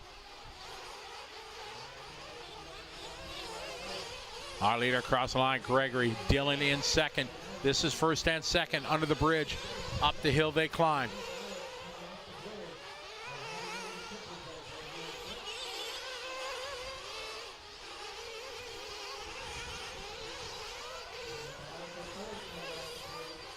Nice. Doing triple single there, double there from Dylan.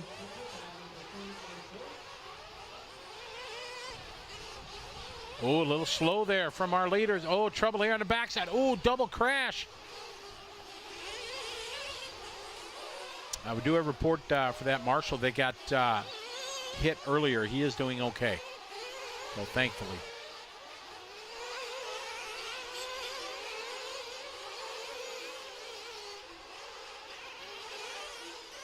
John Moore, you're with me. Yes, I still use it. I've used that for years. I like it because you don't have to really squeeze the grip. You can just rest your fingers on it. It's pretty awesome. We got Gregory out front, followed by Dylan, Anthony, Justin, Brent, Brian, Jaden, Dooley, followed by Bill, David, and Carson.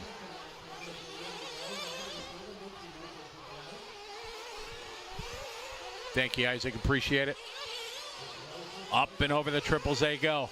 Dylan Peterson from the 9 starting spot. We've had a lot of guys go from the back to the front in this one. He's doing double his time. Gregory, Anthony, followed by Brent, Brian, Justin, Jaden, Bill, Dooley, David, and Carson. They come nose to tail here across the start finish line. That's the battle, Dylan and Gregory. And ladies and gentlemen, I'd like to introduce the one and only, often imitated, never duplicated, Tyler Hooks, ladies and gentlemen.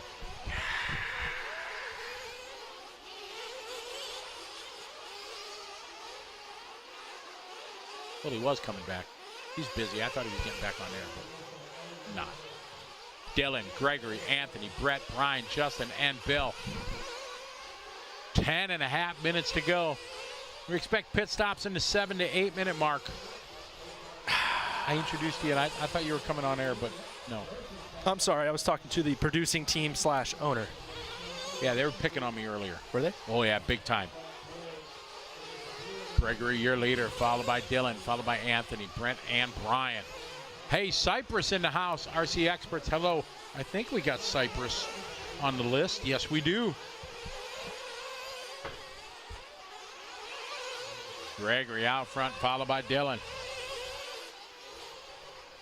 Yeah, thankfully the Marshall was okay. Did you get that report? The Marshall was okay that got hit in the melon?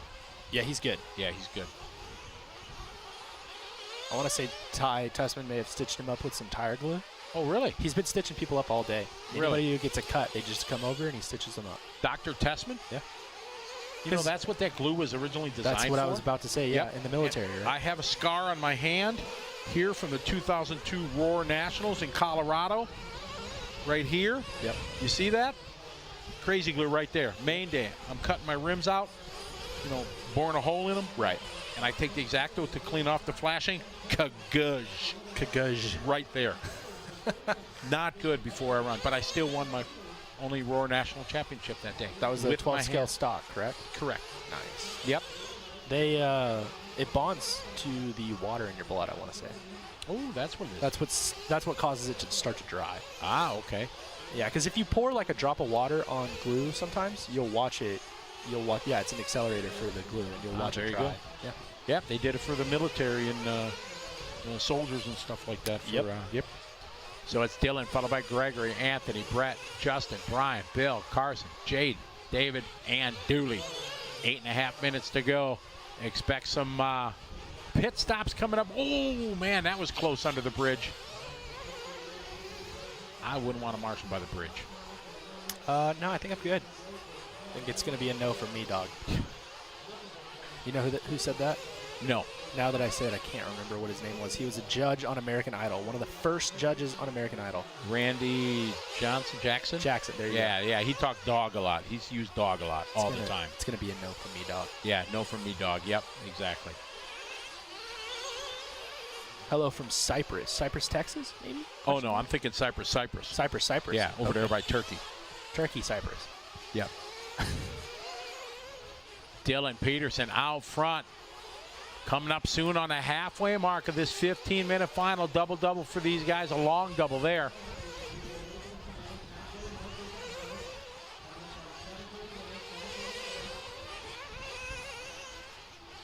Dylan.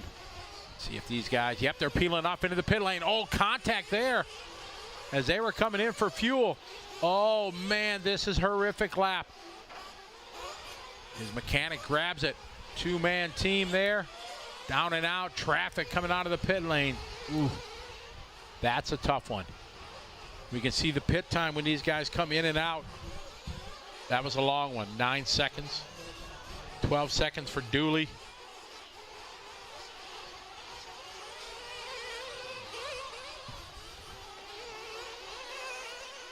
So what did I miss? Just some good racing for sure. A lot of good battles there for that final bump spot. Nice. Yeah, it's been very good. A lot of viewers. We got over 1,100 on our YouTube page. Got over 200 in our Facebook. Jeffrey Kaufman joins us again. Hello to the Kaufman family out east. Welcome to the show. Jeffrey checked in. Pops Kaufman. They have the best mom ever. He has the best wife ever. Super mom. She is in my top 3 track moms that I have.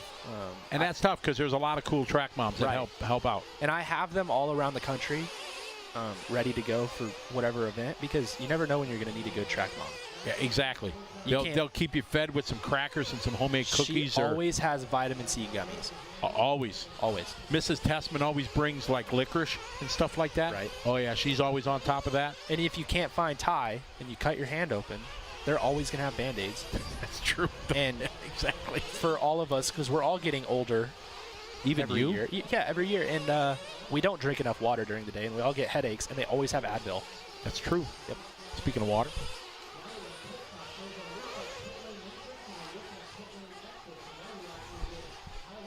Dylan Peterson out front. All drivers have done their pit stops. The fastest pit stop was from Carson Wood, 6.5 seconds. The live time scoring's got the split set up here. It says when they pitted. He did a 6.5 second pit stop at the 7:30 mark. That was pretty awesome. That's one of the fastest I think we've seen so far, Tyler, 6.5. I saw from, ironically enough, our bridge sponsor, Team Nelson Fuels, they did a 6.2 with Chris Nelson. Ooh, that's pretty money. And that's a good, like, not commercial, but that's a good advertisement for your brand when your pit guy actually knows how to pit you well. Absolutely. And you have a fuel company. That kind of makes sense. Correct. The power of our conversation, I talk about on my radio. We'll say till this race is over. Okay. Dylan, your leader, followed by Gregory, Anthony, Justin. We are taking the constructive criticism from our favorite people on Facebook who tell us that we talk about things too much that aren't the race. It's important, though, and it's part of the show. So yeah. We're trying. Yeah, oh, yeah, for sure. Can never please everybody. No. Your leader right now, Dylan and Gregory. Gregory right now got a pretty good cushion for that bump up. He's safe, but anything can happen, you know, especially with these Nitro trucks. Dylan out front, great shot there from the AK track cam as they come over to hip jump into that double-double section.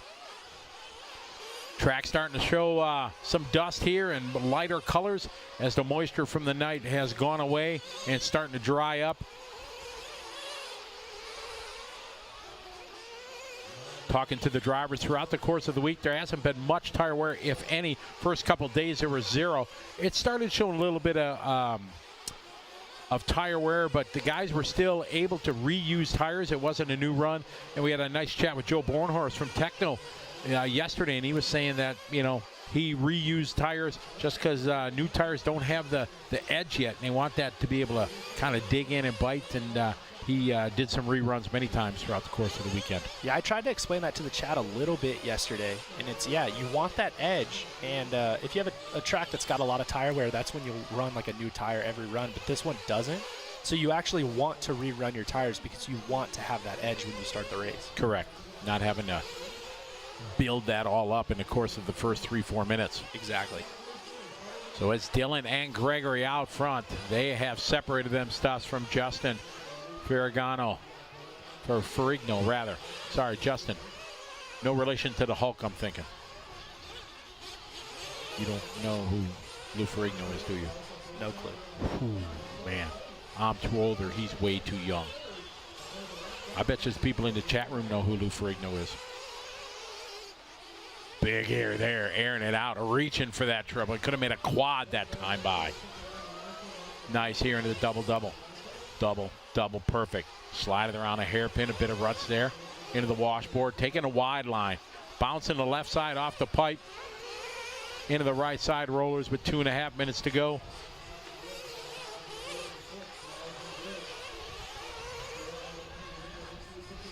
Thankfully, RC off-road racing, we've had one problem in the, I don't know, 15,000 laps, maybe more laps turned this weekend. So thankfully, it's all worked out. With our broadcast? No, with the bridge. Oh, yeah. Somebody says from the moment he saw it, he knew it was going to cause problems. And thankfully, it's been probably problem 0. Well, 1. Just had that one, but thankfully he's okay. Yeah, he's all good. And just think of the stories he's got to tell. Right, yeah. And I saw some of his friends that were local, and they said he didn't even go to the hospital. He was just going to get some food. He's all good. Oh, nice. Yeah, and it's on, eventually going to be, somebody got it on their phone or whatever because it was the start of the race. So yes. Yeah, it'll live forever online. Some guys were sharing it in our chat room, and I asked them politely not to. I mean, we may share it later on, but we still want to talk to Cody beforehand. It was Cody Taylor who got hit. Just want to make sure that he's, actually feeling good, tomorrow for sure still and everything, and then we can do that. Dylan Peterson out front, followed by Gregory. Yeah, Buddy Blacksmith, you know all about it for sure. You know about, right?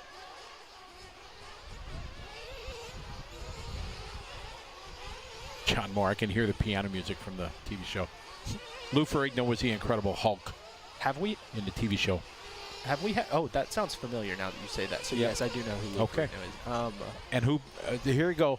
Who played the character? Who played the character? Who, when it wasn't the Hulk's time on TV?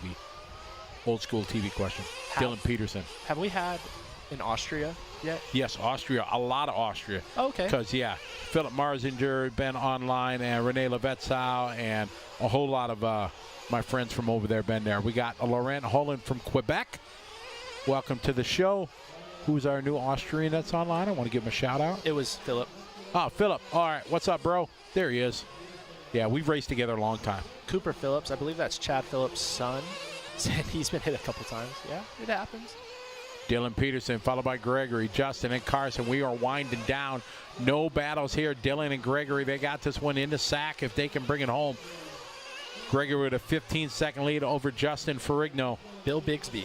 Ooh, boom. John Clark was on it. Yeah, there are a couple Jerry guys. Klingbeil. Jerry's got it. Yes, very nice. Ron Clean got it.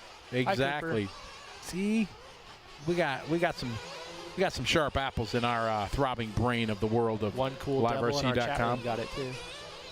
Our Live RC chat. Gregory Rosas, followed by Dylan. I just got a text from Katie Roxbury who said that Red, my buddy Red, his the one with the trailer. His Sportsman truck D Main was the best race she's seen so far today. He bumped up right on the last lap. Oh, he was the one that. Okay, yeah. Yeah, I had just stepped out and you had just swapped in, and yeah, that was a good race. He's stoked too. I saw him in the pits, and he's very awesome. excited. Well, he can go back and watch this, and he'll enjoy that. Yeah, because it was a good race. He asked me if I saw it, and I was like, man, Red, I saw that you made it, but I had just gotten up. Jerry's got it. You wouldn't like me when I'm angry. That's part of from the Hulk. I got you. Yeah, when he get mad, he turned into Hulk, and Well, you wouldn't like me when I'm angry. They reused that line, I believe, in a lot of the more recent movies. In the Marvel ones? Yeah. I've heard that's that for awesome. sure. So back to my story. So as you know, I'm very old, and I got this grip on my radio. Kimbrough Products sold it. It looks like a big boat wheel. It's got a bunch of. It's got the all the things in and it. Kimbrough's sold them since the 90s, maybe 80s. Jay has, and I've had it on my radio I think since like 96 or whatever. You still use it? I still use it. Oh my goodness.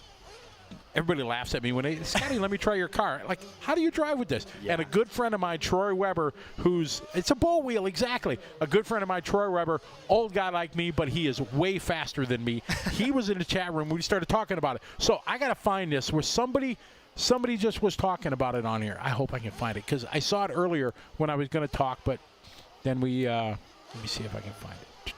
Oh, man. I am going to fail like normal. Oh, no. Yes, I am a failure. All right, here we go. Dave Chen said this. I hope the bosses listen to this. He said, Dave Chen, where'd it go? I just had it. Oh, man. There it is. Just ordered the serrated grip by Kimbrough. Boom. No Talk about it. Yes. way. Dave, you get like a bonus lap. You get an extra point. You get everything. Awesome. You just made my day. Thank you. So See, any brands out there that would like to support the broadcast, Exactly. we make sales. we make it happen here on liverc.com. We got the PNB coming up next. That's going to be our next big broadcast. So, hey, if you want some exposure, you want it, make sure you reach out to you gave out that email. Is it press at?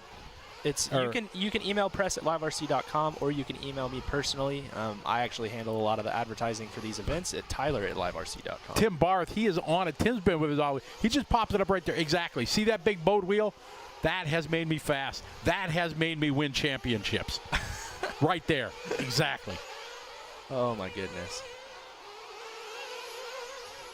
Some guys saying that the track's getting more grip. Yeah, in the middle of the day, it's going to be at its fastest. It seems like that once the track bakes in a little bit more, it gets a little quicker, and then it's going to slow down actually for our A mains. It'll be dark. It's going to be wet.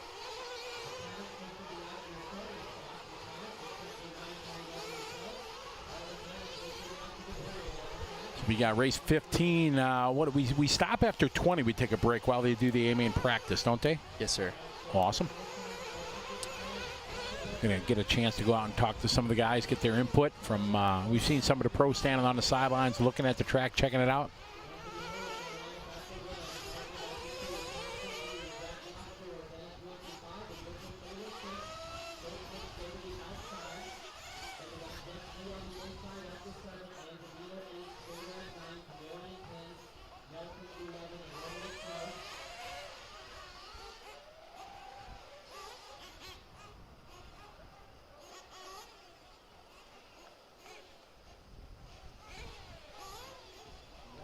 So Anthony Howard starting on pole.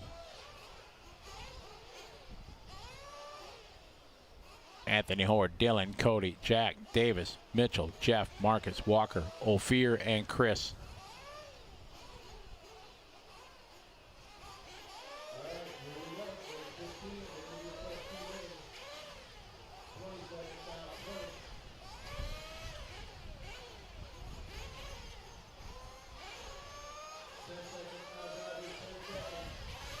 We're getting ready to go green here.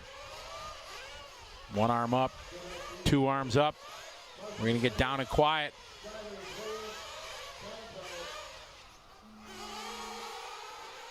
Oh, no, carnage coming at the start. Look at that. Oh, man. Ay, ay, ay, ay, ay. Oh, carnage on the backside, too. This is going to leave a mark. Oh, luckily they all saw it and they avoided it. That was a mess. A-Main Hobbies has got that Kimbrough grip. They call it the scallop grip. You need to upgrade to that, dude. You can go to A-Main Hobbies and pick that up right there. Bam. You will go faster. I think I'm good. I can't say that I've ever had a problem. Thanks, Tim. Thank you, Tim. Much appreciated. And I've had the same one on my radio for decades. My goodness. I just take it off one radio and Slip it on the next one. Exactly. I had a guy at my local track who's close to your age who actually he just came back. I didn't say he's fine. Oh, I love you, brother. I built a car for him though, and he said the exact same thing. He's been out for like 20 years, and he's like, man, I can't use these freaking wheel grips. I'm gonna have to go get this big waffle grip. And I had no idea what he was talking about. And he was talking about this thing that you're talking about. I don't know. It's just been on my radio forever. I mean, I've driven plenty of radios without it, but it's just been on my radio, and yeah, I enjoy it. A good friend of mine back home, Danny Detloff, he's got his own piece of foam. It's massive. I mean, it's huge. He's got just on his steering wheel. Yeah. he's driving the thing with one exactly, hand. one hand, like, yeah, exactly, like a semi. Yeah, it's a huge wheel. This is a stack truck C Main. It is. Dylan Bartlett, one of the Bartlett brothers, Jack Rock running in second, one of the Rock brothers, and a former Nitro Challenge Truggy champion in Sportsman a couple years ago. So Chris Nelson, sorry to jump out. Chris Nelson and Ronald Romo, our bump-up drivers, have moved halfway through the field in the first 2 minutes. That's a really good start. And Chris Nelson, one of our broadcast sponsors, Team Nelson Racing, or Team Nelson Fuel, TNR Fuel. TNR Fuel, Bridge Cam. What main is this? This is main number 15, the Intermediate Nitro Truck C Main.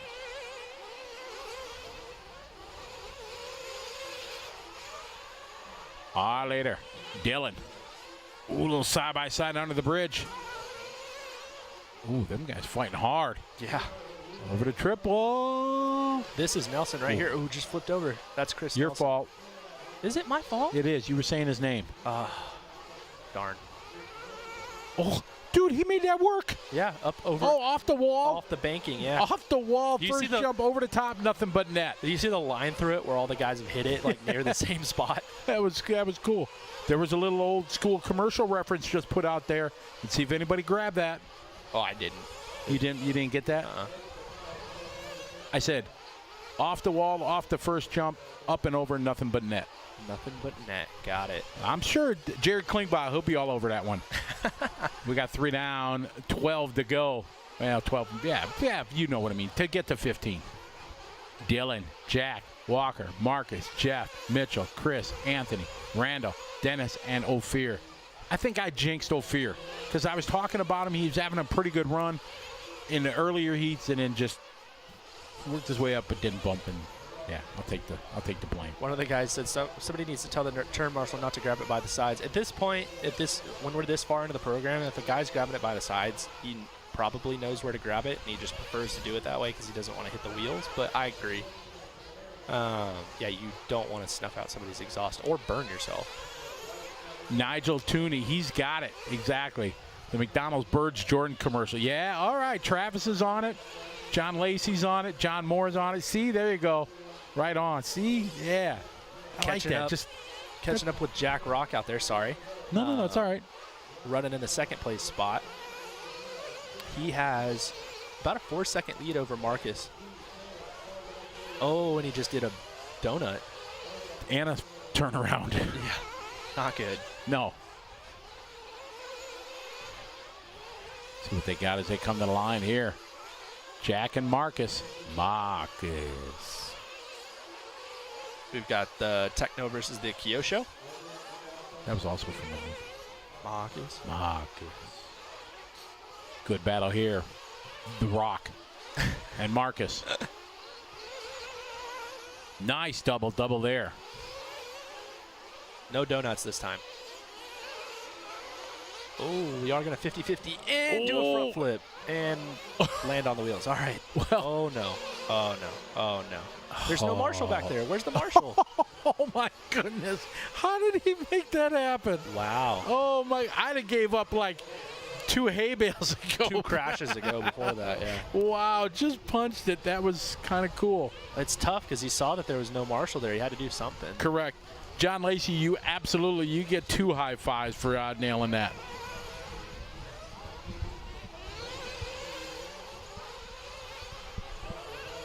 Dylan Bartlett, Marcus, running 1-2. They got a 2.9 over Nelson. Nelson coming back after that crash, back up to the 3 spot. Jeff Gee, followed by Spin Daddy as Walker goes by. At least that's what the throbbing brain you guys told us.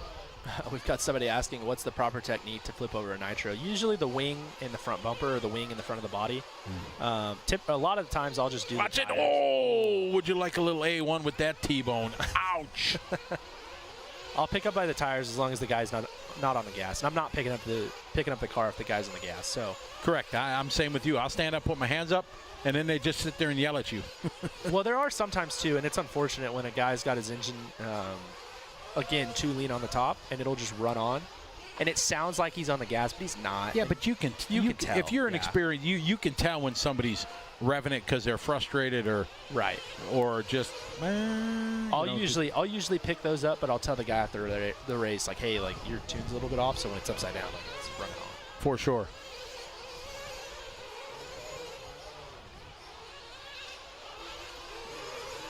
Some guy in there saying never flip it by the wheels. I disagree. That's fine. Philip, Schumacher cars. What? Man, this is my associated brother here. He's been an AE guy.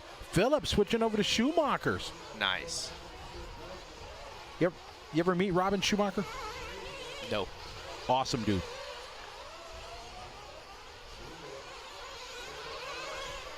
TheBeachRC.com instant replay, as our producer said, the guy who would never give up. This is Jack Rock, 50-50. That's one crash. Still the same one. Oh, on the gas, fixed it. Off the track again. Into one hay bale. No Marshall back there. 2 hay bale. Did a backflip. My goodness. Good job, Jack. It fell apart after that, so we won't talk about the rest of the race for Jack. But, yeah, unfortunate. Is the turn marshal okay? Yep, the turn marshal from earlier is all right. He is fine. Bobo Bear, no, not related to the Schumacher that you know is a Formula One driver. Nope. Oh, we got pit stops happening. Ooh, that looks like we got a flame out. Oh, man, and the mechanic not ready with the box. That may have been Bartlett. Oh, he's just trying to slam it in. Just get it. Just get it. Good. Oh. That so may have been frustrating. A Bartlett. I believe it was a Bartlett. I don't know what's more frustrating, if you're the driver or the mechanic trying to get it going. Well, okay, if you're the mechanic and he was having to do what he was having to do, which looked like the truck doesn't sit on the box very well. That's on the driver. That's on the driver. For sure. Yeah, you have to make your box work well. Exactly. I got this thing for my 1.8 Nitro. Somebody makes it out of like 3D printed. I know what you're talking about. And it sits right on the box, and it's awesome. Boom, it just like notches in. It's pretty cool. It's something that you can get from Randy Castor. I think he has them on his One Up website too. Yeah. Marcus, Mitchell, Dylan, Randy, Jeff, Anthony, and Chris.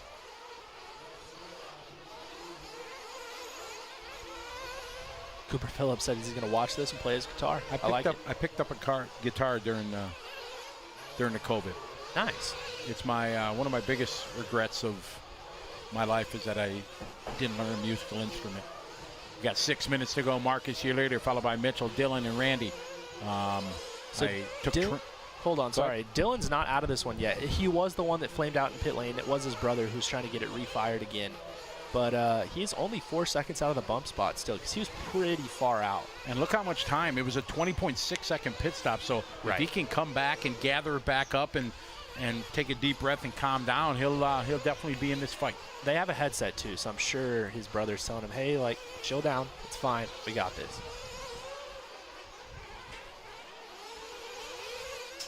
Marcus here later, followed by Mitchell. Dylan, Jeff Gee, followed by Anthony, then Randall and Jack. Spin Daddy going to the 8th spot. Dennis, followed by Chris and Ophir. Ophir looking like he had a tough one with a 2-minute lap, 2-minute lap time. 15 minutes is the final. We got 5 to go in this one.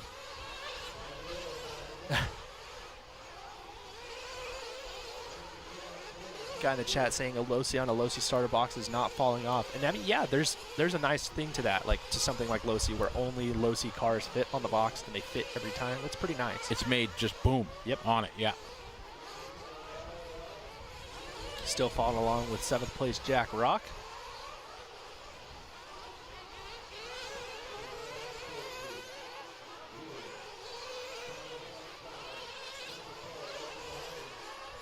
Right, Isaac. Time must be taken to make sure your car starts easy on the box, for sure. Here's the battle here, coming off the bridge, coming up to the trips. Marcus and Mitchell battle for the lead. Nice line there, coming through that right-hander up, over. You can catch Dylan Bartlett in the background, too. He comes into frame every once. He's going into the, he just triple single. Triple single. Nice. Think Dylan's got it? Think he's going to get it? It's tough. It's one thing to catch the guys. Like, that's first step number one, and I think he will catch them. To pass them is a whole other thing. So yeah, he's a second faster right now than these leaders. But like you said, getting by is a whole nother thing. RC Queen asking if anybody is in the, I believe they're asking if anybody's in the chat room from Georgia, and I don't know about that, but Cole Ogden is at the track from Georgia. Is that where he's from? Yep. Georgia boy. Marcus, Mitchell, Dylan, Jeff. He came to the Philippine Masters once. Yeah. Oh, yeah. He had a good time. Cole likes to party. Oh, that he does. Sounds like a party. He's a rock star when it comes to partying. Marcus, Mitchell, Dylan, Jeff, Anthony, Jack, Randall, Walker, Dennis, Ophir. Chris Nelson, unfortunately, out here showing not circulating on the track in 11th. So Bartlett was getting closer, but it looks like he crashed on the last lap.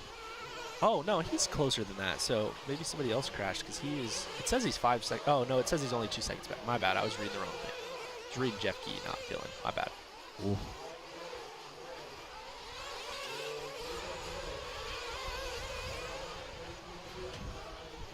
Marcus, Mitchell, your leader, followed by Dylan, Jeff, Anthony, and Jack.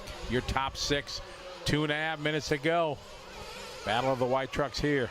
Coming into the big hip jump up and over. Oh, a little short, but able to save it. Doing double and double. There's third Bartlett spot, right Dylan. there. As you said, he's going to catch him, but can he get by? 2:20 left to go. Oh, big closure there. Oh, with a nice whip. Oh, he is just punched. Oh, no. Coming in hot. Oh, he saved it.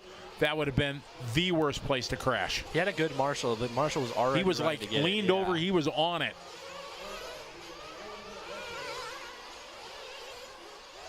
Oh, Dylan actually crashed again. Oh. Oh boy, he's got to gather it up. Yeah, you can't do that when you're that close. Minute 45 to go.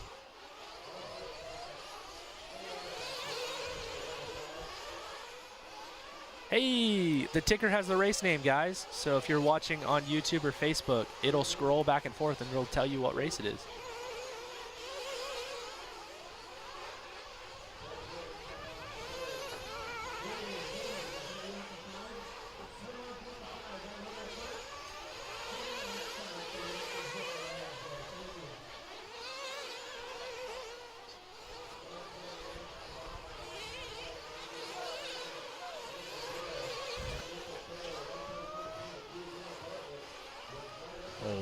Oh, man, under the bridge, we had a flame out. The Marshal was there, though.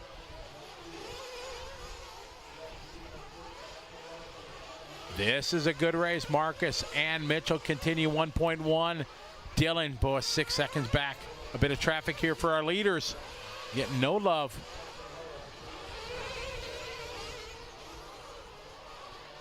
So the leader's giving no love. Maybe the only reason why Dylan will have a chance if he can get close enough. Randy Romanek right in between our leader. Our leader crashes 3 wide.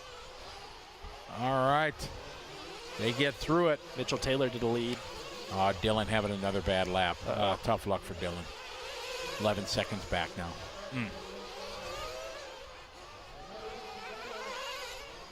For trouble here in the double-double. Almost single, single, single, single for everybody.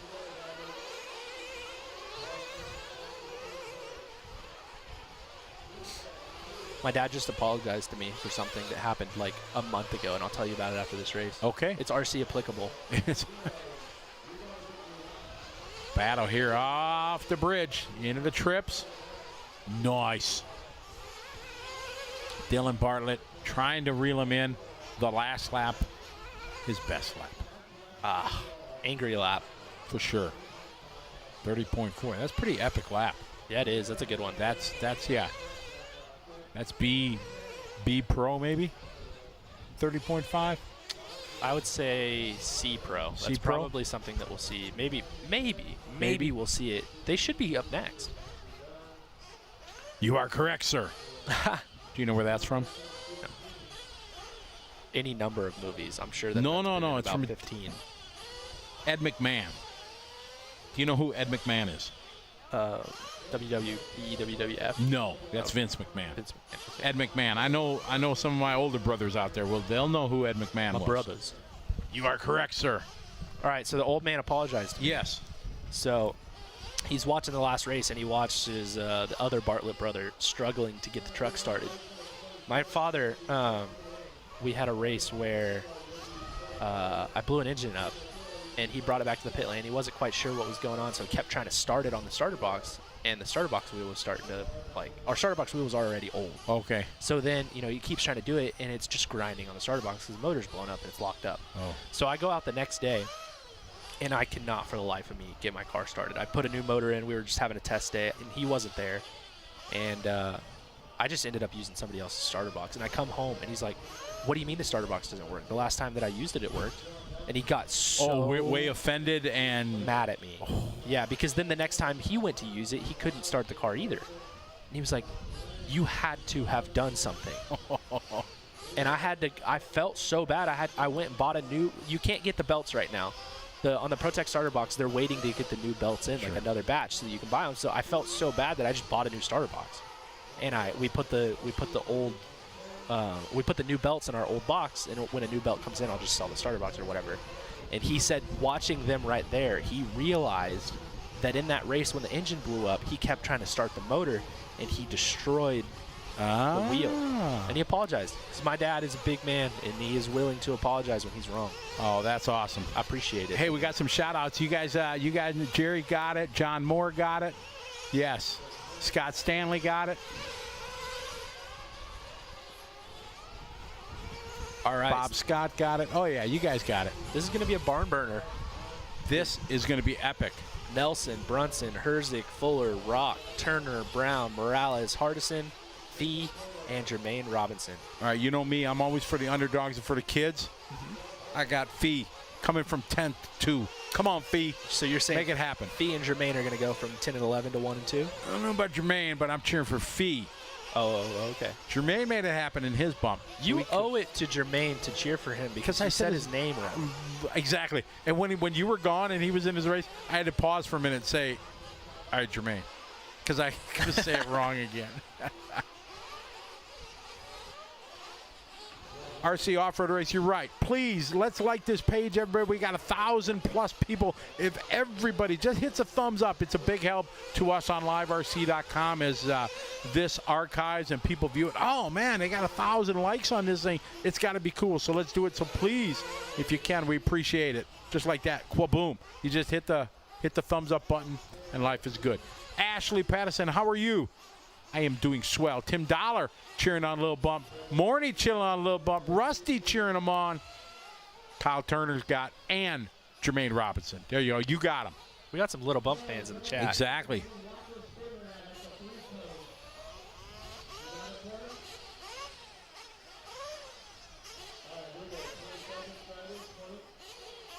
No.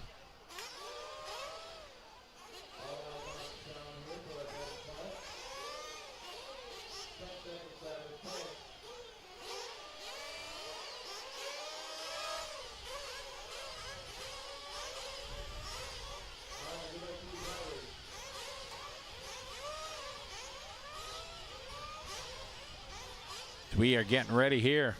Oh, we got a up. That looked like Chicky maybe on the wrong side. No.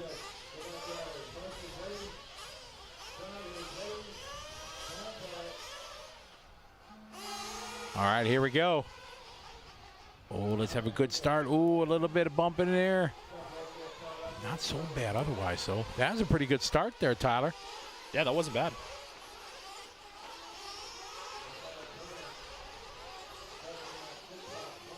All right, come on, Fee. Ooh, Fee's last. Ooh. That wasn't Fee who was upside down. Orange and silver. No, he wasn't upside down, but he's the one that went by. Come on, Fee, you got this. So Dylan Nelson out in the lead. I think Dylan Nelson is running. I was going to say Dylan Nelson's running, not Dylan Nelson paint jobs, but we're watching Colin Herzig. My bad. I was confused. Fee's the ninth. Yeah, Fee, that's one spot. Got Caden Fuller running in the 3, Jacob Hardison in the 4. Ooh, that was a good move by Jacob. He got into Caden, he didn't mean to, and he slammed on the brakes and let him get himself going. Here they come, complete lap. Number 2, Colin right there with Caden. Look at who's fourth. Is it Fee? No. Oh, it's Jermaine. Jermaine, boom. What a start for Robinson. Making it happen. Fee's up to 8th. Go, Fee. Go, Fee. Oh, we got a couple crashes there. There's a little bump. He hasn't made any more spots up. I can see him back there. He's right behind downtown Tyler Brown. Got to cheer more. Okay. Dylan, Colin, Jermaine, followed by Jacob. Is Caden falling down the order to the 5 spot. Dean, followed by Tyler. Then Fee Long, followed by Jackson, followed by Mike and Kyle. Looks like that's Kyle Turner running, unfortunately, in the back of the field. He may have flamed out on the start. Yeah, they have 57-second lap. 20 minutes not enough to make that up, as we're in our C Main. It's a 20-minute. And this is a big bummer, too, because Kyle's got the hot lap of the race by, like, a lot. At least 0.6 of a second. Or, no, 0.4 of a second over Jermaine.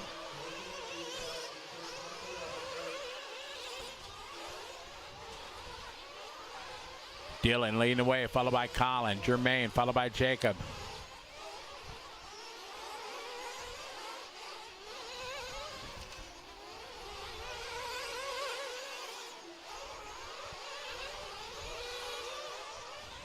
What happened to Kyle Turner? It looks like he flamed out on the start. So a long lap for Kyle Turner. Either the start or the first lap. He's going fast, but he's got a lot of ground to make up. Yeah, and only 17 minutes. Dylan Nelson's right behind him, and Dylan's the leader, so he's not a lap down, but he's close. Dylan out front, followed by Colin, then Jermaine. That's your top 3. Jermaine right there in that bump battle.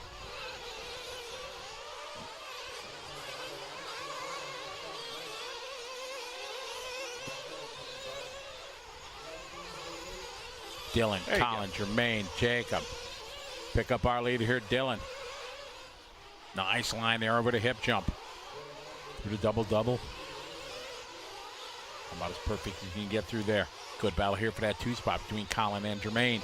So right now it's HB, top 3. It's our 1-8 Pro C Main. These guys trying to make it to the B. The B.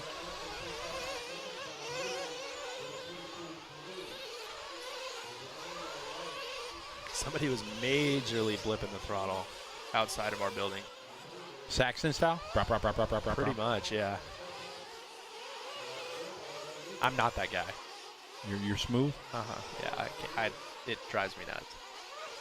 It drives you nuts? When people do that.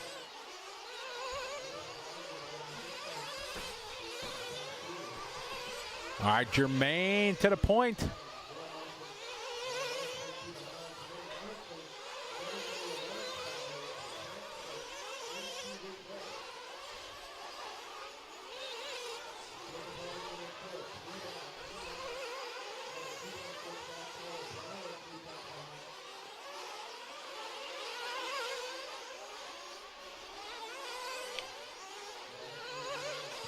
So Jermaine out front now. Dylan Nelson having a mistake or coming into the pits. Not coming to the pits, so Dylan Nelson having a mistake. So Jermaine going to move up to the lead all the way from the 11th spot. He heard you say his name wrong, and he said, you know what? I'm going to show that guy. Exactly. I got this. What a run here if he can hold on from the 11th to the front.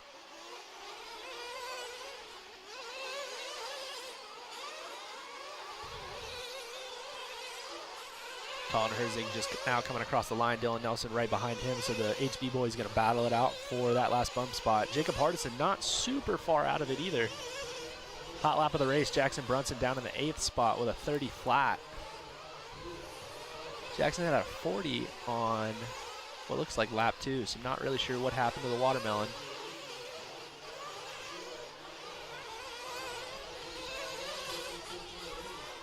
Jermaine that time by with 30.5. Colin second at 31.5. Dylan 0.7 back. So that battle for the 2 spot, hot and heavy. Colin, Herzig, Dylan. Bet pit stops at the 7-ish minute mark. Trouble for Jermaine. Gets it back righted again.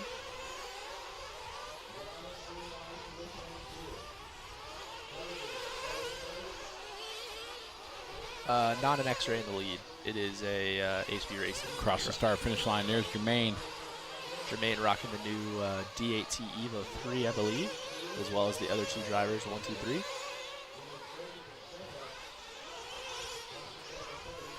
Battle here for that 2nd spot, hot and heavy. We got a bit of traffic in front of them.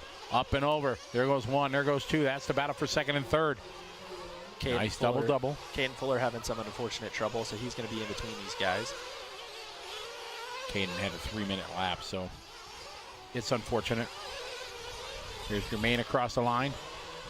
Here's Caden, and now here's Dylan gets by Colin. So these 2 right here.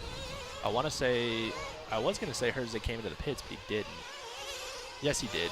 No, Dylan Nelson came into the pits. So a 6.3 for Dylan Nelson, one of the faster stops we've seen all day. Pro class, you're going to see some quick stops. Yeah, for sure that is. 6.2 from Dean Rock. Ooh. Uh-oh. 7.4 for Tyler Brown. Downtown Tyler Brown, not a quick one.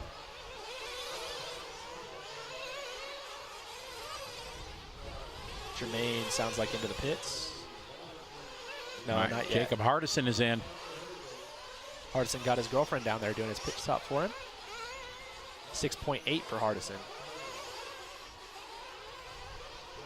Fee with a 6.4. So he got picture-in-picture with the J-Concepts pit lane cam. Fee with a good stop, up to 6. Come on, Fee. He's got his dad down there. Big bump. Big bump. There's a little bump, big bump. Right. Another guy coming in. Let's see. Our leader is in. Up. 2-man stop. Right side tires, a tank of Sunoco Racing Fuel down and away. That was our 2nd place driver. That was Herzig with a 7 flat. Jermaine 6.4. Here's 3, 4, 5. Things cycling around with the pit stops kind of freshens everything up. You can make up a 2nd or 2 or more. Oh, nice side-by-side coming on the backside there. Oh, just a bump trying to get it back. Not happening. Denied. And Brunson's battling super hard, but he still has to do a pit stop, so. Yeah, Jackson has not stopped. That's the watermelon, right? Yep. That's what you call it. Jackson to the inside. Pass onto the straight. Oh, he does a donut. Jacob Hardison to 4th. Jackson, jumping up to the top. Jackson, super aggressive driver. Not one to play games. If he wouldn't have hit that pipe and done a donut, he might have came out because he's going to have a good pit stop. More trouble for Dylan Nelson. It's a big break for Jackson. See if he can have a good pit stop. Oh, he still hasn't come in yet. Wow. He going 10 minutes? What? He might go 10. It's a 20-minute main, so Jackson may be trying to go 10. Just stop once. That'd be pretty awesome. See what he's got. Nice up and down. Squaring up for the double-double. Yep, that's he doing double-double. Slow and steady. So first place now. The HB Racing of Jermaine. HB in 2nd. AE 3rd and 4th. HB 5th. HB 6th. Techno 7th. Jackson's coming in. Oh, jumps into the pit lane. Did you see that? There's BT. Oh, BT's on it. Down and away, the king. Man, a 9:45. BT was making sure it's full. You think he's going all the way? It depends. It depends on how far up he can get. If he can get into a comfortable spot, I wouldn't. But he's not in a comfortable spot right now. No, for sure. He was 1.5 out of the bump. Now 6.3. That's pretty. Oh, Dean had a 6.2. So that's a pretty good stop, though. 6.3 seconds for Jackson. Almost like those 2 guys that were in pit lane have been doing it for a little while. They looked a little experienced, I think. Yeah. Richard Saxon, that name sounds familiar. Rings a bell. Right. Maybe, I don't know, past DNC champion, I'm thinking. Huh. The king. 2000 DNC champion. Yeah, he was way back there. Early years. I was 3. At least you weren't minus. So Jacob Hardison moving to the 2 spot over Colin Herzig, who had a long last lap. So here's Hardison in the 2 spot. He's in the bump spot right now. He's got Brunson to worry about, though, if Brunson goes 10. John Moore, shh. Jermaine Robinson out front. Jacob Hardison. All right, so Jackson just did 29.8. Yeah, we're not playing games. Oh, he's so aggressive, though.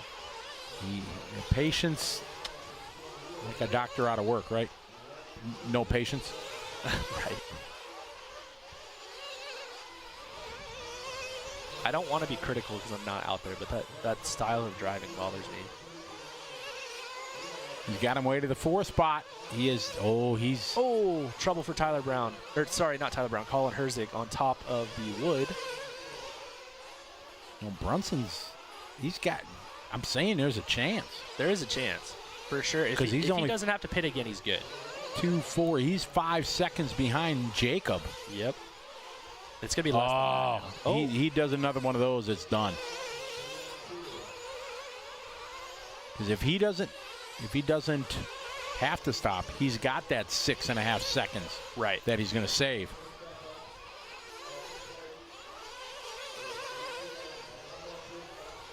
Oh, man, Jackson, come on, gather it up, buddy. Triple single. Dylan Nelson is in the 3, Jackson 4, Colin. Bump 6. Come on, bump. Fee in the 6th. Fee. 1.5 from the 5 spot. More pit stops there. Good pick and pick. Eric on it. You stay with Jackson because that's the story. He's trying to go, we think, possibly on 1 fuel stop. Jermaine Robbins, he's out front. Got a 6.5 second lead over Jacob. Jacob with a 2.6 over Dylan. That's the battle for the bump. But Jackson now 3.7 behind Dylan. We'll check the gap this time by. We stay with Brunson. Spencer Rivkin down there watching his homie Jackson. Across the line, the gap. Oh, Brunson to the 3. 6.1 out of the bump now. Wow. There's that pit stop right there. It might come down to like the last lap here. And it's going to be tough, too, with them pitting him early. You typically don't get better mileage in the second one. You're going to get worse mileage. So hopefully he had some extra. I'm sure BT and BT, you could see he was looking at that, making sure it was just, but he can't have a wreck. Right. If he has another wreck, that advantage. He lost a couple seconds, but he's still a little bit. If he can click some good laps like that, 30.6, 5.4, he was 6.1. So he made up 0.7 of a second that time. There's the battle. So it's all up now. Oh, man. Now, let's see. Oh, that was that worked out swell. Teammates, too.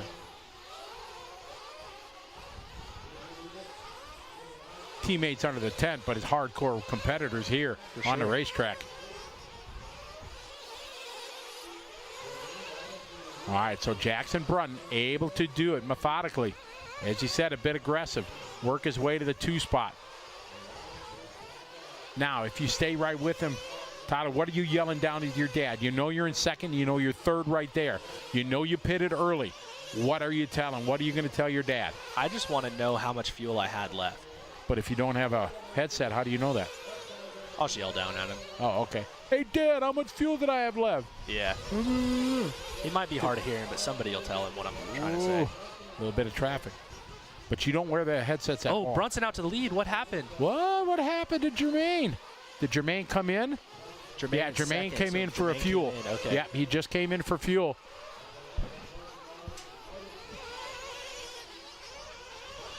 So Jermaine down to 4th, but Hardison's going to have to pit, and so is Dylan Nelson. Wow, Jermaine with a 5 flat. Quickest pit stop we've seen. Oh, yeah. That's almost above the other pro. Oh, Hardison was sticking there with Brunson, and he does a donut. What a decision BT and the King have to make here on Brunson. And in Brunson, he's going to do whatever they say. Right, yeah. So much stress being a mechanic. I was down at the Nationals this year on road. Right. And Ralph Birch is on the Infinity team, and Ralph Birch was there, and he didn't have his mechanic. And it was practice. Hey, Scotty, you want to come out and pit me? Sure, no problem. Let's practice. Right. We get to Q1. Hey, Scotty, you're going to pit me for the race? What? Wait a second. Exactly. I'm brand new into this world of racing, and I'm world champion wants me to pit him. Yeah, he's obviously not worried about it. No. 4:10 to go in this one. Jackson's still out front. Whoa. But you know what? The whole weekend, it didn't run him out of fuel. That's great. Yep, not one. And, you know, we're doing 4-minute pit stops, 3:45 and stuff like that, every 3:45 to 4 minutes. Got a lot of pit stops today. Oh, yeah. Jackson, Jacob, Jermaine, Dylan, and Colin.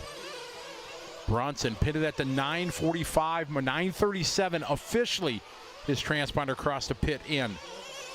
So I do not think he can go 10.5 minutes. And he's got a 1.3 second lead. Jermaine is already pitted. Jacob Hardison has pitted. He's in a tough spot, too, because sometimes you can get away with it and not finish your last lap. But all of these guys are going to finish on the same lap, so you can't rely on that. I'm thinking he's got to pit. Yeah. I mean, 3:15 to go. I mean, if they just get some fuel in there, you know, it'll be, oh. See, that's what I like doing as a mechanic here, having the headsets. I can call that wreck out for my driver, right? You know, when he doesn't see it. At this level, though, if your driver doesn't see it, then he's, well, true. I don't know what he's looking at. I'm not at this level. I don't know if you know that, but. Whoa. That was good driving there. Yeah. Good sportsmanship. Morales hit the brakes for him. Let him go. Come on, Fee. I'm still cheering for you, buddy. You're in the 7th. Joe Lacey saying Robinson with the 5 flat fire pit stop. It is. Hardison's still in 2nd right now. I can't tell if he's pitted yet or not. Who? Hardison. Yeah, it shows at the 13-minute mark. Oh, you're right. Wow, then Hardison made – Jermaine must have made a mistake at some point because obviously he had that 5 flat pit. He got a 42-second pit lap and backed up with a 34. Yeah. Okay, so the battle's going to be for that 2nd spot, Hardison and Jermaine Robinson. Unless Jackson comes in.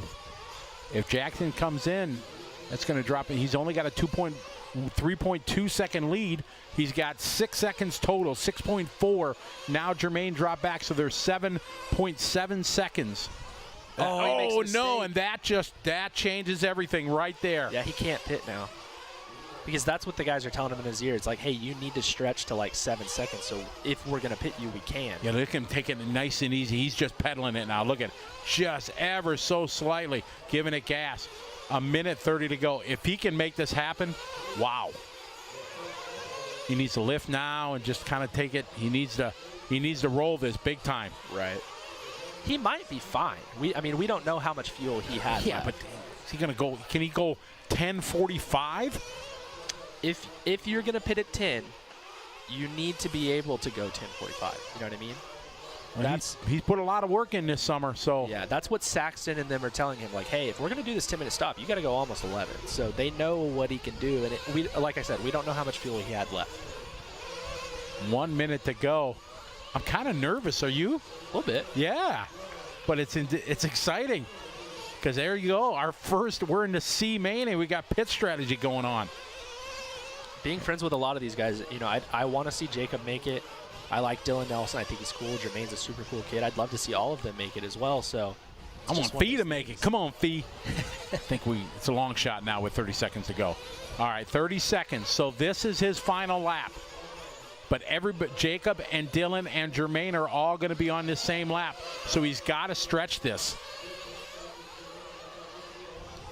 What do you think's going through his mind? Just don't pull a trigger? Like I said, it depends on what. Oh, look at him taking it nice and safe. That was a smart line. Can he do it? He's still whipping it, though, out there. Oh, man. What fuel's left is just sloshing around in the tank. He's good. I haven't seen any stutters or anything. He's fine. He's going to make it. Oh, my. Wow. Jackson Brunson. Look at that. What a run. Pitch strategy there. A one fuel stop, and Jackson able to do it.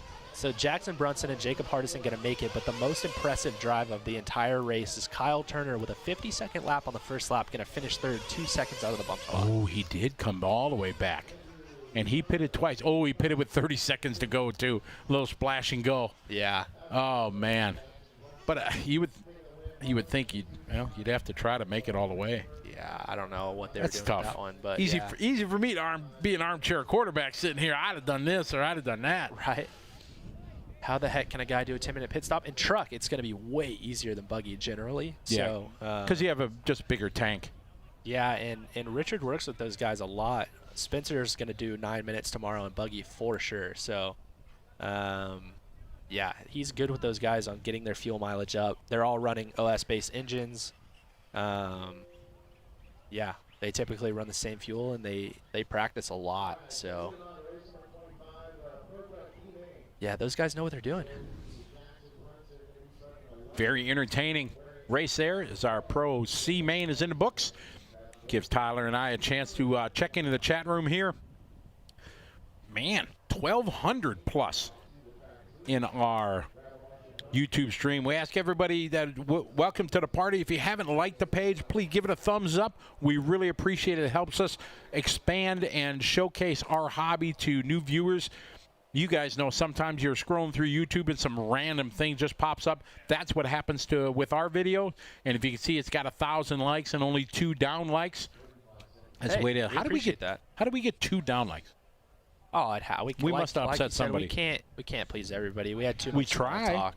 What's that? Too much small talk. Too much small talk, probably. Yeah. Yeah. The clubhouse, thank you very much. Glad you're enjoying the show for sure. That was a great race there. Jackson, we thought he was gonna give it away, but he survived. That's for sure. Yeah, good job, Jackson. The watermelon putting it through to rolling on to the B main. The watermelon. Austin Barr says Supercross qualifying and DNC. Boom. Works. Where is Supercross this weekend? Orlando. Orlando 2. Oh, okay. I need to pick my fantasy team, and I haven't gotten around to it yet. Probably shouldn't say this, but I could give you one name of Supercross drivers. What do we got? Drivers? Supercross drivers? Yeah. They drive the dirt bikes? With rider. Oh, those cool, man. Yeah, you got me on that one. All right. Sorry. Yeah. Hurricane Bob Hanna. That's mine. Oh. How's he doing? He's doing great. Is he in the points champ? Is he in the points race? I'm sure he is having a good time watching on the couch. 30 years past his prime, but yeah. That's who I remember from my youth. I like that. That's a good poll. Thank you. There's another one I used to enjoy. That was just a good name. What from was your back generation for Bob Hanna? What color bike? Were we on Hondas? Red? I just remember the name. I don't know. Okay, all right. Yeah, my favorite. That was way before Supercross. It was motocross.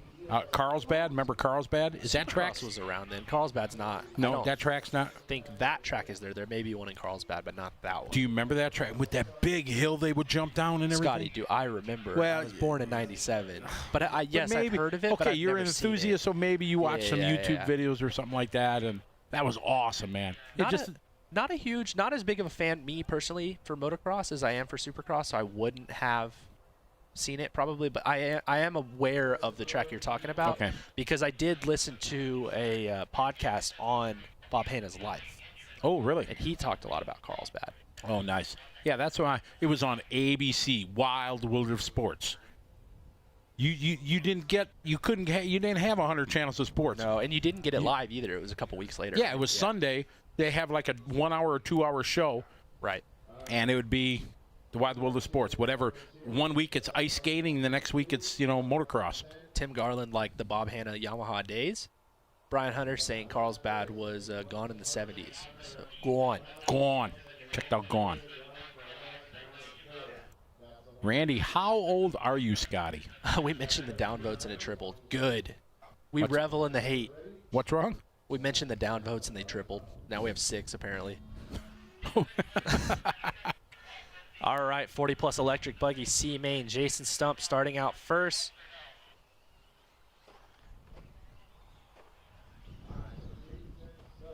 Let's see who he's got behind him. It looks like John. It's either Cadillo or Cadillo. I'm going to say Cadillo. That sounds right. 40-plus C Main. Jason Stump. John Cadillo. Gilosi. Gil was running an orange and white this week. Let's see. There's Jason. There's John. I doubt he's out there. He didn't run his race earlier, so. Not looking. There's Ricky. There's Jason. Gil's a big test guy. He likes to maybe run qualifying, see how it goes, and then maybe not even show up for main day. Yeah. That's a very Gil Losi Jr. move. Nice battle here up front. Jason and John.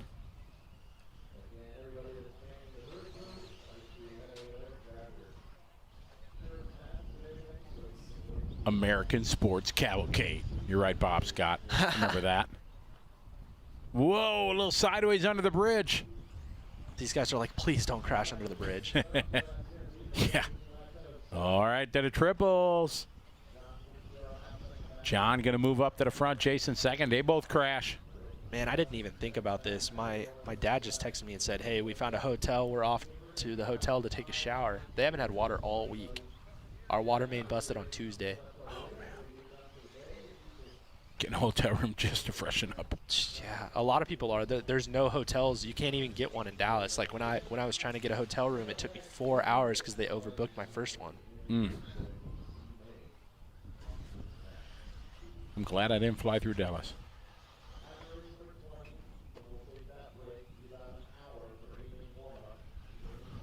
Oh. All right, John, your leader, followed by Jason Stump. That is first and second. We got 2 down, 8 minutes to go. A really good battle here between John and Jason. Hot lap so far with Jason Stump, 34.7. Rick Pyle with a 37.0 last lap. Michael, a 39.6. Jason, a 38.8. Jason Stump leading the way. See how he does coming up over the trips. Nice. John last time by was 3.1. This is our 40-plus E-Buggy. These are 10-minute mains.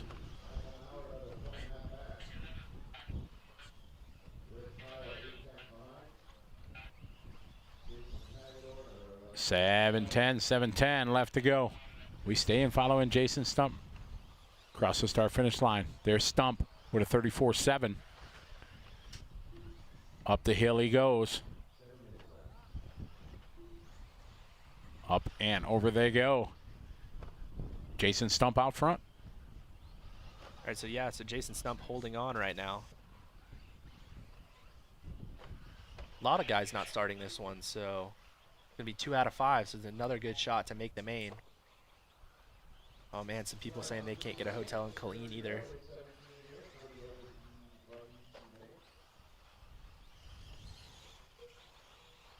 I gotta try to read that comment that you're saying, Sean. I can't see all of it in my chat, so.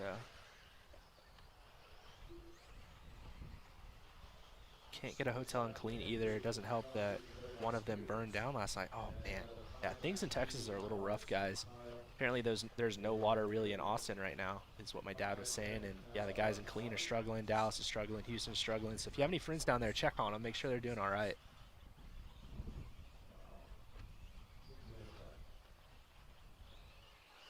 All right, so Jason Stump still holding on. John just behind him.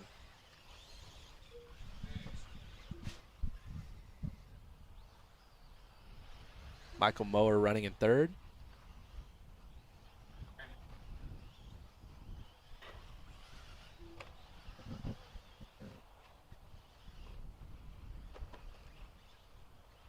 So 4:30 down, 5:30 left to go.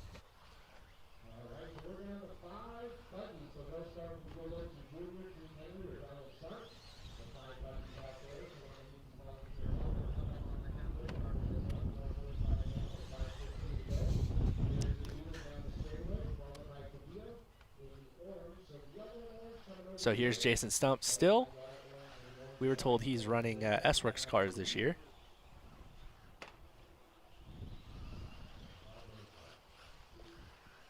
Privateer, he can do what he wants. Whatever car he wants. Whenever he wants. Exactly. Looking good out there from Las Vegas. Jason, John, Michael, Ricky, and Jason. Pagador. Cross start finish line he goes. 34.8. Pretty close to his hot lap. John has the hot lap 34.2. John got a 4.8 second lead running over Michael. Now that's dropped way back to a 10.4. So Jason and John looking pretty locked down. locked down like downtown Tyler Brown. Yeah, that kind of worked, didn't it? I tried. Jason, John, Michael, Ricky, and Jason as Gil, Keith, and Donald not making a call for this one.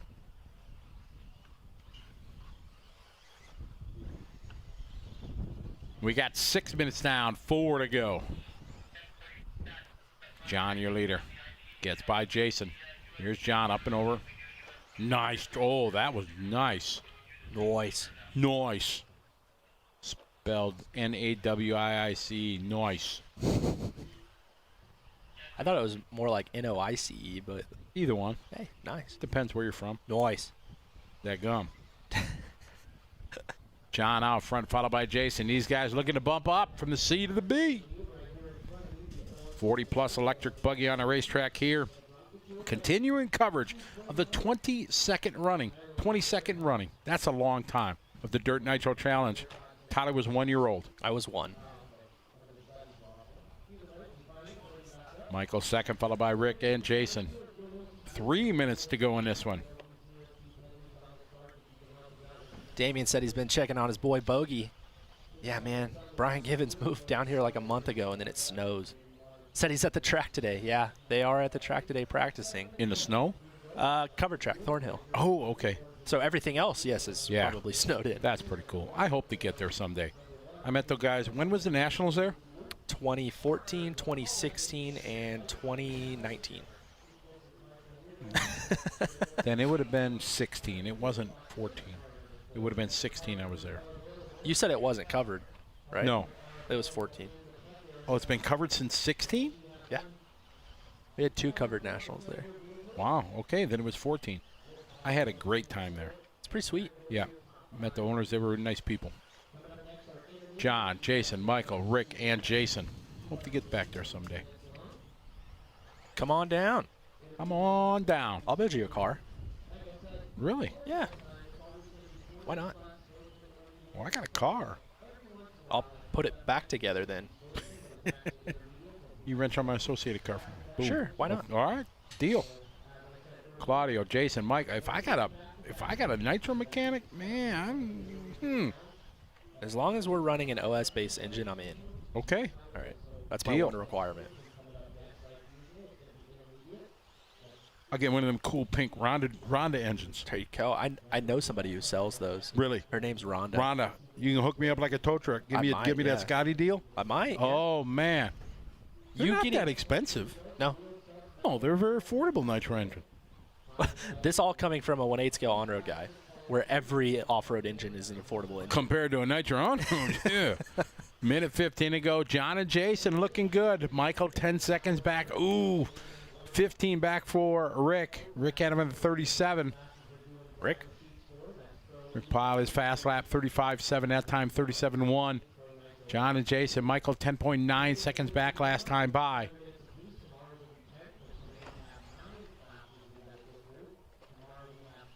I should work that out when there's 2 weekends back to back. Like there's an on-road race and there's an off-road race, so I can fly into Dallas. And Yeah, how let's far go. is Thornhill from Dallas? 3 hours. That's not crazy. Yeah. That's doable. Road trip. We'll make it I happen. don't know if Chris Matheny runs off-road. He does. Maybe we could Sometimes. We could road trip and do that together. It'd be fun. John out front and Jason looking to bump up as Jason has closed the gap. 1.7 seconds. Oh, I lead her a little wide. Jason over the top. Jason got a chance. 14 seconds to go. Jason on the move in the double-double. Goes John. A little bit of traffic. It's going to come. That is final current. Here comes Stump is bringing it into the step down. John's got to get through this. Jason right behind him. And John is going to hang on to this one. Jason was closing in there at the end, but both these guys going to bump up. So a good run for John and Jason. Trav Blur, where do you go to find a schedule? That's a tough one. Do we have anywhere to find a schedule of all big races this year? This year is kind of crazy because things are getting scheduled so much later. Really not a calendar or everything.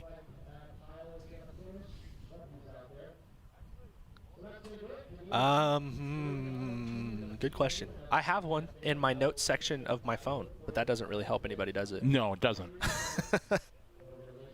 We'll see what we can do about that. We have a website where we can put information, so That would be a good thing. might work on that.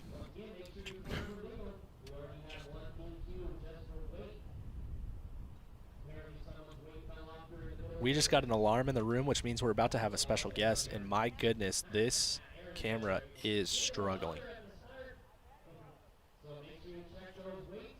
It's a little bit windy.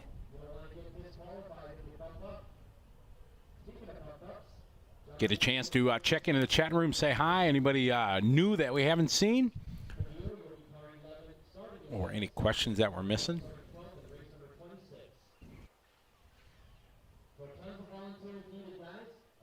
So I'm gonna post it here in a little bit along with some other things, but I found a carbon fiber starter box in the pits. Ah, that guy walked by and kind of waved it in. Yeah, that Yep. looked kind of cool. Carbon fiber starter box with a brushless motor.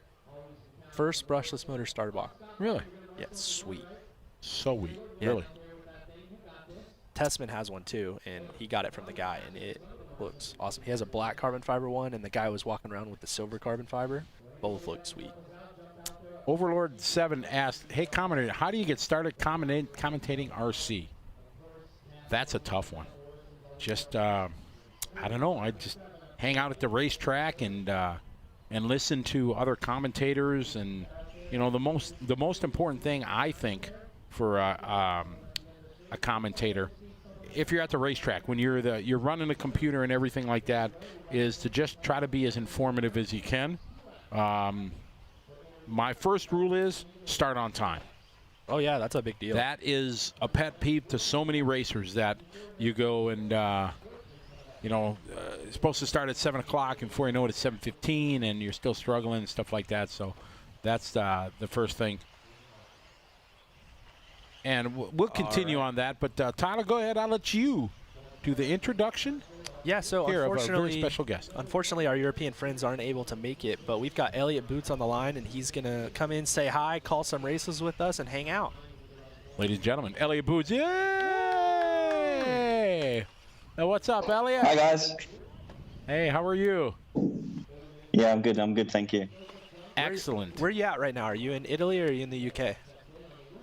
I'm in Italy. I'm in my home here. Oh, so he has a Italy's home now. Yeah. Yeah, I made the move. Oh, Nice. man, what is the biggest culture shock from the UK to Italy? Probably the language. Well, yeah, of course, yes, but is it just because everything's a little slower pace there in Italy, as you know now? Yeah, I mean, it's a different way of life. I love being here. It is a lovely place to be.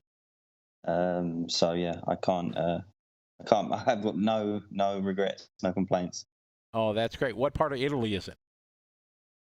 I'm in northern Italy, so I'm quite close to Milan, Brescia area.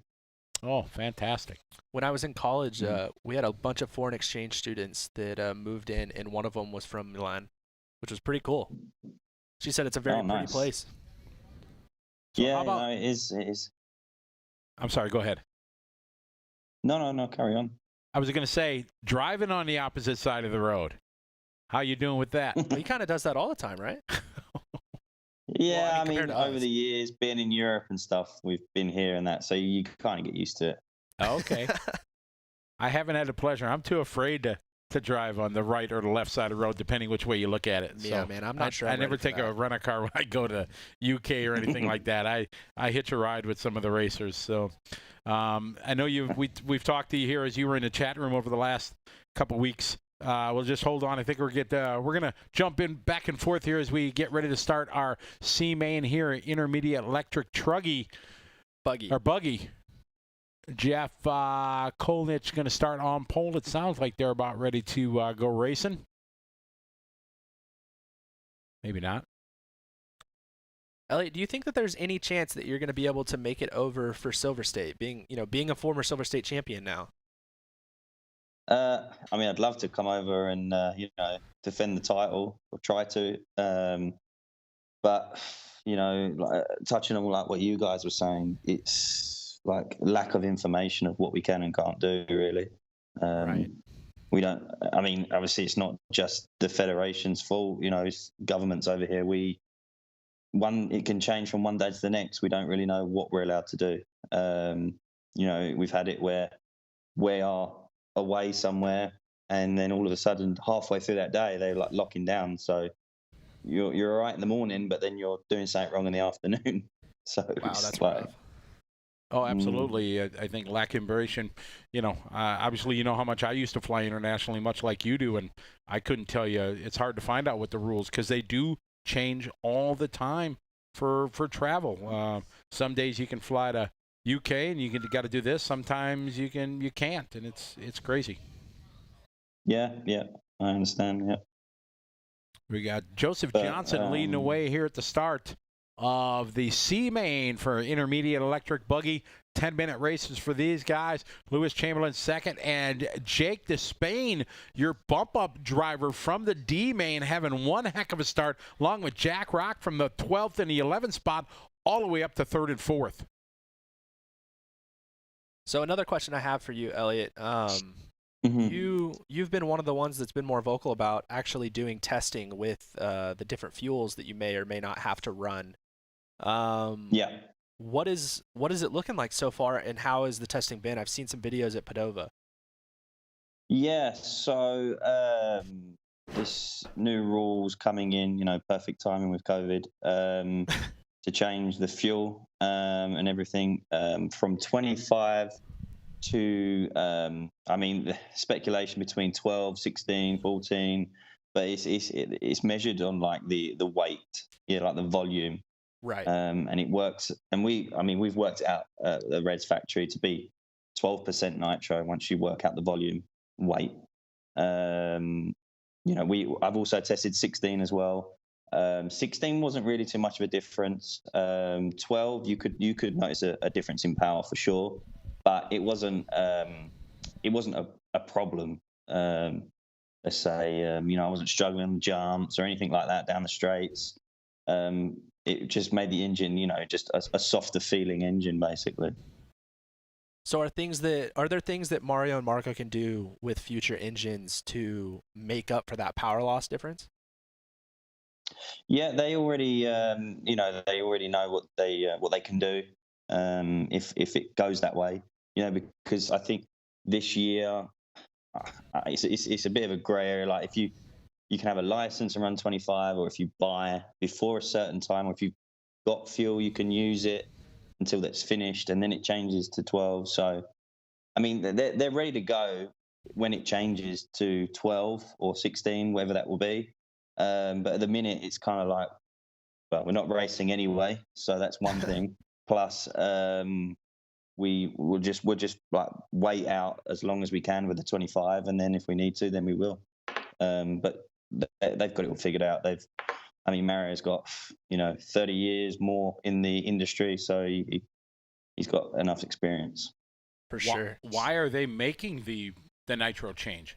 Just environmentally conscious, or?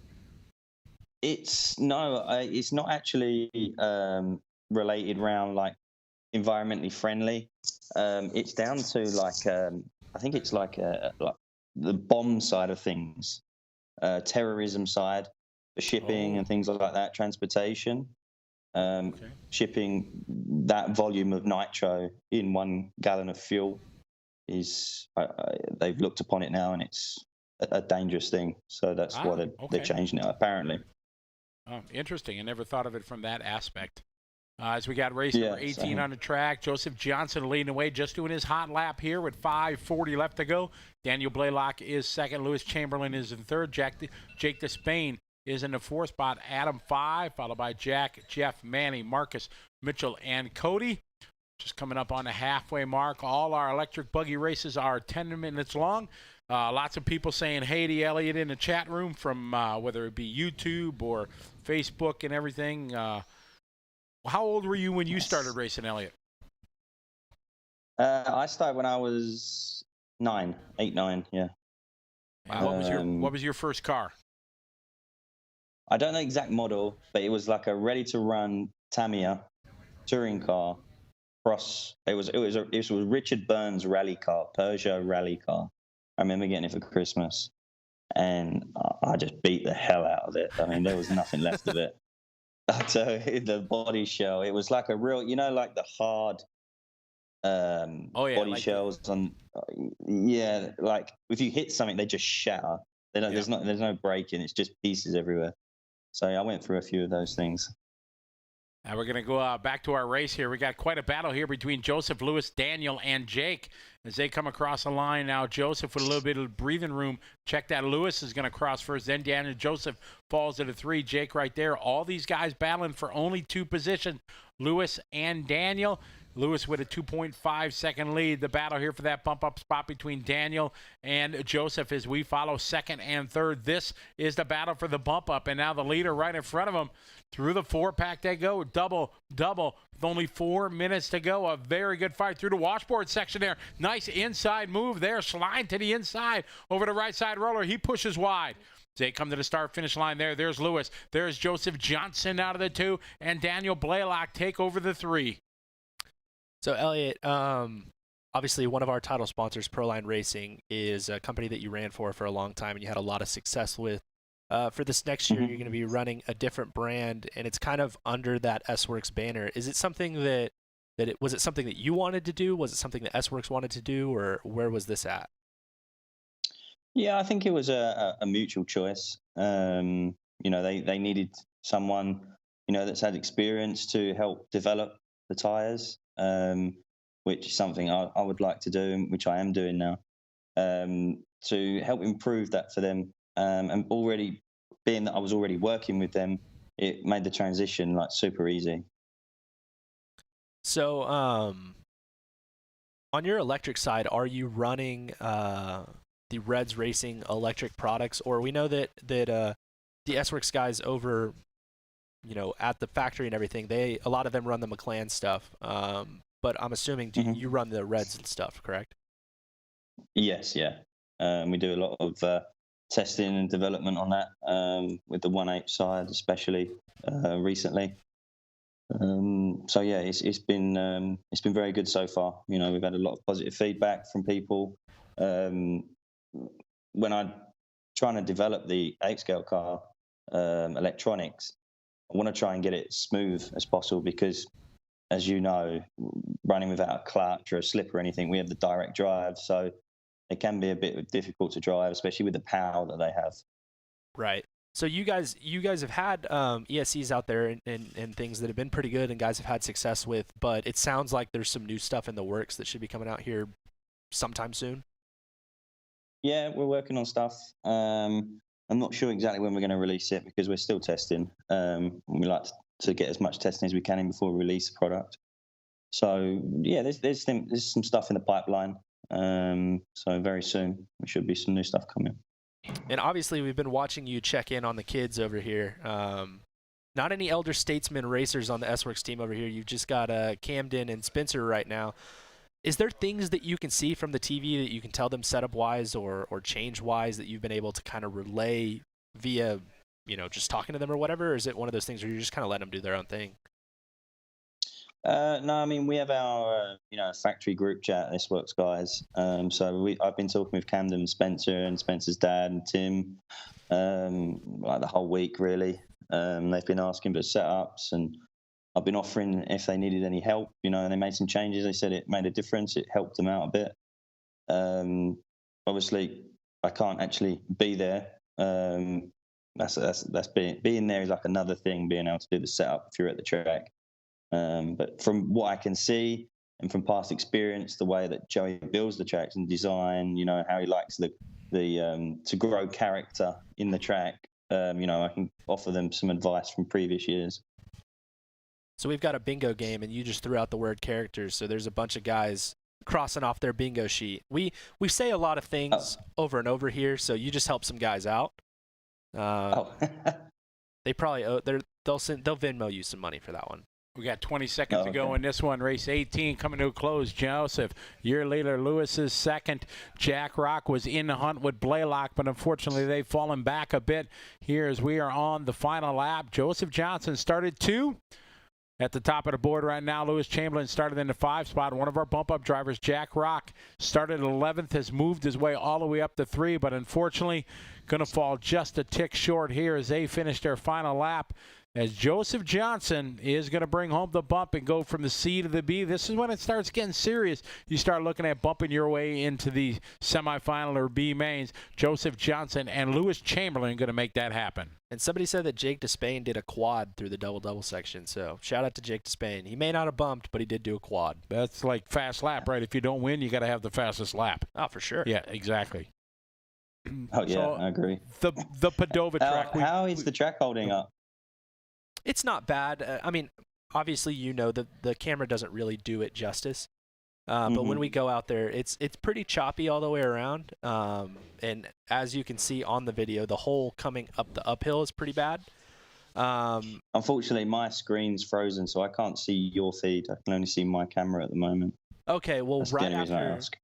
right as you go underneath the drop-off and you take a left and you go uphill, there's that huge hole there. Yeah. And then there's a big hole on the right side. But other than that, I mean, it's not as bad as it has been the last 2 years at the other location. Yeah, no, I mean, the layout looks really cool to drive on. I would love to be there driving around that. It looks so much fun. It's it hurts seeing the guys there and we can't do anything, you know. Right. We're not allowed to be here. But we'd love to be. I'd love to be there for sure. It's probably not helping the pocketbook too much either, because getting those wins last year or a couple years ago probably didn't hurt. Yeah. For sure, getting the bonus money and everything. You're at the Padova track there. We've watched numerous videos, and very few Americans have ever been over there. Tell us what that place is like. Yeah, it's a cool place. You know, it's the only one of its kind in Europe for sure. Big place. A few guys from America have been over, but it's very. I mean, you guys will know more running indoors on dirt. Like the tire and additive situation is pretty serious. You know, it's all about that, and it changes. It can change 2 or 3 times in one day with the way the temperature is, or if it rains outside, the track will get more grip indoors. If it dries out, you know, if the sun comes out, so you just got to keep an eye on that. But being that during the winter when it rains and stuff, you know, it's a great place to go for practicing if you can't get outside. So I've heard rumors about racing at Padova, and it's something that you would actually know the answer to, and I don't want any of the Europeans to start jumping down my throat for this, but I have heard that if you are going to run a gyro, or if there is anybody running gyros, they'll run it at Padova, and it kind of goes hand in hand with knowing that tire additive situation. Do you actually know anybody who runs any there, or is it just a rumor? No, I mean, in Italy, in like say like your intermediate class, you're free to. I mean, in all classes, you're free to use them because they don't know how to like fully police it. You know, like because you can hide it here, put it there, and that. So I think they just let people run it. Not that many people do. I know they used to sell them in the shop at Padova. I don't know if they're still doing it. I don't really know. But I know a few guys, like a few of my friends that, you know, they're not the best racer. They do it for fun and it makes it easier for them to drive around the track. So they just put it in. Yeah, for sure. I mean, have you ever tested one to see how it would work on a really competitive level? Yeah, I tried it once at Padova, just to see what it was like. I was like, right, I want to see what all this fuss is all about. You know, everyone's going on about that. Let's just see what it is. I put it in. It was horrible. Like you have to set the car up completely different for it. You know, you need to set the car up so that it has 0 traction in the rear end. So that if you just like breathe on the steering, it will just like spin out because it just takes so much steering away. So you need to set the car up so it's super loose and just let the gyro just control it in and out of the turns on its own. You just need to just smash the throttle out the turns, and it does everything for you. Do you think a driver of your level, world capital driver, it would, if they put the time in it, would it improve their performance? I honestly haven't done that much time on it to give a good, a good opinion on it. Possibly. I mean, I imagine it would make you more consistent. I don't know about necessarily being faster lap times. Sure.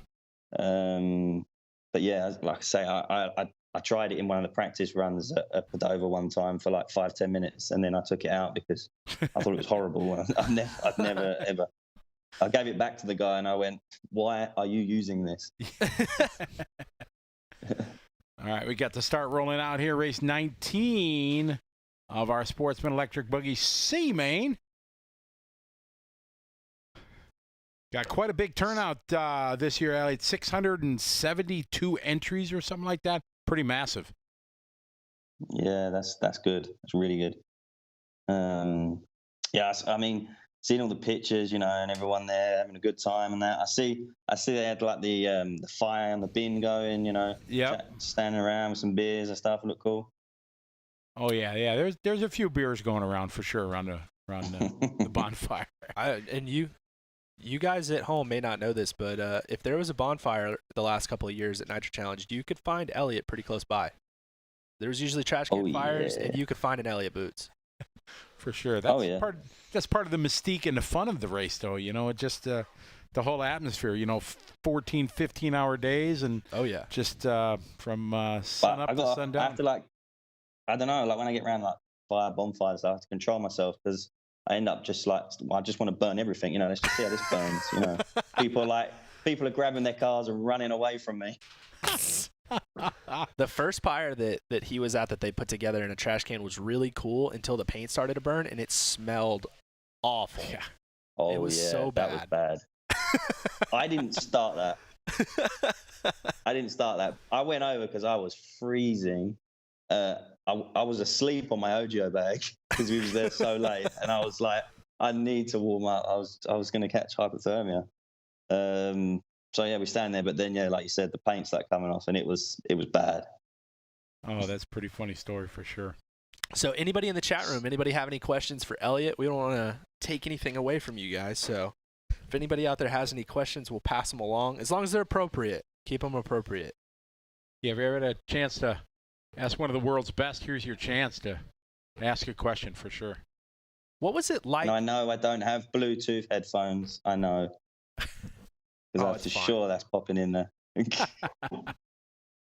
You should have just said that they don't sell them overseas. Nobody over here would have even realized. Yeah. So that first year at Silver State, when you grabbed the win there, that was just a couple of months after joining S-Works, and you were one of S-Works' first big name factory drivers. And I think a lot of guys were going, "Oh man, this dude, he's going there for the money. He's not going to do anything. His career's over." So what was it like? How did it feel, grabbing that win and kind of showing everybody? It was a brilliant weekend. The S-Works guys put in a lot of trust into me. Taking me on, putting a key role in the team. Alongside Ryan at the time, and sending me straight out. I was like, well, I've got to go to these races. Like, yeah, man, definitely, we've got to send you out there. So it was, I had some time with the buggy, but the Truggy and E-Buggy was I built them for that race. I hadn't done any practice on because I kind of knew there was a practice track there like normal. I thought, well, I'll just turn some laps around that and we'll see how we go. And it was a lot better than expected. We were just we're just put our feelers out, just see how we do, step by step. And it was out the gate, the car was just perfect. Made some small changes throughout the weekend, but from the word go, they were feeling good. All right, so I believe we have a Beach RC instant replay coming. Yeah, that was pretty cool what just happened here off the track and on the track. That was pretty sweet here. Brian Johnson leading us. Race number 19, the C Main of our Sportsman Electric. He's got a 1.7 second lead over Tab and Chio Ramirez, rounding out your top three. Here's the BeachRC.com instant replay. Watch this car go all the way to the outside, off track, run along the hay bale. Got it. What? No problem. Yeah. Wow. This is pretty awesome. All right, so one of the questions that we had in the chat room, I may have missed part of it. You guys have a regular backplate for your engine, and then you have turbo backplate or something like that? And which one do you like Yes. better, and what's the difference?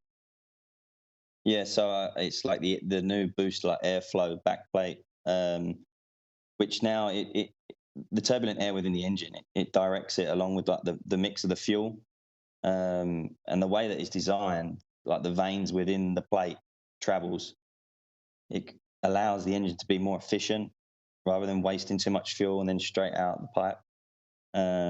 That's the main reason for it. And after testing, the feeling wise is that you have like more response on the engine low down.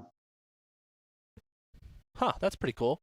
That sounds pretty interesting. Mm. We've heard of other brands doing, similar types of things, but this is obviously the first one for like a Reds based engine. Yeah. And you guys, Yeah. for a while, you guys were Pico based, but I've heard that things have changed and everything's done at your own factories now, right? We have everything. Everything's our own. Big investments, like going our own way, doing our own things. And it's made a difference. Our engines now. Most people that I know of, including myself, as you know, I'm not the smoothest of drivers. I can, most places. I mean, over here, our tracks, we're on the throttle a lot more rather than as many jumps.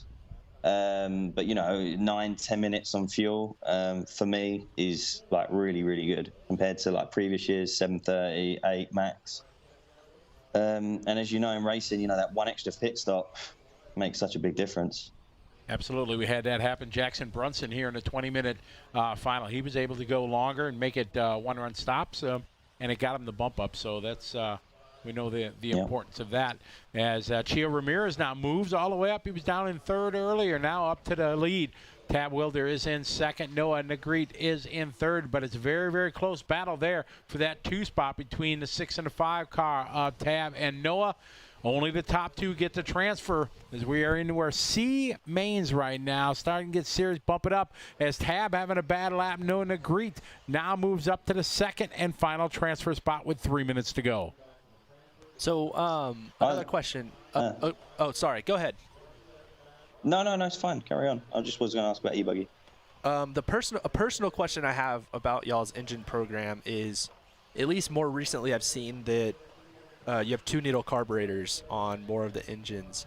In the future, do you guys plan to have 3-needle carbs, or is there a reason why you've stuck to that 2-needle design? I mean, it's not really necessary at all. The only thing it can do is confuse the customer more. Yes. I mean, if you give a customer another needle, 3 needles for them already, for someone, that doesn't have the experience, it's like, where do I go? And you start putting, you put in like a mid-range needle on, it can get quite confusing. I'm raising my hand as one of the new guys with doesn't like needles. Yeah, the engines, if you haven't got the knowledge, it can be a scary thing. And we do try to make videos and, we try to help, but, sometimes just having someone there helping you by your side right there, that makes the difference. But yeah, our engines with the carburetors we have, they're running perfectly fine. We don't really want to change it. And again, like I say, we don't want to increase the difficulty of it any further. So you were asking about E-Buggy. I believe the Pro E-Buggy C Main is up next. Is your feed still frozen, or can you see what's going on? I can't see anything. No. Okay. Well, we'll get the lineup in a second. I'd like to know who you think will be the winner in the C Main. I know you probably know at least a little bit about some of the guys in the States that would be in the C. Got 1:10 to go. Ramirez, Negrete, and Dale Burke from the 10th spot all the way up now to the 3 spot. As we are in a closing minute, he's a 4.3 second deficit for Dale. As we're in here in the Nitro Pro Broadcast Center, man, you can hear the wind howling outside. It is really picking up today. Yeah, definitely. Look at you can see the dust storm. Imagine that's going to affect a few guys over that triple, especially in E-Buggy. For sure. Oh, yeah, the wind is just howling. It's like a dust storm outside. You kind of see it in the distance. And as you said that, a dude just flew off the right side of the triple. So, yeah, you're probably right. Hey, it wouldn't be DNC without a gust of wind, man. That's Some true. crazy weather. We were supposed to I ask remember the first time I came to the Nitro Challenge. Is it Fear Farm? I think that was the place it was called. The first time I came there, I think it was 2016, and it was like boiling hot. You know, we was all having a good time. I was in shorts, t-shirt, and all of a sudden it started hailing. They were coming down to like the size of golf balls. I was like, what is going on? You know, like the regulars are like under the tents, like, yeah, this happens. It's cool. Welcome to America. Yeah, that doesn't normally happen. I don't think, unless you live there. So I would have also been just as confused. Yeah. I don't think I was there that year. We were supposed to ask, crazy. is there a baby boots on the way anytime soon? Is there a baby boots? Not at the moment. Not that you know of, at least. Not that I know of. Yeah. But yeah, I mean, it can happen. It will happen eventually, but we just got to make sure the timing is right. I mean, I don't know, with COVID at the moment and stuff, going into hospitals, things like that, probably not the best decision at the moment. Yeah, that can be sketchy for sure. I'm sure. So Ramirez is going to take the win in this one. The Greek going to go second. Dale falling about 7 seconds back, not able to make the bump. So Chio and Noah going to make it to the Sportsman B Main. Let's go. It looks like we got Elliot back on. When did you move to Italy? I moved to Italy about 4 years ago. Oh, wow. Been a while. I need to update myself a little bit. I didn't know it was that far. Yeah, it's a really nice place. We've got the lakes here. We've got the mountains. If you like skiing, you know, it's all pretty close. That's awesome. I don't know why, but I would have never guessed that people in Italy go skiing. I mean, I don't know that much. The Alps aren't far there. Yeah. I don't know much about anything, but He knows. Elliot, you ever been to Australia? Yeah. how do you feel about Australian animals? Yeah, I heard about this. You're scared of everything, right? Yeah, exactly. Just in Australia. That place is unacceptable. Well, I was at the Worlds. It was in a nature park, and the only animal I saw, apart from some lazy like kangaroos across the field, were like flies. Yeah, that was it. Yeah. All right, I mean, as long as we're not seeing scorpions and stuff, I'm good. Yeah, the only time I think you may have got a bit squirmish is because even I did, like, not squirmish, but it made me jump. We was there for the warm-up race in Australia, and we was practicing till late, and like I came down after some runs, walked down. I was with like Runner Folk and Yawn and McBride, and I walked back to my pits, and there was like all these like small paw prints all over my table. I was like, maybe it's just a cat? Maybe it's a cat around here.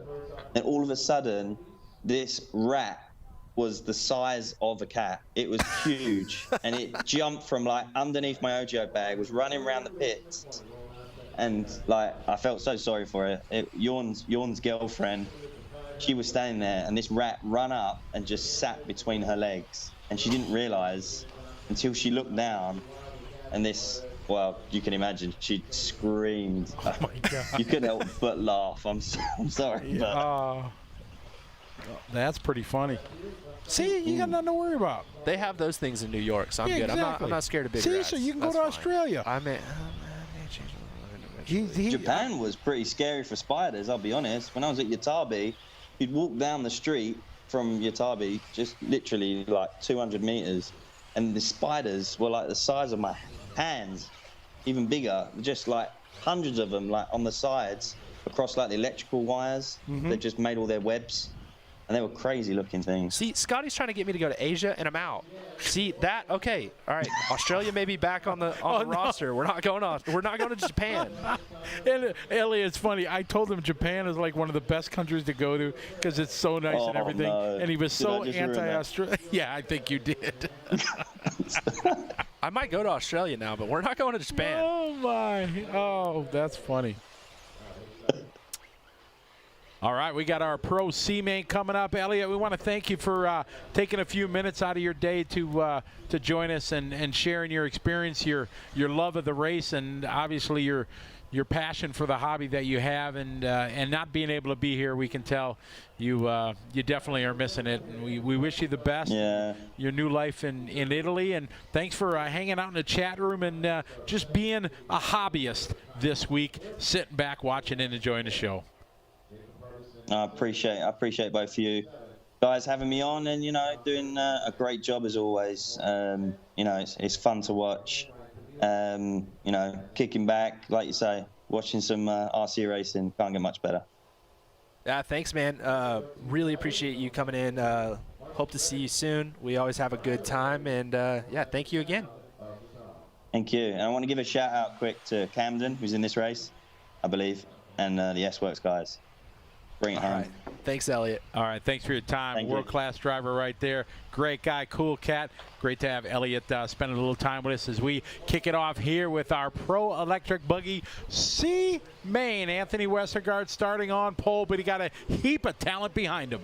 Oh, man, that's why he was asking about the C Main, because Camden's in it, and he couldn't watch. Sure. So we ended that perfectly. Yeah, it works for everybody. Yeah. So Caden Fuller going to get to the front. Westergaard dropping all the way down to 6th. Caden, Fee long. Fee up to 3rd. Your guy. Come on, Fee. Oh, wow. Just threw it up in there. Fee put his elbows out on that one. Absolutely, the he stick did. Stuck to the right. Come on, Fee.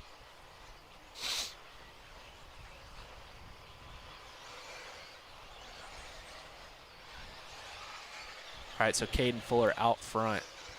The legend, Caden Fuller, as I've been told to call him. We got another big guest coming up after this. We do? Yeah. Yes. It's European Day here on the DNC Day 3. So Fee trying to get that bump spot. He's got Kyle Turner behind him. Nice shot there. They come over the big hip jump here in an AK track cam. Man, again, Fee putting his elbows out on Camden on that one. That was pretty cool. Kyle Turner now bringing it here. Oh, Kyle taking a look to the inside. Nothing there. Oh, just sending it.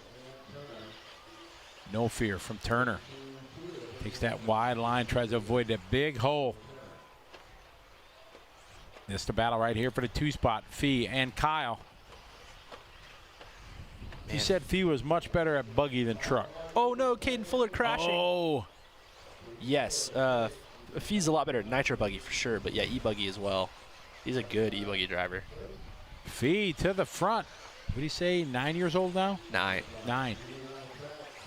Makes sense because he was 8 last year. 7:45 to go in this 10-minute. C Main trying to make it to the B. Fee, little bump.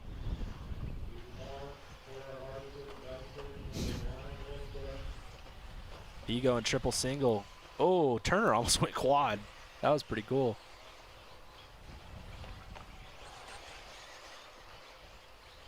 $7:20 left on the clock.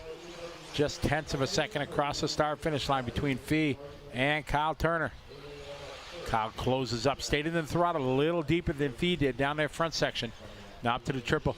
Kyle trying to take a tight line right behind Fee. Now come over to hip jump, up and down, perfect by both. Around the corner they go into the double-double, triple single there for Kyle. Will checking into the chat room. Good to see you, man. He had some health issues recently, I believe, and good to see that he's checking in. He's doing all right. How often do the rule rules get updated? It's not universal. It's not like they come out every 2 years or anything like that. Whenever they feel like they need to make an update, they'll just send it out. So not really a scheduled time. But Fee leading the way on this one. Kyle Turner second, Camden in third. So Camden, the guy on the outside looking in. He is 4 seconds behind Kyle Turner. Then it's Caden Fuller, Dylan Nelson, Aiden Horton, Jacob Hardison, Austin Pannone, Anthony Westergaard, Ryan Pavitas, and Drayton Staub. Oh, later Fee up on 2 wheels. Turner going to go by. Good save turning into that flip there for Fee. Going to maintain the 2 spot. I think Dylan Nelson may have gotten by Camden. We're going to check this time by as they cross the start-finish line. No, it's Camden line. Yes, Dylan did get by. Camden goes 3, Dylan 4, Aiden Horn 5. Caden, Jacob, Austin, Anthony, Ryan, and Drayton Staub, your transfer drivers. We got 6 minutes to go, a hot and heavy battle.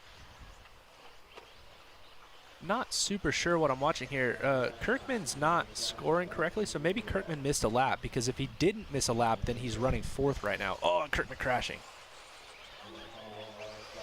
Davide checking in, saying hi. Hey, Davide. Hey, Davide, how are you? Stongaro checking in from Italy. So Camden on the outside looking in. And he may not have some love for Fee if he catches up to him, because that press was a little bit brutal earlier. Fee still in the 2 spot. Camden Lime, 3.7 seconds back. Still got a lot of time, over 5 minutes left to go before this one's over. Camden Line, rocking the S-Works, trying to get up to the front. Any prospects for updating fuel tank capacity rules? Not that I've heard of. I don't know if Scotty has, but I don't believe so. No, I haven't heard anything at all regarding it.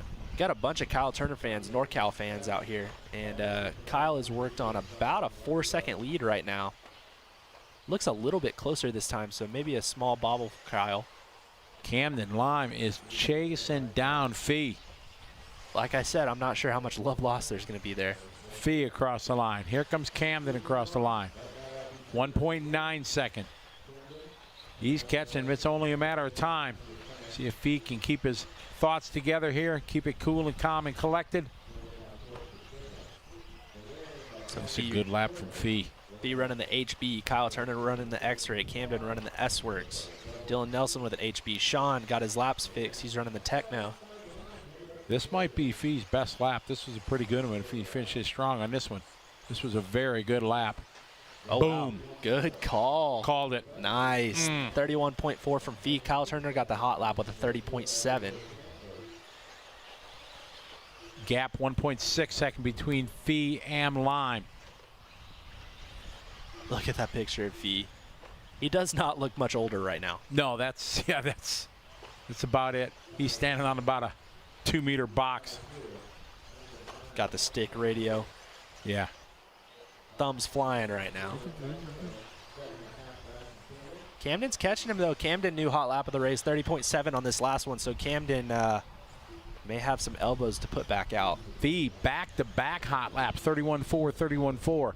Very consistent from the 9-year-old. From Mississippi or Louisiana? Louisiana. Louisiana. Ooh, a little bit of a crash. Oh, he waits. Good job, Fee. Where is? I want to say Nelson may have just got by Camden. Actually, I have no idea who this is. Is this Dylan Nelson? Who is this? That is Dylan. Oh, wow. Dylan's not running his normal paint job, so. Got 3 minutes to go in this one. We've got a nighttime Nelson body. Wow, big whip, but he saved it. Oh, and Dylan Nelson crashes. Marshall not seeing him. Game over. Wow, that's a bummer. So Camden back to the 3, still on the outside looking in. 30 points. We've got a BeachRC.com instant replay coming up. Here's Nelson throwing that big whip. And then I don't know how he just got it wrong here. Just coming in too hot, I guess, over that first roller. Yeah, it looks like he hit the hole right there. 2:20 to go in this one. Kyle Turner with a 3.7 second lead. Fee now with a 3.8 second lead over Camden. Kyle Turner just crashed. Fee gonna go around him. Oh, Camden just got moved out of the way by Sean Kirkman. So now we got a battle for the lead, and these two need to kind of just leave each other alone. There's no sense in battling for this. I don't think they're listening to me. No, for sure not. I was gonna say, and a little bump. He just wants to get it in front of Kyle. Probably doesn't want to get beat by a 9-year-old. It happens, man. Seriously. Been there. Done that. Got the postcard. Kyle, feast. Wow. Oh, lands it. Whew. Yeah, but the Fields is not that far back. 1:30 to go. It's like an eternity. Kirkman's the guy in the 3 spot. That's who we're watching right now. Kyle goes back to the front. Fee coming across the line. We're going to go to the BeachRC instant replay right here. You can see Fee going triple. Oh, about 2 3/4. That was rough. So there's Kirkman right there. He's maybe only 2 seconds behind Fee right now, so starting to catch up a little bit. Fee doing double-double now. Yeah, much safer. Kirkman overshumping that one just a little bit, but punching it. Mad throttle through there. Kirkman, a long-time SoCal racer. Comes across the line here, 0 seconds left.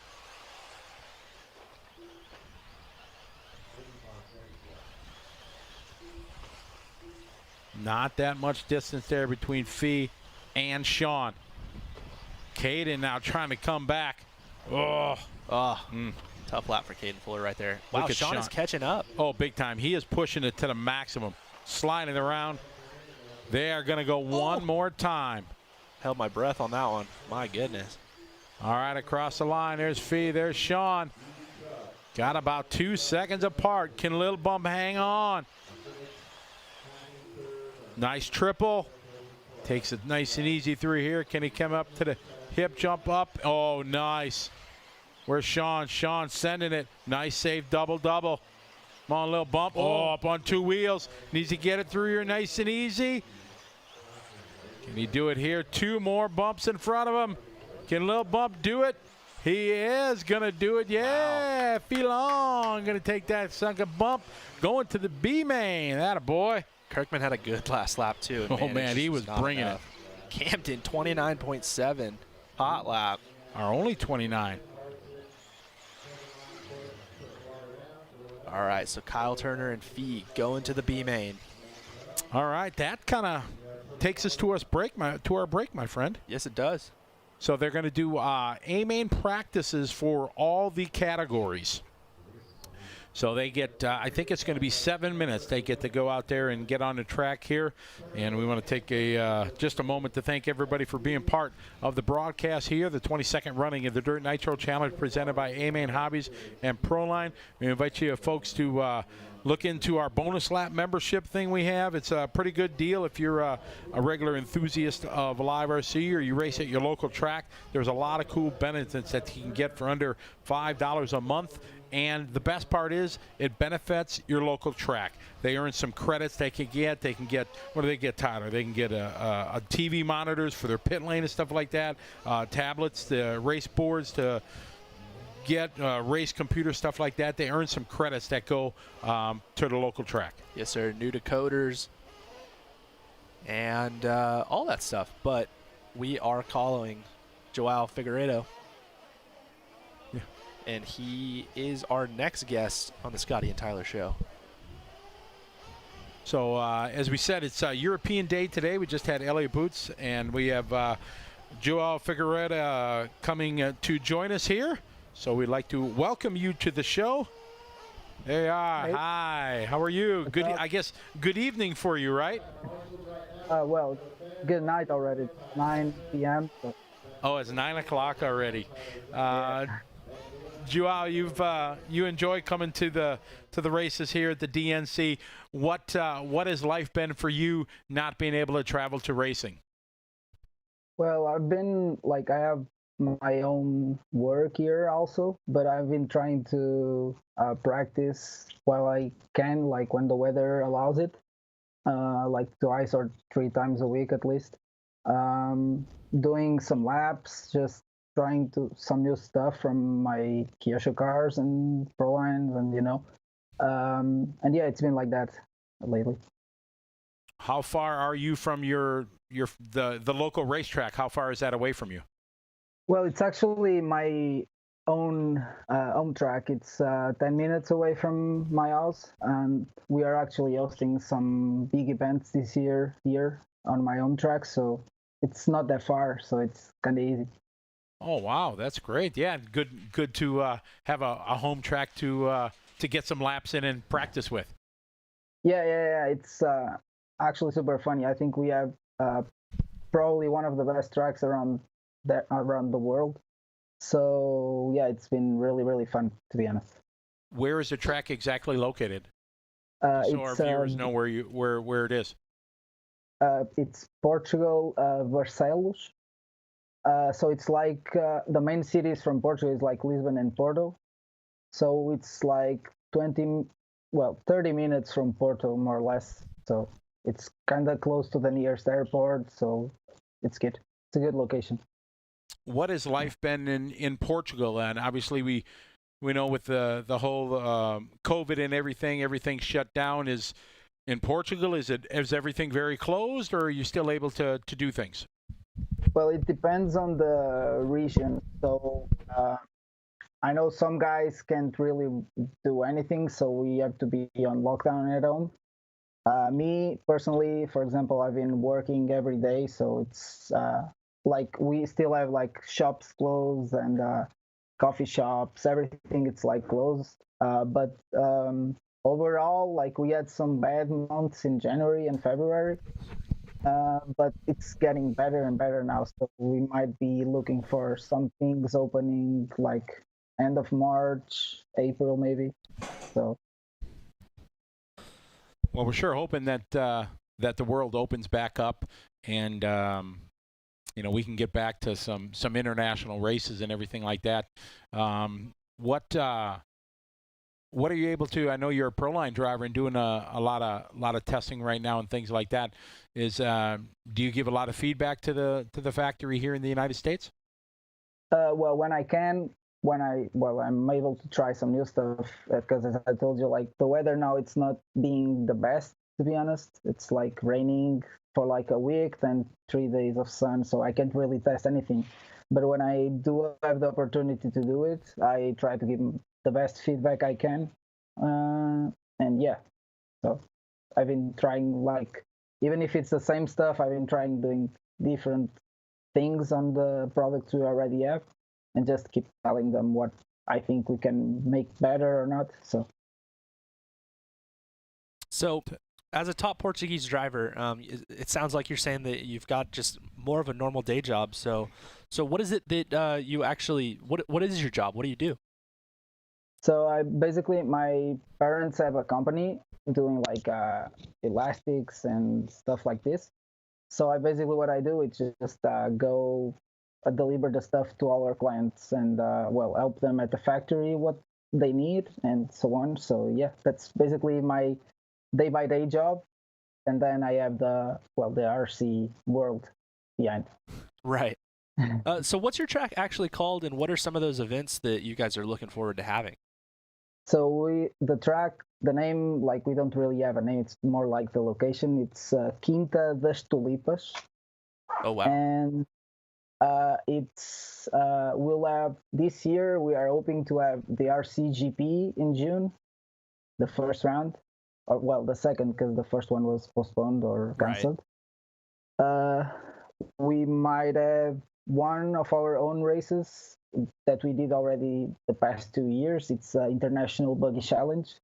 Oh, cool. And we don't know like if we'll have like some EFRA GP or something, because in 2022 we'll have the Euros also here. So. Oh wow, that's good. That's fantastic. Yeah, we've been having like some people also contacting us to come and practice, but with all the COVID problem, it's getting hard to get here. So. Yeah, that it is. Have you heard any information from EFRA or from IFMAR or anything in your organization committee about what they're doing with the World Championships and things? Because we have heard nothing on what the schedule is from last year's Worlds to this year's anything. From what I knew, like what was supposed to happen last year, it's going to be this year. So the Euros, Worlds, everything just went 1 year after. So 2021 we're supposed to do the Euros in Radovan and the Worlds in Brazil, but we don't really know like if we'll be able to do it or not. So I don't really know what's going on, to be honest. Well, it sounds like everybody's on the same page then, and that we don't know what's going on. Yeah, it's unfortunate. Yeah. We wish they would inform the community around the world exactly what's going on, because everybody's sure unknown on what's going on. Yeah, it's it's kind of shitty, but I think we just have to wait and see what they tell us, see how the COVID situation will go on from now, and we'll see. I hope that I can like travel as soon as possible, because being stuck in Portugal for so many months now, it's not going good. You're ready to get out? Yeah, I'm ready to let the dogs out. So what engine manufacturer do you run for? I'm pretty sure I know, but I want to make sure before I step on myself. I run for Kyosho, Yelazitun, and Proline. Those are the main three sponsors. Right. And then I also have the energy fuel and well some minor sponsors like my dad's own company of distribution of import, ARQ paint for my body shells, and currently I'm like free of stickers and so on. So I'm looking for that. We talked to Elliot Boots just before you, and we were talking about the change that Efren Europe is going through with the percentage of nitro fuel that you guys are going to be allowed to run. Have you done any testing with the lesser nitro content, or what is the situation there in Portugal and Spain for the nitro content that you guys have to deal with? Well, we'll have, of course, we'll have to use the 16% as the EFRA is telling the people to do. So I already tried it like once because my sponsor Energy Fuel, we just made like a different formula and they told me it was like a 16% percentage nitro. And to be honest, like I didn't even felt a big difference. It's just like, how do you tune the engine to get the maximum power and fuel mileage and so on? So I think like if we are cutting in some things, they will get other stuff to cover it up, you know, like they will cut off on the percentage of nitro, but I'm pretty sure they can figure out something to have as much power, as much fuel mileage as normal. So Right. This was that was leading into my question. Being a Jelassi Troon driver, you guys were using Novorossi-based engines and made the switch over to Japanese-based. How has that switch been? And you know, going into this fuel change, how are you feeling with all that? To be honest, I'm feeling like really confident. I mean, the Novorossi-based engines were already good, but I think like just in a matter of reliability, I think with OS you can have like more reliability on everything. Like, and even like you can do 20 minutes, 30 minutes, 1 hour final, and the engine is just working like every lap the same way, unless like you have a plug with some problem or something. But it's been really good. We've been testing some stuff. As I told you, I've been driving a lot when I can. So I'm not having any issues so far, making a lot of liters even on the engines, and it's been really good. I think it also fits my driving style better, so it's just being awesome, to be honest. You were talking about that you have your own track. Can you tell us a little bit about it? We have a picture that we're going to put up that kind of show everybody what exactly your track is like, but tell us a little bit about it. It was built, I think, like 3 years ago. We built it just like yet like that.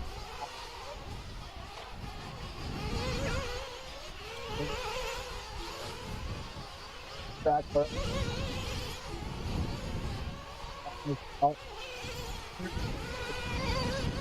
I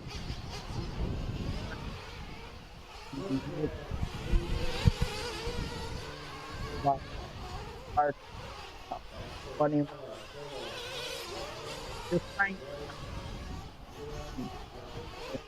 just don't get bored of it so easily. So yeah. Sorry, unfortunately the connection kind of timed out a little bit. We lost some of that. Do you mind just saying, sorry about that? Can you just say it again, please? Yeah, so the track was like built 3 or 4 years ago. I'm not really sure. We already had the space and we had a smaller track, not as big as this one it is now. We asked Miguelo Izquierdo from Madrid, the Spanish guy that runs the Buggyland event, to help us and do the track.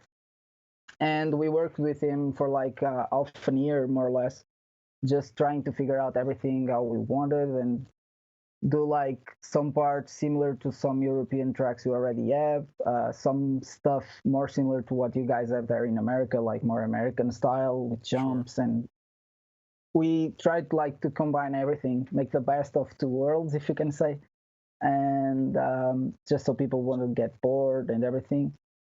And regarding the surface, I don't know if you guys want to know, we just use like basic glue, white glue from wood on top of the track. So it just gets pretty much as concrete. So it's really hard, but the more you run it, the more blue glue it gets, and it gets funnier and funnier to drive. So Yeah. Oh, that's good. Is tire wear okay? Yeah, tire wear is pretty awesome, to be honest. Like, I thought at first that you do like 5 minutes and tires will go to the trash, but Mhm. they last easy. Like at least 30, 40 minutes you can do easy with the same tires. Even Oh, more, that's of good. course. It's good, yeah. That's awesome. So we've used a similar glue at tracks in the United States, and it also seems like it makes it super consistent. Is that the case over there, or do you guys have trouble when it rains, or does it seem like it pretty much just stays the same? We don't really get any trouble. Like, as I told you, it just gets so hard that the rain just starts to slide down the track. And because the track is done like downwards, so we have like a small downhill there. The water is just sliding to the bottom of the track. We don't have any issues with that. The only issue we had was like in December, more or less, January. It was pretty cold here, and we had some ice on the track regarding like because of the rains and everything. So all the glue just popped off the track, and it got like really soft. And it's the first time since we have the track that we are really having any issues with that. But That's pretty good. it's still like drivable, because I went there like at the beginning of the week on Monday. I went there to check how the track was, if I could go there and do some laps, and it was like drivable, like better than some other tracks already. Yeah, it's good. As you, how long have you been racing? When did you start your RC racing enjoyment? So I'm 25 right now. What? 24. I started with like 7 years old. When my dad, we used to race. He was like one of the top Portuguese drivers at that time. I was just like watching him. I was like, wow, what is that? An RC car? That's amazing, blah, blah. And well, I just started. And my first professional contract was back in 2015 with Kyosho, right after the Euros in Italy, in Chile. So yeah, since then I just haven't stopped. It's like my passion. So What's your favorite part about the hobby? I think like when you get to the point where most of us guys are right now, like traveling, meeting new people, meeting like going to amazing places, like learning a bunch of stuff about RC. I think that's the best part. Like, and of course, like racing with the top guys, you just learn a bunch of stuff. You know, like even like mentally and everything, you just learn a lot. So I think that's pretty much the best part of RC racing. And I mean, meeting with some friends and everything, it's always good, you know. What was that? Sorry. So the next question would be, you know, you've been to a lot of races where they'll have A-Main warm-ups, which is what's going on right now outside. What do you test when you go into an A-Main warm-up, or does it just kind of depend on the event? Well, it basically it depends, but mostly I like to try the tires is the main thing we want to test. I think that's what pretty much every guy would say, because you know, like first, like the practices normally aren't at the same time as the mains, so you just want to like see what is the feeling like of a softer tire or a different compound, like would they last, would they won't. And I mean, basically just try that. If for some reason I'm not sure about like some shocks, I would even try some shocks if I need, but the main part will be the tires for sure. Well, we appreciate you taking some time out of your late evening there in Portugal to join us. I know you would much rather be here with us racing and getting ready to go onto the track for your run than with us over the communication here. But we thank you very much, and I hope things work out well for you and your racetrack. And as we get back to normal life here, racing gets going again, you can have a couple big races, and maybe someday we'll be able to make it over to Portugal to be at your track. We wish you the best of luck. Thank you very much. Thank you guys for contacting me to be here. I'm flattered to be here, and congrats on the awesome job you guys are doing. It's like, as always, you guys are doing an awesome job there. And I hope we can see each other maybe in May. I don't know. I'm going to try and be at the Silver State at least. So Oh, We'll that see. would be great. That would be great. Yeah. Well, thank you again for taking the time. We really appreciate it, and I'm sure all our viewers really appreciate it and getting a little insight and hearing what life is in Portugal. Best to you, Joe. Thank you. Thank you, Joe. We'll see you soon. See you soon, guys. All right, bye-bye. Joe Figueiredo, great to have him, Kyosho driver from Portugal, along with us, and getting a little insight on what's life for him in Portugal. Everybody wants to get racing, but we just have to kind of wait and see, and that's where we are right now. We're going to wait for these guys to get their practice sessions in, and then we'll be back in just a couple minutes with continuing coverage of the 22nd running, the 2021 DNC Dirt Nitro Challenge here on LiveRC.com, presented by E Main Hobbies and Proline.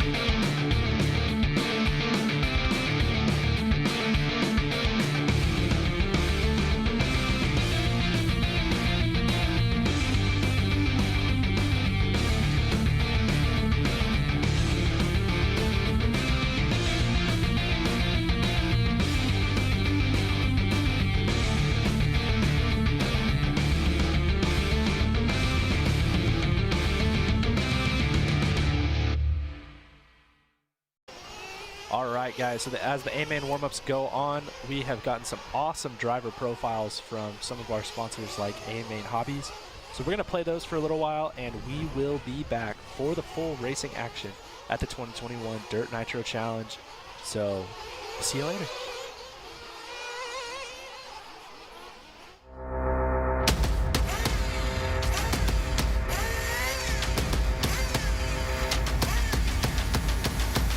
Guess what? I'm back. Overall, I saw the big picture. I mean, Proline's obviously still here. They're expanding. Honestly, probably the biggest company in RC for tires. I always see Proline as the innovator of RC and the tires and with compounds, just new stuff. They're always willing to kind of push the envelope, and that's what I'd like to do.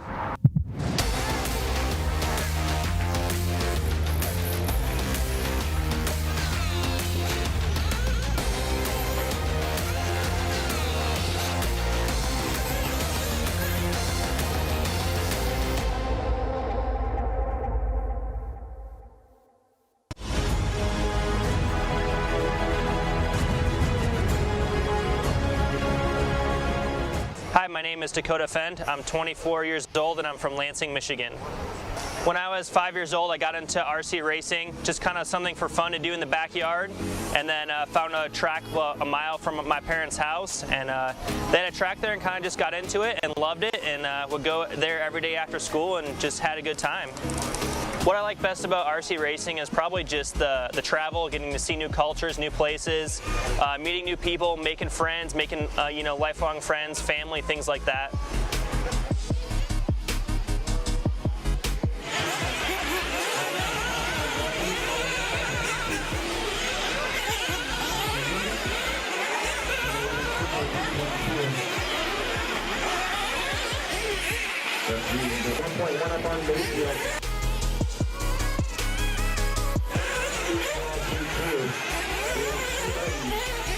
My favorite food would have to be just some grilled chicken and vegetables, and my favorite place to go would probably be back to New Zealand. I went there a couple of years ago and it was just absolutely beautiful. I'd like to thank all my sponsors for all the support over the years. TLR, OS Speed Racing, J Concepts, Trinity, Spectrum, Horizon Hobby, Bradley Fine Line Designs, Stick It One Racing, Lunsford, AMS Raceway, and just everyone back home for all the support. I really appreciate it. It means a ton to me.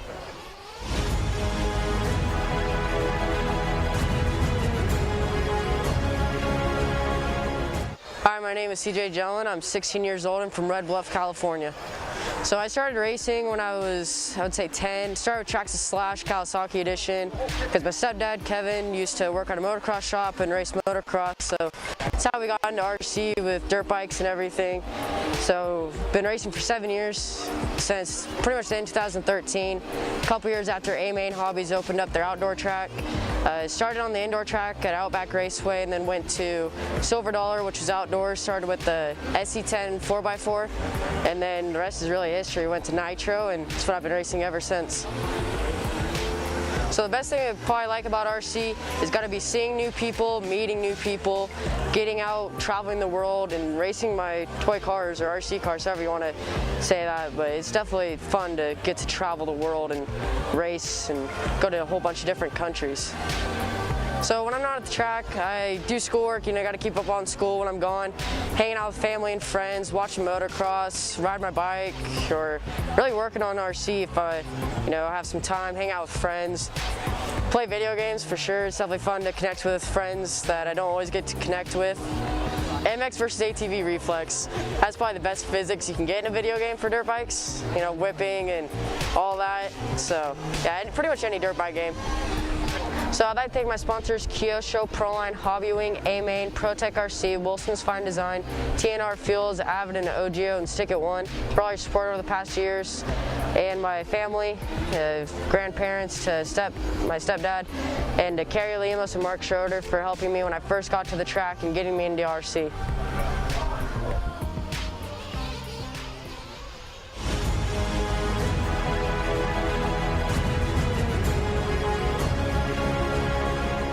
Hi, my name is Jared Tebo, 33 years old from Kansas City, Missouri, here at the 2021 The Dirt Nitro Challenge. When I was 12 years old, I got into RC racing. I came from a motocross background, had too many hospital trips, wanted to do something else, and turned professional when I was 13 and actually did my first DNC when I was 12 years old. Oh, just putting some different front arms on. Just putting a little bit softer material arms for the cold weather tonight and for the main. So, yeah, just going over everything, making sure she's ready to rock. What I like best about RC, at the beginning it was just like motocross for me. I got a similar adrenaline rush. The tracks had all the jumps, the different corners, they got bumpy. I started with the Nitro cars, and that's what I really liked about it. Now, as I'm older, I've been doing it for a long time. There's a lot of stuff I love about it. Have a lot of friends in the racing. I met my wife through the RC, and we just have a great community. And I'd say the community is what I like the most about the RC. I'd like to thank all my supporters, let me do what I love doing. Techno RC, MX Engines, AKA Tires, Macklin Electronics, Nitro Pro Servos, Beach RC, JTP RC, Ultimate Racing, all my family at home, my wife, my 3 kids for supporting me, my dad for getting me into it, all my fans, and the good Lord Jesus Christ for blessing me with the skills and allowing me to do what I love to do.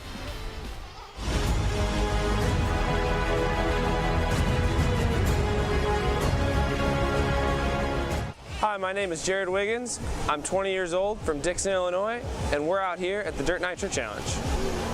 When I was 13 years old, my dad used to race full-size off-road professionally, and I found out about RC, and as soon as I saw it, I knew that I wanted to do this, and now 7 years later, we're out here in Southern California at some of the biggest races in the world. What I like about RC is the competitiveness of it. There's always lots of people in contention to win, and that makes it really exciting and challenging every weekend.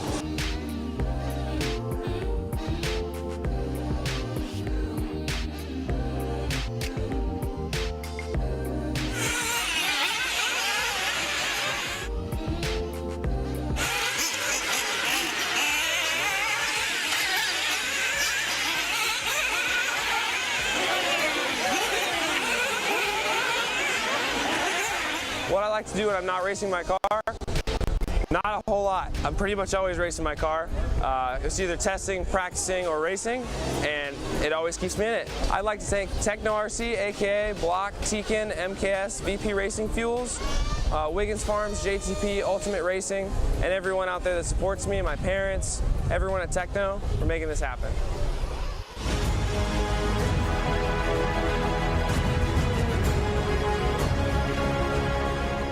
Hi, my name is Joe Bornhorst. I'm from New Philadelphia, Ohio. I'm 27 years old, and we're here at Thunder Alley for the Dirt Nitro Challenge.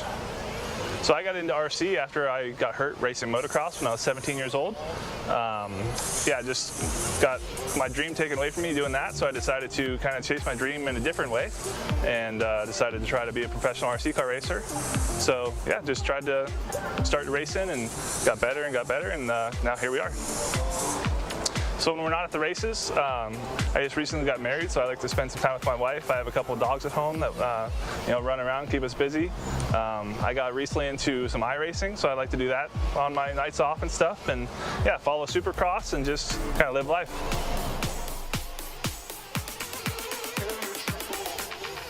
I'd like to thank all my sponsors: Techno, J Concepts, MKS, Tekin, Futaba, Avid, E Main, ProTech, and Boom RC. Special thanks to all my family and friends at home, my new wife, my grandma and aunt watching at home, my dad, stepmom, everyone, and thanks for all the support, and I'll do my best.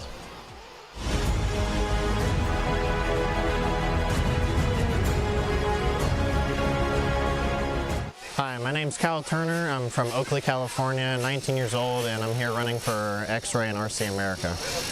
I got into racing RC cars in around 2012. I saw a local hobby shop about a couple miles from my house, and eventually I bought a Traxxas Slash and started racing oval down there.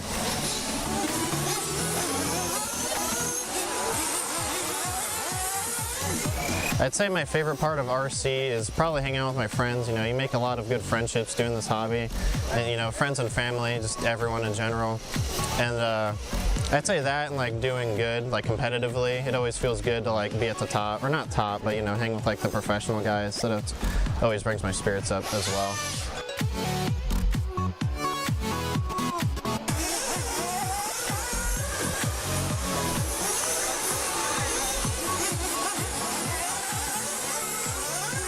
What I like to do when I'm not racing is usually, I mean, besides like when I'm in school, obviously, I'll just hang out at my house and play video games with my friends. You know, I'll go hang out with them, you know, every once in a while as well. But besides that, I'll just do like RC. That's usually the main hobby.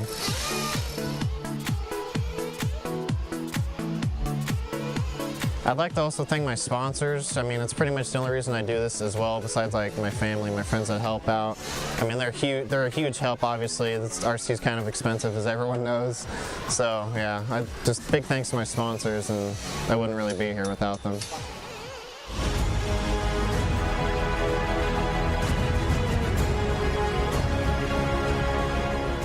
Hi, my name is Ryan Cavalieri. I'm 34 years old from Huntington Beach, California.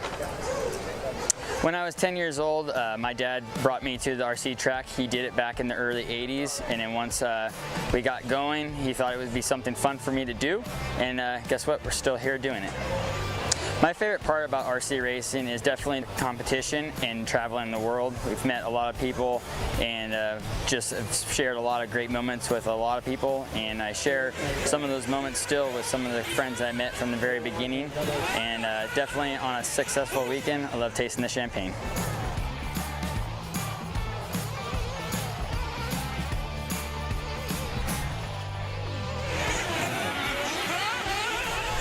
My favorite food is definitely Japanese barbecue. I love every time we get to go to Japan and get to see their culture and their food. And just love traveling, period. So I think I have a lot more favorite foods, but that's definitely one of them. And if I can go anywhere in the world, which I've gotten to see a lot of different places, I love to go to Serbia or Italy. I think those two places are definitely my favorite places I've been to so far, but would like to go to definitely some more places like Dubai.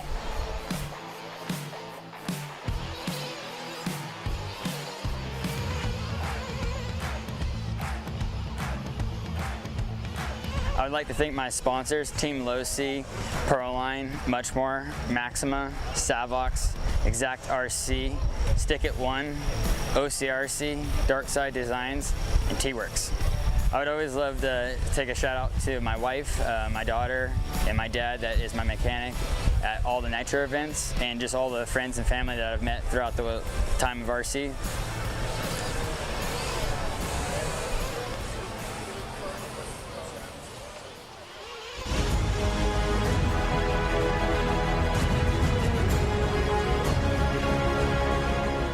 Hi, my name is Ryan Mayfield. I'm from Chandler, Arizona. I'm 34 years old.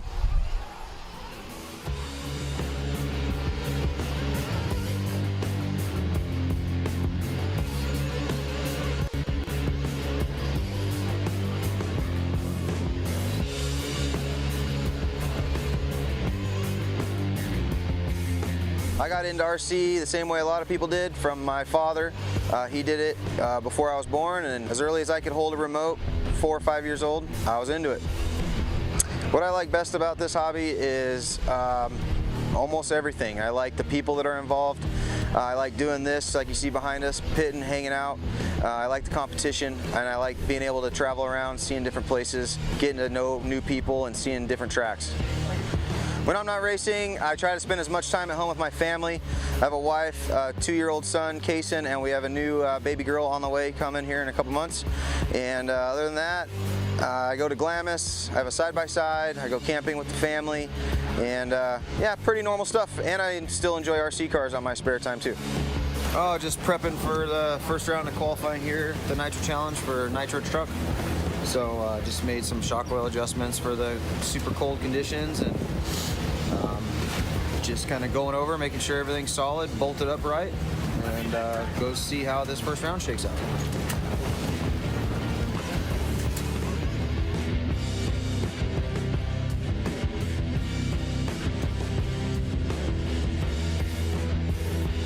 I'd like to thank all the sponsors that support me, Jason Rona, my wife, Adam Drake, a lot of people behind the scenes that make sure I got everything I need, and thank everybody at home for watching. See you soon at one of these tracks.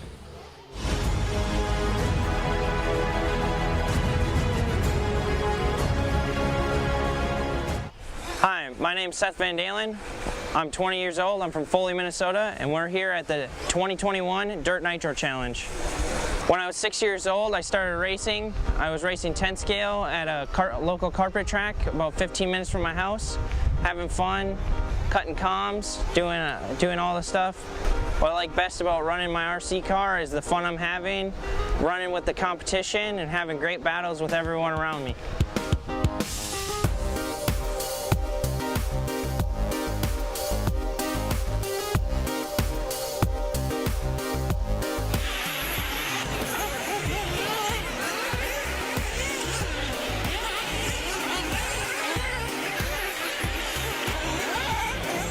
My favorite food is pizza, probably. If I could go anywhere in the world, I'd probably go back to Australia. We ran the 2018 Worlds there, and it was such a fun time.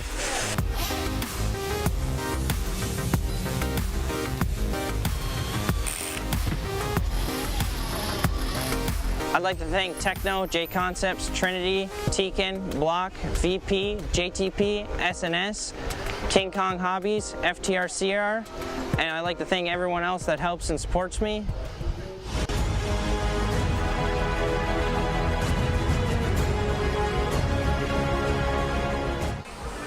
Hi, my name is Spencer Heckert. I'm from Mansfield, Ohio. I drive for S-Works RC, and I'm 18 years old. When I was 5 years old, my dad got me into RC. We got tracks of slashes, and then it just escalated from there. I've been traveling the country, and I love it. My favorite part about RC is probably getting to travel a lot, and I also love competition. I've always been into racing, and also I get to spend a lot of time with my dad, which is sweet, so that's probably my favorite part. When I'm not racing my car, I'm either skiing with my friends at the local ski resort. I like riding dirt bikes. I've got a good group of buddies that we go ride with a lot, and I love watching Supercross. So I also ski race, so I get to ski race a lot with my friends at home. If I'm not doing that, I like riding motocross, and I love watching Supercross on TV, so that's about it. I'd like to thank S-Works RC, Proline, Hobbywing, A Main Hobbies, VP Powermaster, and all of my other sponsors for their support. I'd also like to give a huge thanks to my dad and my family back home for letting me do what I do. I love it.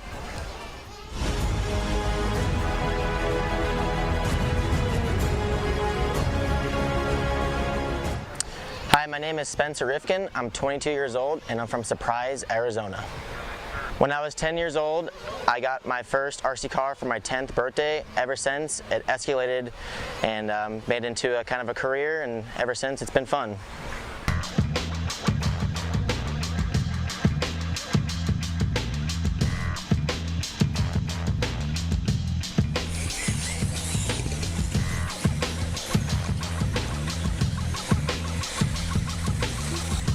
Favorite part about RC has got to be the competition. When everything's out on the line and everyone's up there kind of shaking and having a blast. And yeah, when everything's on the line, that's my favorite part. When I'm not out racing my car, I'm usually just sitting at home, watching TV, kicking it with some friends, cookouts. I'm a normal person outside the track. When I'm at the track, I feel like I'm a big competitor, but normally just relaxing at home.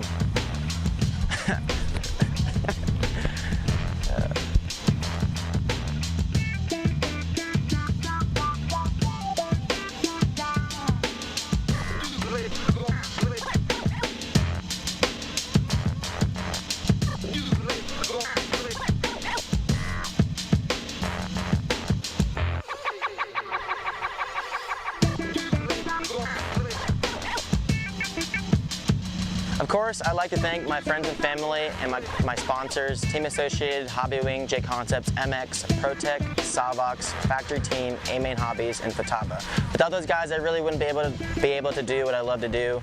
And yeah, huge thanks to those guys.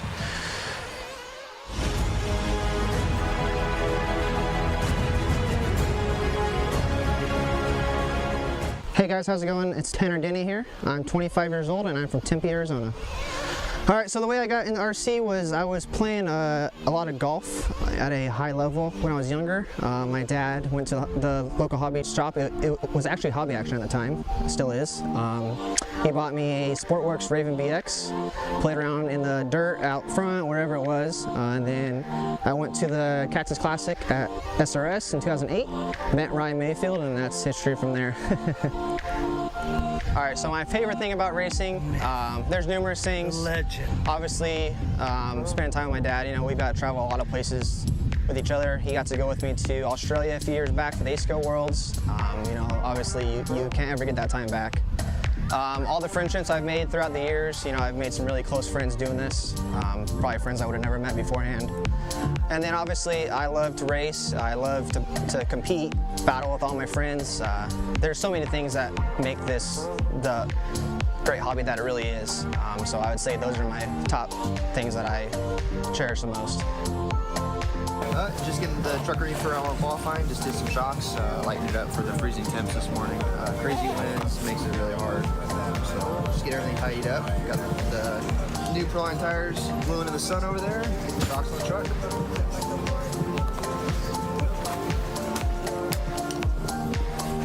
When I'm not racing, I work full-time. I work 40 hours a week doing mortgages. Other than that, you know, I do play a lot of golf, like I mentioned before. I do a lot of bass fishing with my dad out at the lake. Spend time with family, friends, you know, the whole 9 yards. Try to keep the racing part as strict as possible, but also you have to have a life outside racing. And I think that I try to do that very well. I have a lot of things, a lot of hobbies I do, and I think that keeps my mind off of, you know, the ups and the downs of the racing that comes with this. I think so. I think we're ready. Now we just got to stay on the driver's stand and not fall over. Last but not least, I'd like to thank all my sponsors: Mugen, Hobbywing, Proline, ProTech, A Main Hobbies, Futaba, Stick It One, Lunsford, Hobby Action, Flashpoint, Custom RC Graphics, Live RC, and of course my parents.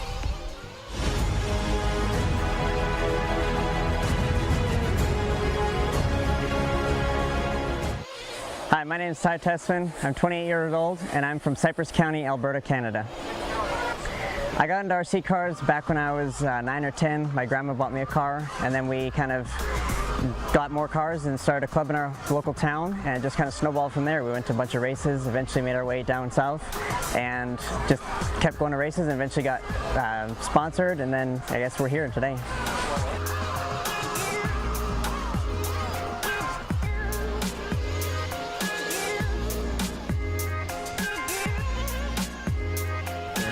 I'm just refoaming the tire, so I'm just cutting it off the bead and cutting it real close so I can glue it back on well.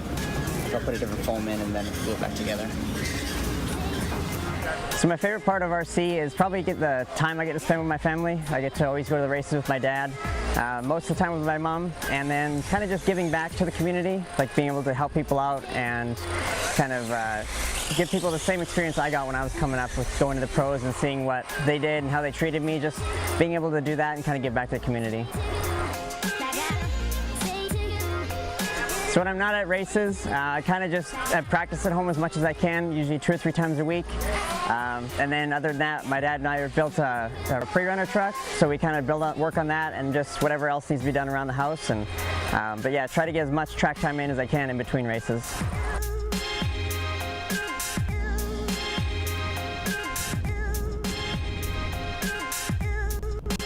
I want to thank my sponsors for all they've done for me over the years, all the help, products, support. Then my family. My dad's been there pitting for me since day one. My mom's been with us. Sister does a lot behind the scenes with the website and stuff. So just a lot of family, and then most importantly, my Lord and Savior, Jesus Christ.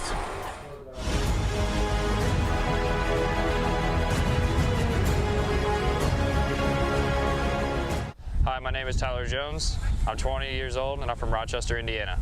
We're here at the Dirt Nitro Challenge. When I was 10 years old, I got into this because I got out of motocross, and my dad has always done this. I like racing my RC car because I like having fun with my friends, and I love going around the track and throwing some whips for the kids. You're refreshing the diff for tomorrow's main. Yeah. You put some fresh oil in it, make sure everything's good internally. Just getting ready for a long day tomorrow. Always make sure to wipe everything off, re-grease everything, and you'll be good to go.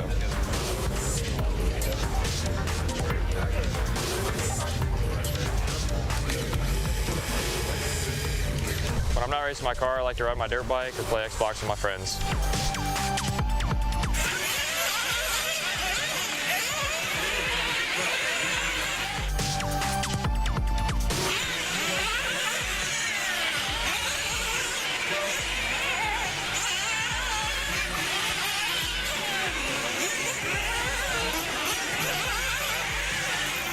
My favorite food is Taco Bell. If I go anywhere in the world, I go to Hawaii.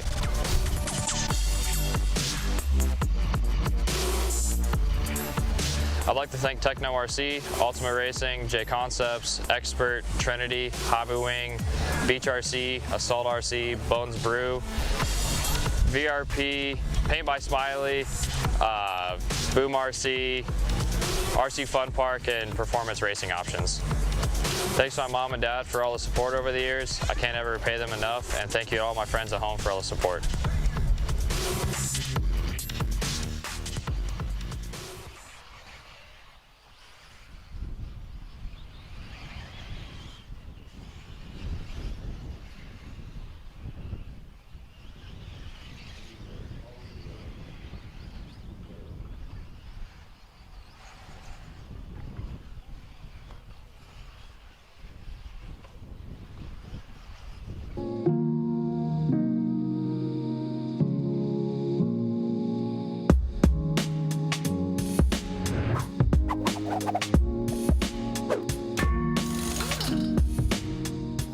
So welcome to this episode of Shop Talk. Today we're going to jump into compounds. We're going to break it down, kind of give you an idea of what you should be running. But before we do that, I also want to recommend, as I have in some of my other videos, that you go to the local track, figure out what people are running, what the proper compound is. That way you don't get super lost in what we're going to talk about here. So it's always a good idea. That way you're not just going out and buying stuff and then it's not working for you. It's going to relieve some of that frustration for sure. So we're going to go over just kind of the current compounds that we have and talk about their application and give you a quick breakdown. All right, so here we're going to go into some of the different compounds. We're going to start off with the carpet and the Astro, which is going to be the Z3 and the Z4. Z3 is going to be identified by just a single silver dot, and this is going to be the firmer compound that we offer for carpet and Astro surfaces. Generally, this is going to go on maybe a higher bite surface where you need to tame the car down a little bit, and also where wear is a concern. Generally, harder compounds will take away a little bit of grip, make the car more neutral, and then also you're going to get the longer tread life. Whereas the Z4, if you're looking for more grip, you're on a surface, maybe like it's gray carpet and it doesn't have a lot of traction, Z4 is definitely going to be more of the option for you as far as the carpet compounds.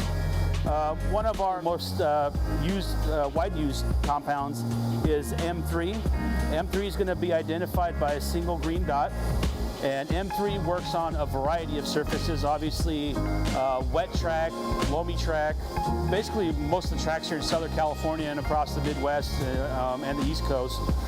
Everybody's familiar with the M3 compound. It's our soft compound for off-road, basic track conditions. You need normal grip, and you have the option, of course, of going with an M4 if you're faced in cold climates, cold conditions, slippery track. M4 is going to be softer. M4 is identified by just one blue dot, and M4 is going to be the softest compound that we offer right now as far as the off-road tires. You might be at an indoor track like an arena or something like that. The track's breaking in, it doesn't have the initial grip that it should, so M4 is going to be an option at that point. Again, M4 being softer is going to wear a little bit faster. Moving on, we have what we're developing now and have released, which is the S3 compound. So the S compounds are now going to be taking over the X compounds. X compounds obviously being our soft, kind of long wear tire. After testing for the last 2 years, we found that the S compound is actually more consistent and has been actually doing better than the X compound. So the S3 will be identified by a single orange dot, and this compound generally gets better the more you run it. So the more heat that you build into the tire, the more time you're actually able to run it, put laps in. You'll actually notice that the tire progressively gets better and doesn't fade off. Sometimes in the past when we were running the X3, the more we ran it, the hotter the tire gets, and it would kind of get that gummy feel to it to where it's wobbly and not so consistent. The S compound is going to eliminate that. And then obviously we have the clay compound, which is going to be identified by one purple dot. Clay is going to be for you guys running on those indoor tracks, clay surfaces, and this is the go-to compound for that type of surface. So hopefully we helped you guys out a little bit with the compounds, especially the identifying with the markers. But again, each track is going to be a little bit different every condition, especially the way either your car is set up or your driving style. So again, check with your locals. If you have any questions, make sure you contact us here at Proline. We're always willing to help you with the decisions. And make sure you check us out at ProLineRacing.com for any more information. We'll catch you guys on the next video.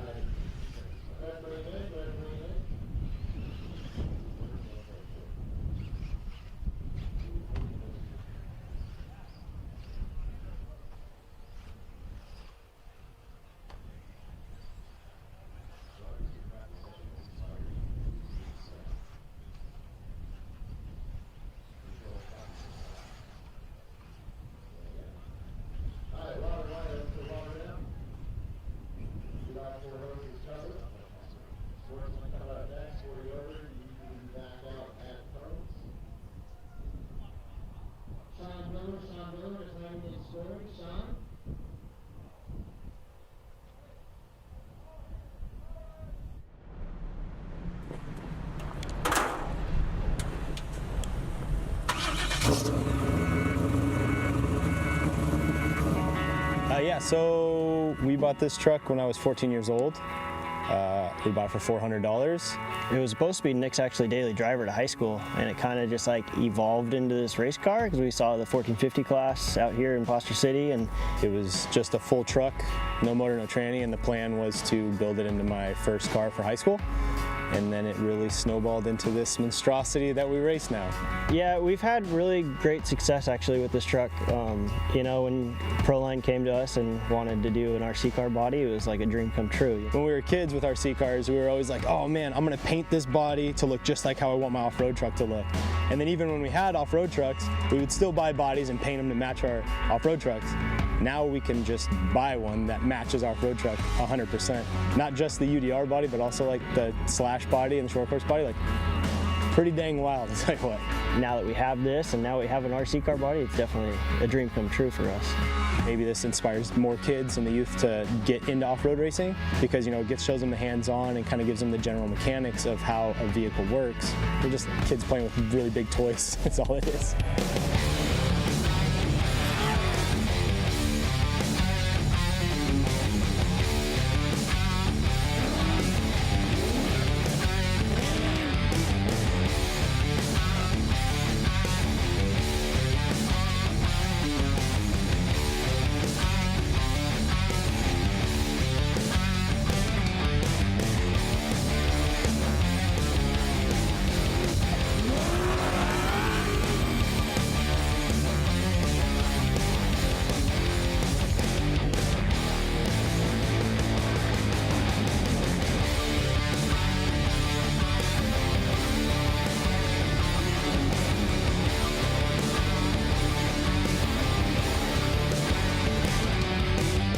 Dudes, hope you guys like these bodies. If you want one for yourself, check out ProLineRacing.com or your local hobby store.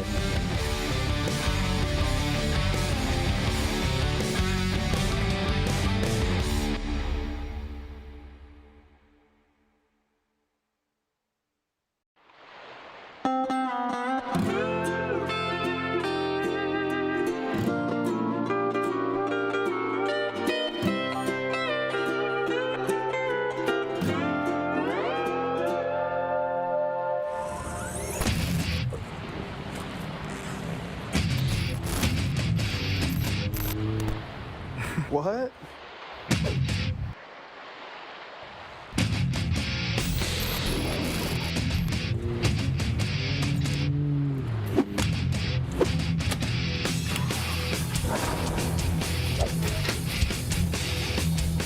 Let's go.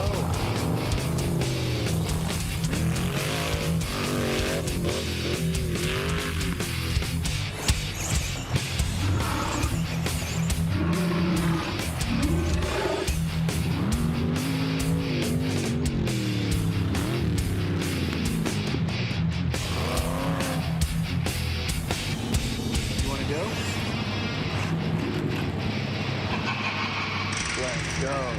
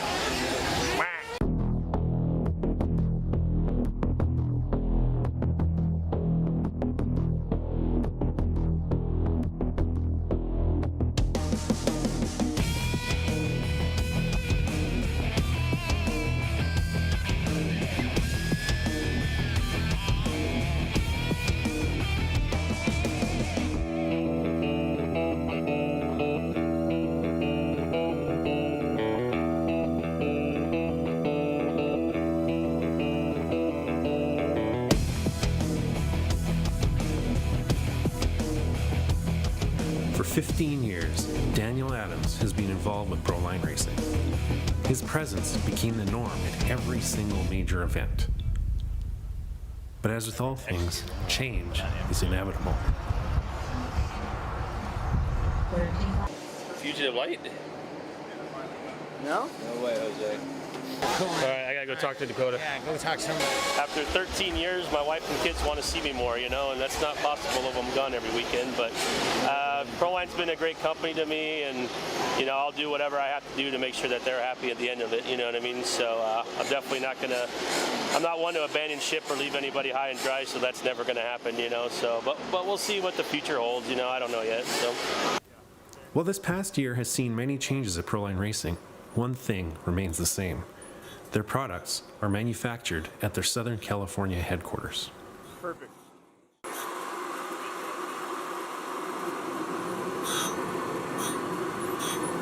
In-house machining and tooling is where Daniel is headed.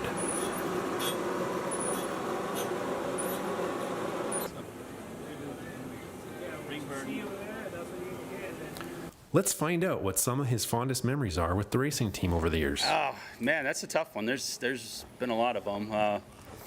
You know, I think back to, you know, probably the Worlds in Charlotte. That was, 2008. We got a ton of rain. You know, the hardware store sold out of rubber boots and duct tape and WD-40. And, I mean, it just rained like crazy, you know, and everybody was just scrambling around trying to get their cars running. And it was a pretty crazy race, man. And you know, Hara ended up winning, which was awesome, you know. And but yeah, that's one of the memorable ones, just because of how much chaos was kind of going on at the time. And I mean, obviously there's a ton of them, but that one kind of sticks in my mind as like one of the first big events that I did with Scott Hughes and stuff. And yeah, it was just a crazy event, man. Speaking of big, what's the biggest win that you've ever been part of? You know, obviously there's a lot of wins that we've had as a team. I think, you know, probably the Worlds when Ty won in Italy for us was a big win. Obviously, you know, we didn't know what to expect going over there. You know, we had the new fuel stick. We had new tires. We had so much new stuff. And you know, obviously it's a track that we've surfaced that was almost like stucco, man. It's like not something, you know, we're used to running on. And they were actually like patching it like it was stucco, you know, so. Yeah, just, I mean, obviously being in Italy too was super awesome, you know what I mean? Like we stayed right basically on the water, and, you know, just Ty getting that win and just the way everybody worked together to get all the stuff done and make it happen was pretty memorable for sure. What's the most races you've done in a single year? Oh gosh, man. I gotta say maybe 40 plus. I don't know, but I mean, you gotta figure I've got, you know, like the local JBRL. There's, you know, races that guys hire me to do for them for race directing. And then obviously there's our nationals and the Reedy race and everything in between. So probably I'd say at least 40, or if not a few more than that. So what's, how's your life changed since moving from team management? How's your life changed since moving away from team management? I mean, as far as life-wise, I'm home more often now, you know, so we're working on a 4-10 schedule, so I have every Friday off, you know, unless I get, you know, have to come in for a special project or there's an event coming up that I need to help, you know, prepare for or something like that. But no, it's been good, man. It's you know, after spending so many years of traveling and you know, working with a team and just preparing for race after race after race, it's been a nice change of pace, man. It's you know, obviously a huge learning curve over here, but so far it's been awesome, man. So do you miss it at all?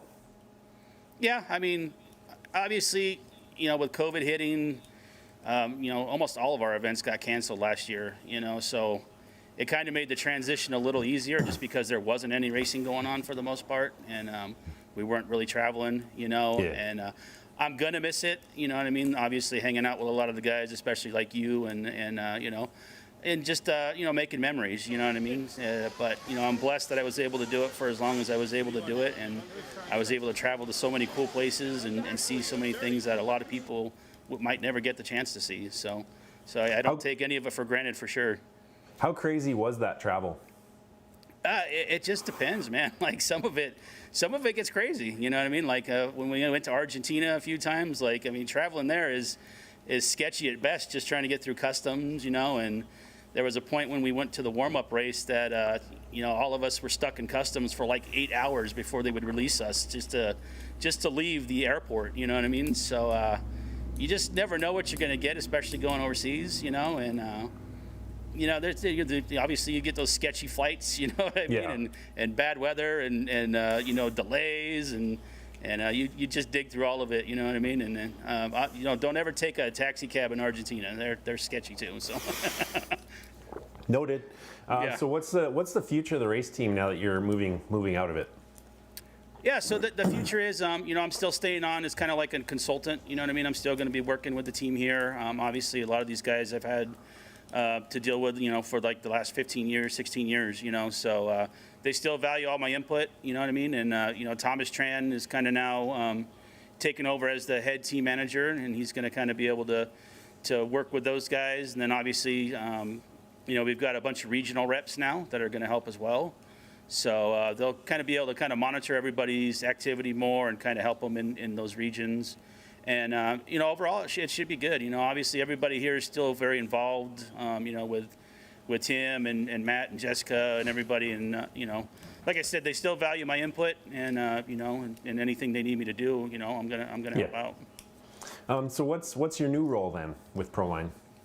Yeah, so I transitioned into the tool room full time. So now basically I get to make the stuff that we're, you know, basically the base plate of what we're doing here, which is, you know, making tires and wheels and accessories and stuff. So now I'm learning machining and getting into hopefully here programming and all that fun stuff. And yeah, it's definitely, you know, something I like. I've always liked working with my hands. I've always liked building things, and it's kind of been, you know, one of those progressions that, you know, it's welcome for sure. So how's the transition been to the tool room? Yeah, so the good thing is, like, you know, our company's not huge, you know what I mean? We've got, you know, what, 50 employees, so we come in every day, we see the same people. You know, I've been able to work with the tool room guys for years on projects, you know, and modifications and tooling and stuff, and they've been very welcoming to me over here. You know, they're a great group of guys, and they all work super hard every day, and you know, they're just proud to leave and go home and know that they, you know, they hung their hat on a great days of work. And yeah, it's been fun, man. It's like I said, it's a big learning curve and it's a lot to take in, but you know, I'm ready. Cool. So what's been the hardest thing about it? Any challenges? Well, yeah, there's a lot of challenges over here, like not ruining a very expensive machine, you know. So you got to be very aware of what you're doing. Obviously, safety over here is pretty important as well. You know what I mean?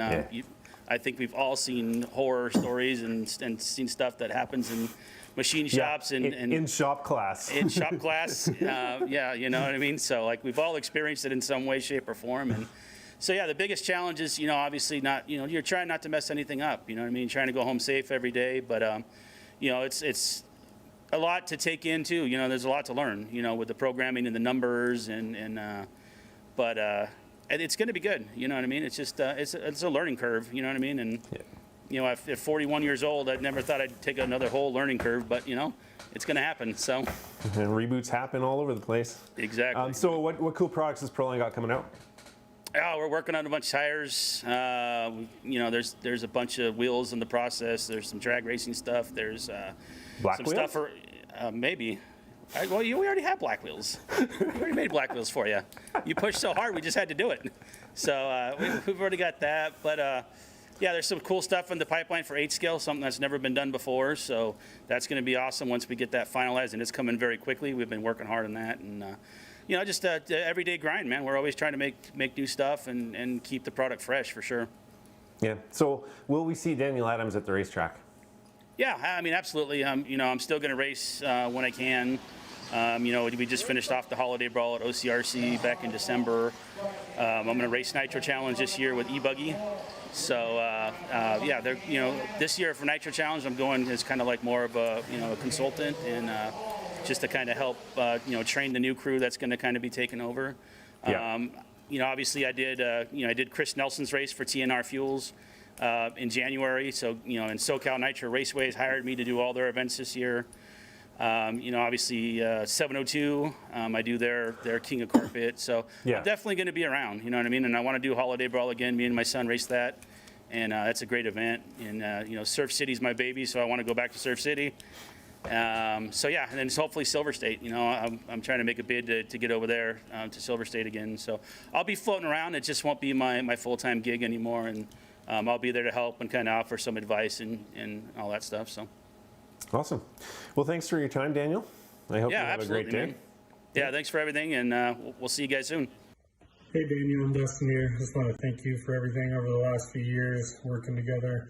You're an awesome team manager and even better human being. So thank you for everything. It's been great. Good luck with the new adventure of Proline. Hey Daniel.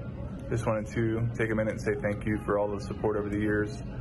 Whether it was at the races or not, you were always great to work with and you were an awesome team manager. So I just wanted to wish you best of luck in the future, best of luck in the new position, and yeah, thanks again. What's up, Daniel? Just want to say thank you for all your hard work over the years. It was always a pleasure working with you. Awesome to have you as a team manager and all your support at all the events. You were always one of the first ones at the track, one of the last ones to leave. Always there to lend a helping hand, and it was greatly appreciated. I wish you all the best in the future, moving forward in your new position, and hope to see you at the races. Hey Daniel, thanks for all the hard work over the years. We had a lot of great wins in national championships and a world championship. I appreciate all the hard work and good luck wherever you end up. Hey Daniel, just want to say thanks for everything. You were always there willing to lend a helping hand. Just really a great influence on the hobby in general, and I want to wish you the best of luck in the future, and I hope to see you at the races doing some racing finally.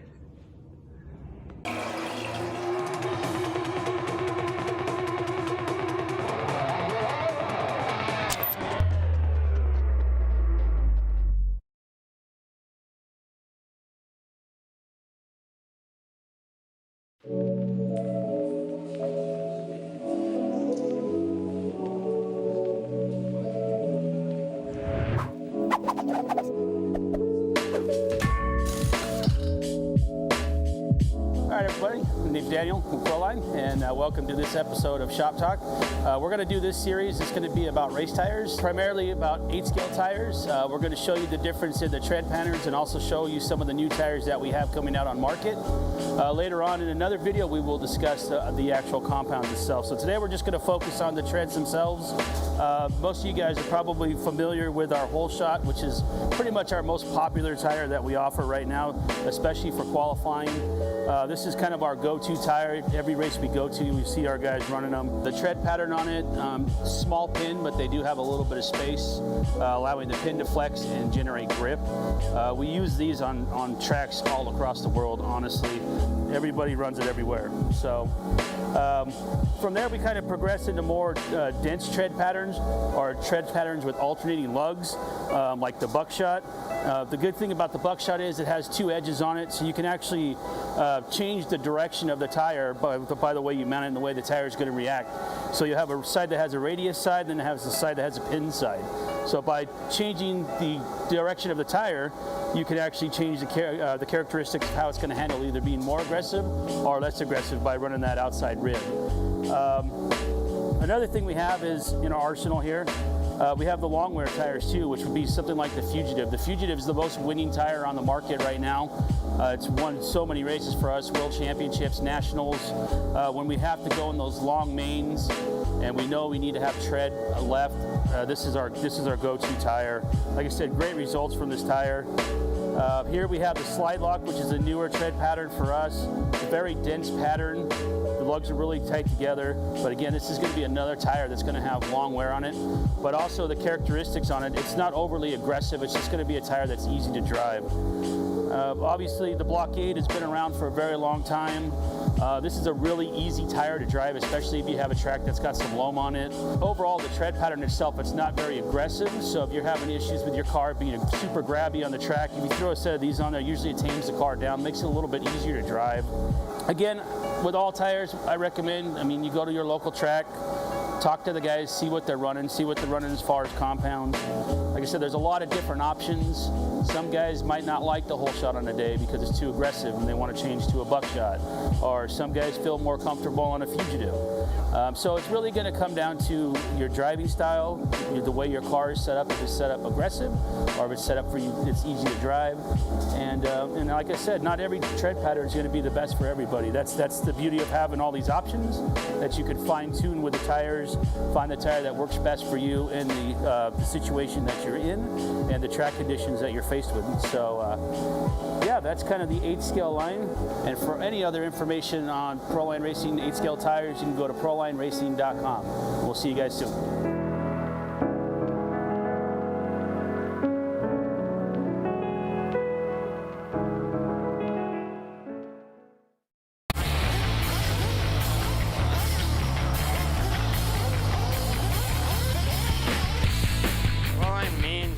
To me because they got me started in the industry and they helped me a lot. They're a really great company and improving on all their stuff. They try to make their stuff the best one out there and just so great with, like, they make short cars, they make all sorts of cars for people to buy, to have fun with. They want people to have fun but also be competitive at the same time.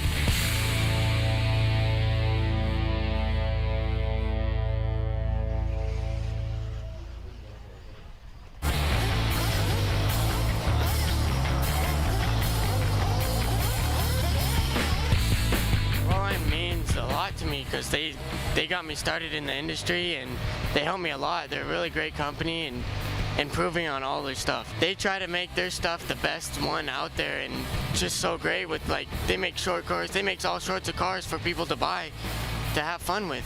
They want people to have fun but also be competitive at the same time.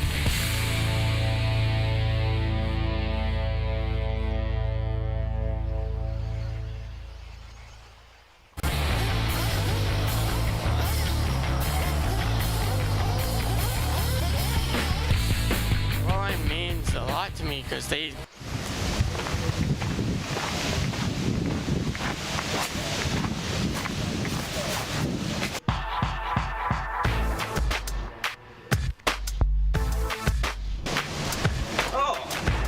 hello, Live RC.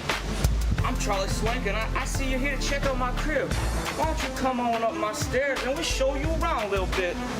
Now be careful, these stairs is not OSHA approved.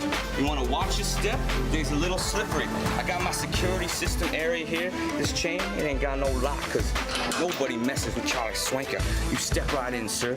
And we're gonna move our way on up to my patio area. And then now these stairs are steep. I get my exercise on these stairs all the time. Be walking up and down these stairs maybe 1-2 times a day at least. And we're right here in my patio area with my banners on the front, and I got my cables on the floor because that's how we roll here in Pattaya. You got some multiple cables. I got like 50 of them right here going up for you. There's zip ties and wire ties and cable ties and cigarette butts and super hot waters because Pattaya, nothing stays cold, baby. And the first place we're gonna make a stop at is my cameraman area. Now my cameraman area has this be camera 1 right here. Camera 1 has lots of zip ties and you take these headphones on, you put these on like this, and you'll be hearing what's going on the broadcast. Now, the broadcast is crazy. People be racing in cars out here, in race cars, and big gas engine, and stuff like that. You hear that right here. So I'm gonna take these headphones off, and we're gonna step inside to my broadcast area, ladies and gentlemen. Come with me. This my broadcast area. That's what I'm talking about. LiveRC.com. We do it big up here in Pattaya. We be bringing the world championships and giving you guys a little look at what we got going on here. I got 14 monitors. That's right, 14 monitors up in here. I got a big monitor. I got a not so big monitor. I got some computers. I got some buttons. I don't touch them. I got people for that. This cat named Swanee. He's big on the buttons. He knows what's up with that. Swanee ain't here right now. He's getting him some lunches. It's been hot. And this is my seating area. We got lots of guests up in here. Now these seats is nice. You see, these seats is nice. They're comfortable. You sit in these seats right here. That's good stuff. And the most important part of anything in Pattaya but here in Thailand is right behind you, son. Why don't you spin around and take a look at my air conditioning area? That's right. We got an air conditioner up there, and that air conditioner is gonna keep us cold. Now this is a fancy air conditioner. This air conditioner got it a remote control. That's right, boys. I turn it up. I turn it down. I turn it off if I want to. We don't ever turn it on. We just let it run. All right, now we're gonna come over here. Now this is my secret seating area. This is where I sit when Charlie Swanker gotta get work done. I sit right here. I bring over one of my high-class chairs. I kick back. I got me some Chang water right here. This is my favorite water when I'm in Thailand. You drink Chang, you be strong like an elephant. That's what they told me at the store. I got my headset area. You got right here. We wear these headsets right on here, and we talk in this microphone, and people hear us all over the world. It's crazy. LiveRC.com. Like I said, we do a bit. I got my watch, and I got my backup watch, because it's multi-time zones. I gotta know what's going on everywhere. And real quick, we got our backup cameras up in here. I got my storage area up on top. This is where we keep all our stuff, and we be zip tying up in here with lots of cables. You got some gold-plated connectors right there. That's right, baby. That's real gold on them plated connectors. And if you step right here, I'm gonna take a look at my snacking area. Right up in here, I got my cooler area. And in Pattaya, Thailand, all you need is a styrofoam cooler. And what we got, what we're gonna take a look inside here in our cooler area is I got more Chang water, the best kind of water there is. And I got a Thailand Diet Coca-Cola. Because, you know, I'm gonna watch my figure a little bit. I like me some Diet Coca-Cola. I know everybody, when they come on the Live RC Crib Show, they want to take a look at the whip. So we're gonna take a walk downstairs and we're gonna take a look at my whip right now. So this is the Taximeter 5000. That's right. We got vinyl interiors, rubber flow mats, digital navigation with the FM radio, baby. That's what we talking about. That's because we do it right here. Now you see my whip. You see how I roll.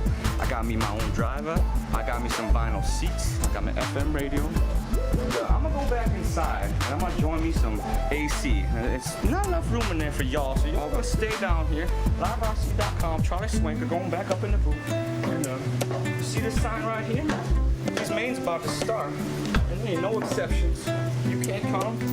He can't come. She can come. Come on, sweetie. We'll see you later.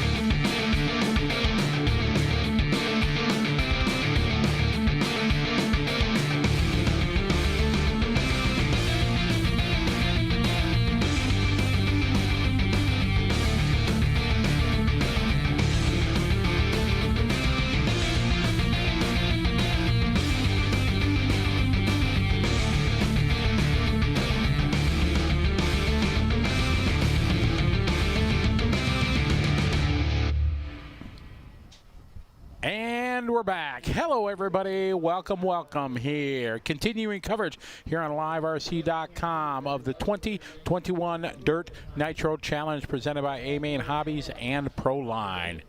That was some entertaining fill right there for you during the practice sessions.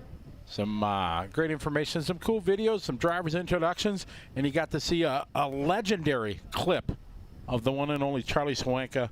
We busted out the old Live RC cribs from Thailand, which is always a fan favorite. Always fun, always entertaining. I never get tired of seeing it because Charlie's cool.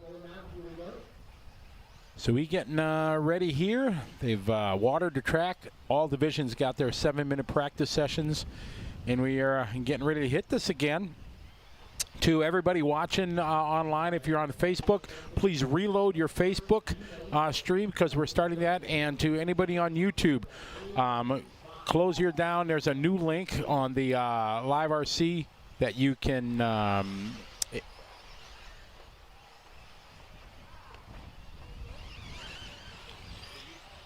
in the YouTube description is the link to the new stream, so do that because there's only a limited time that we're able to stream, otherwise it'll erase the beginning. So go ahead and load that, and then you'll be good to go for the rest of the program, as we got a lot more mains to go as we move into now our B main. Now we start getting serious here because the top 2 drivers will bump up to the big show.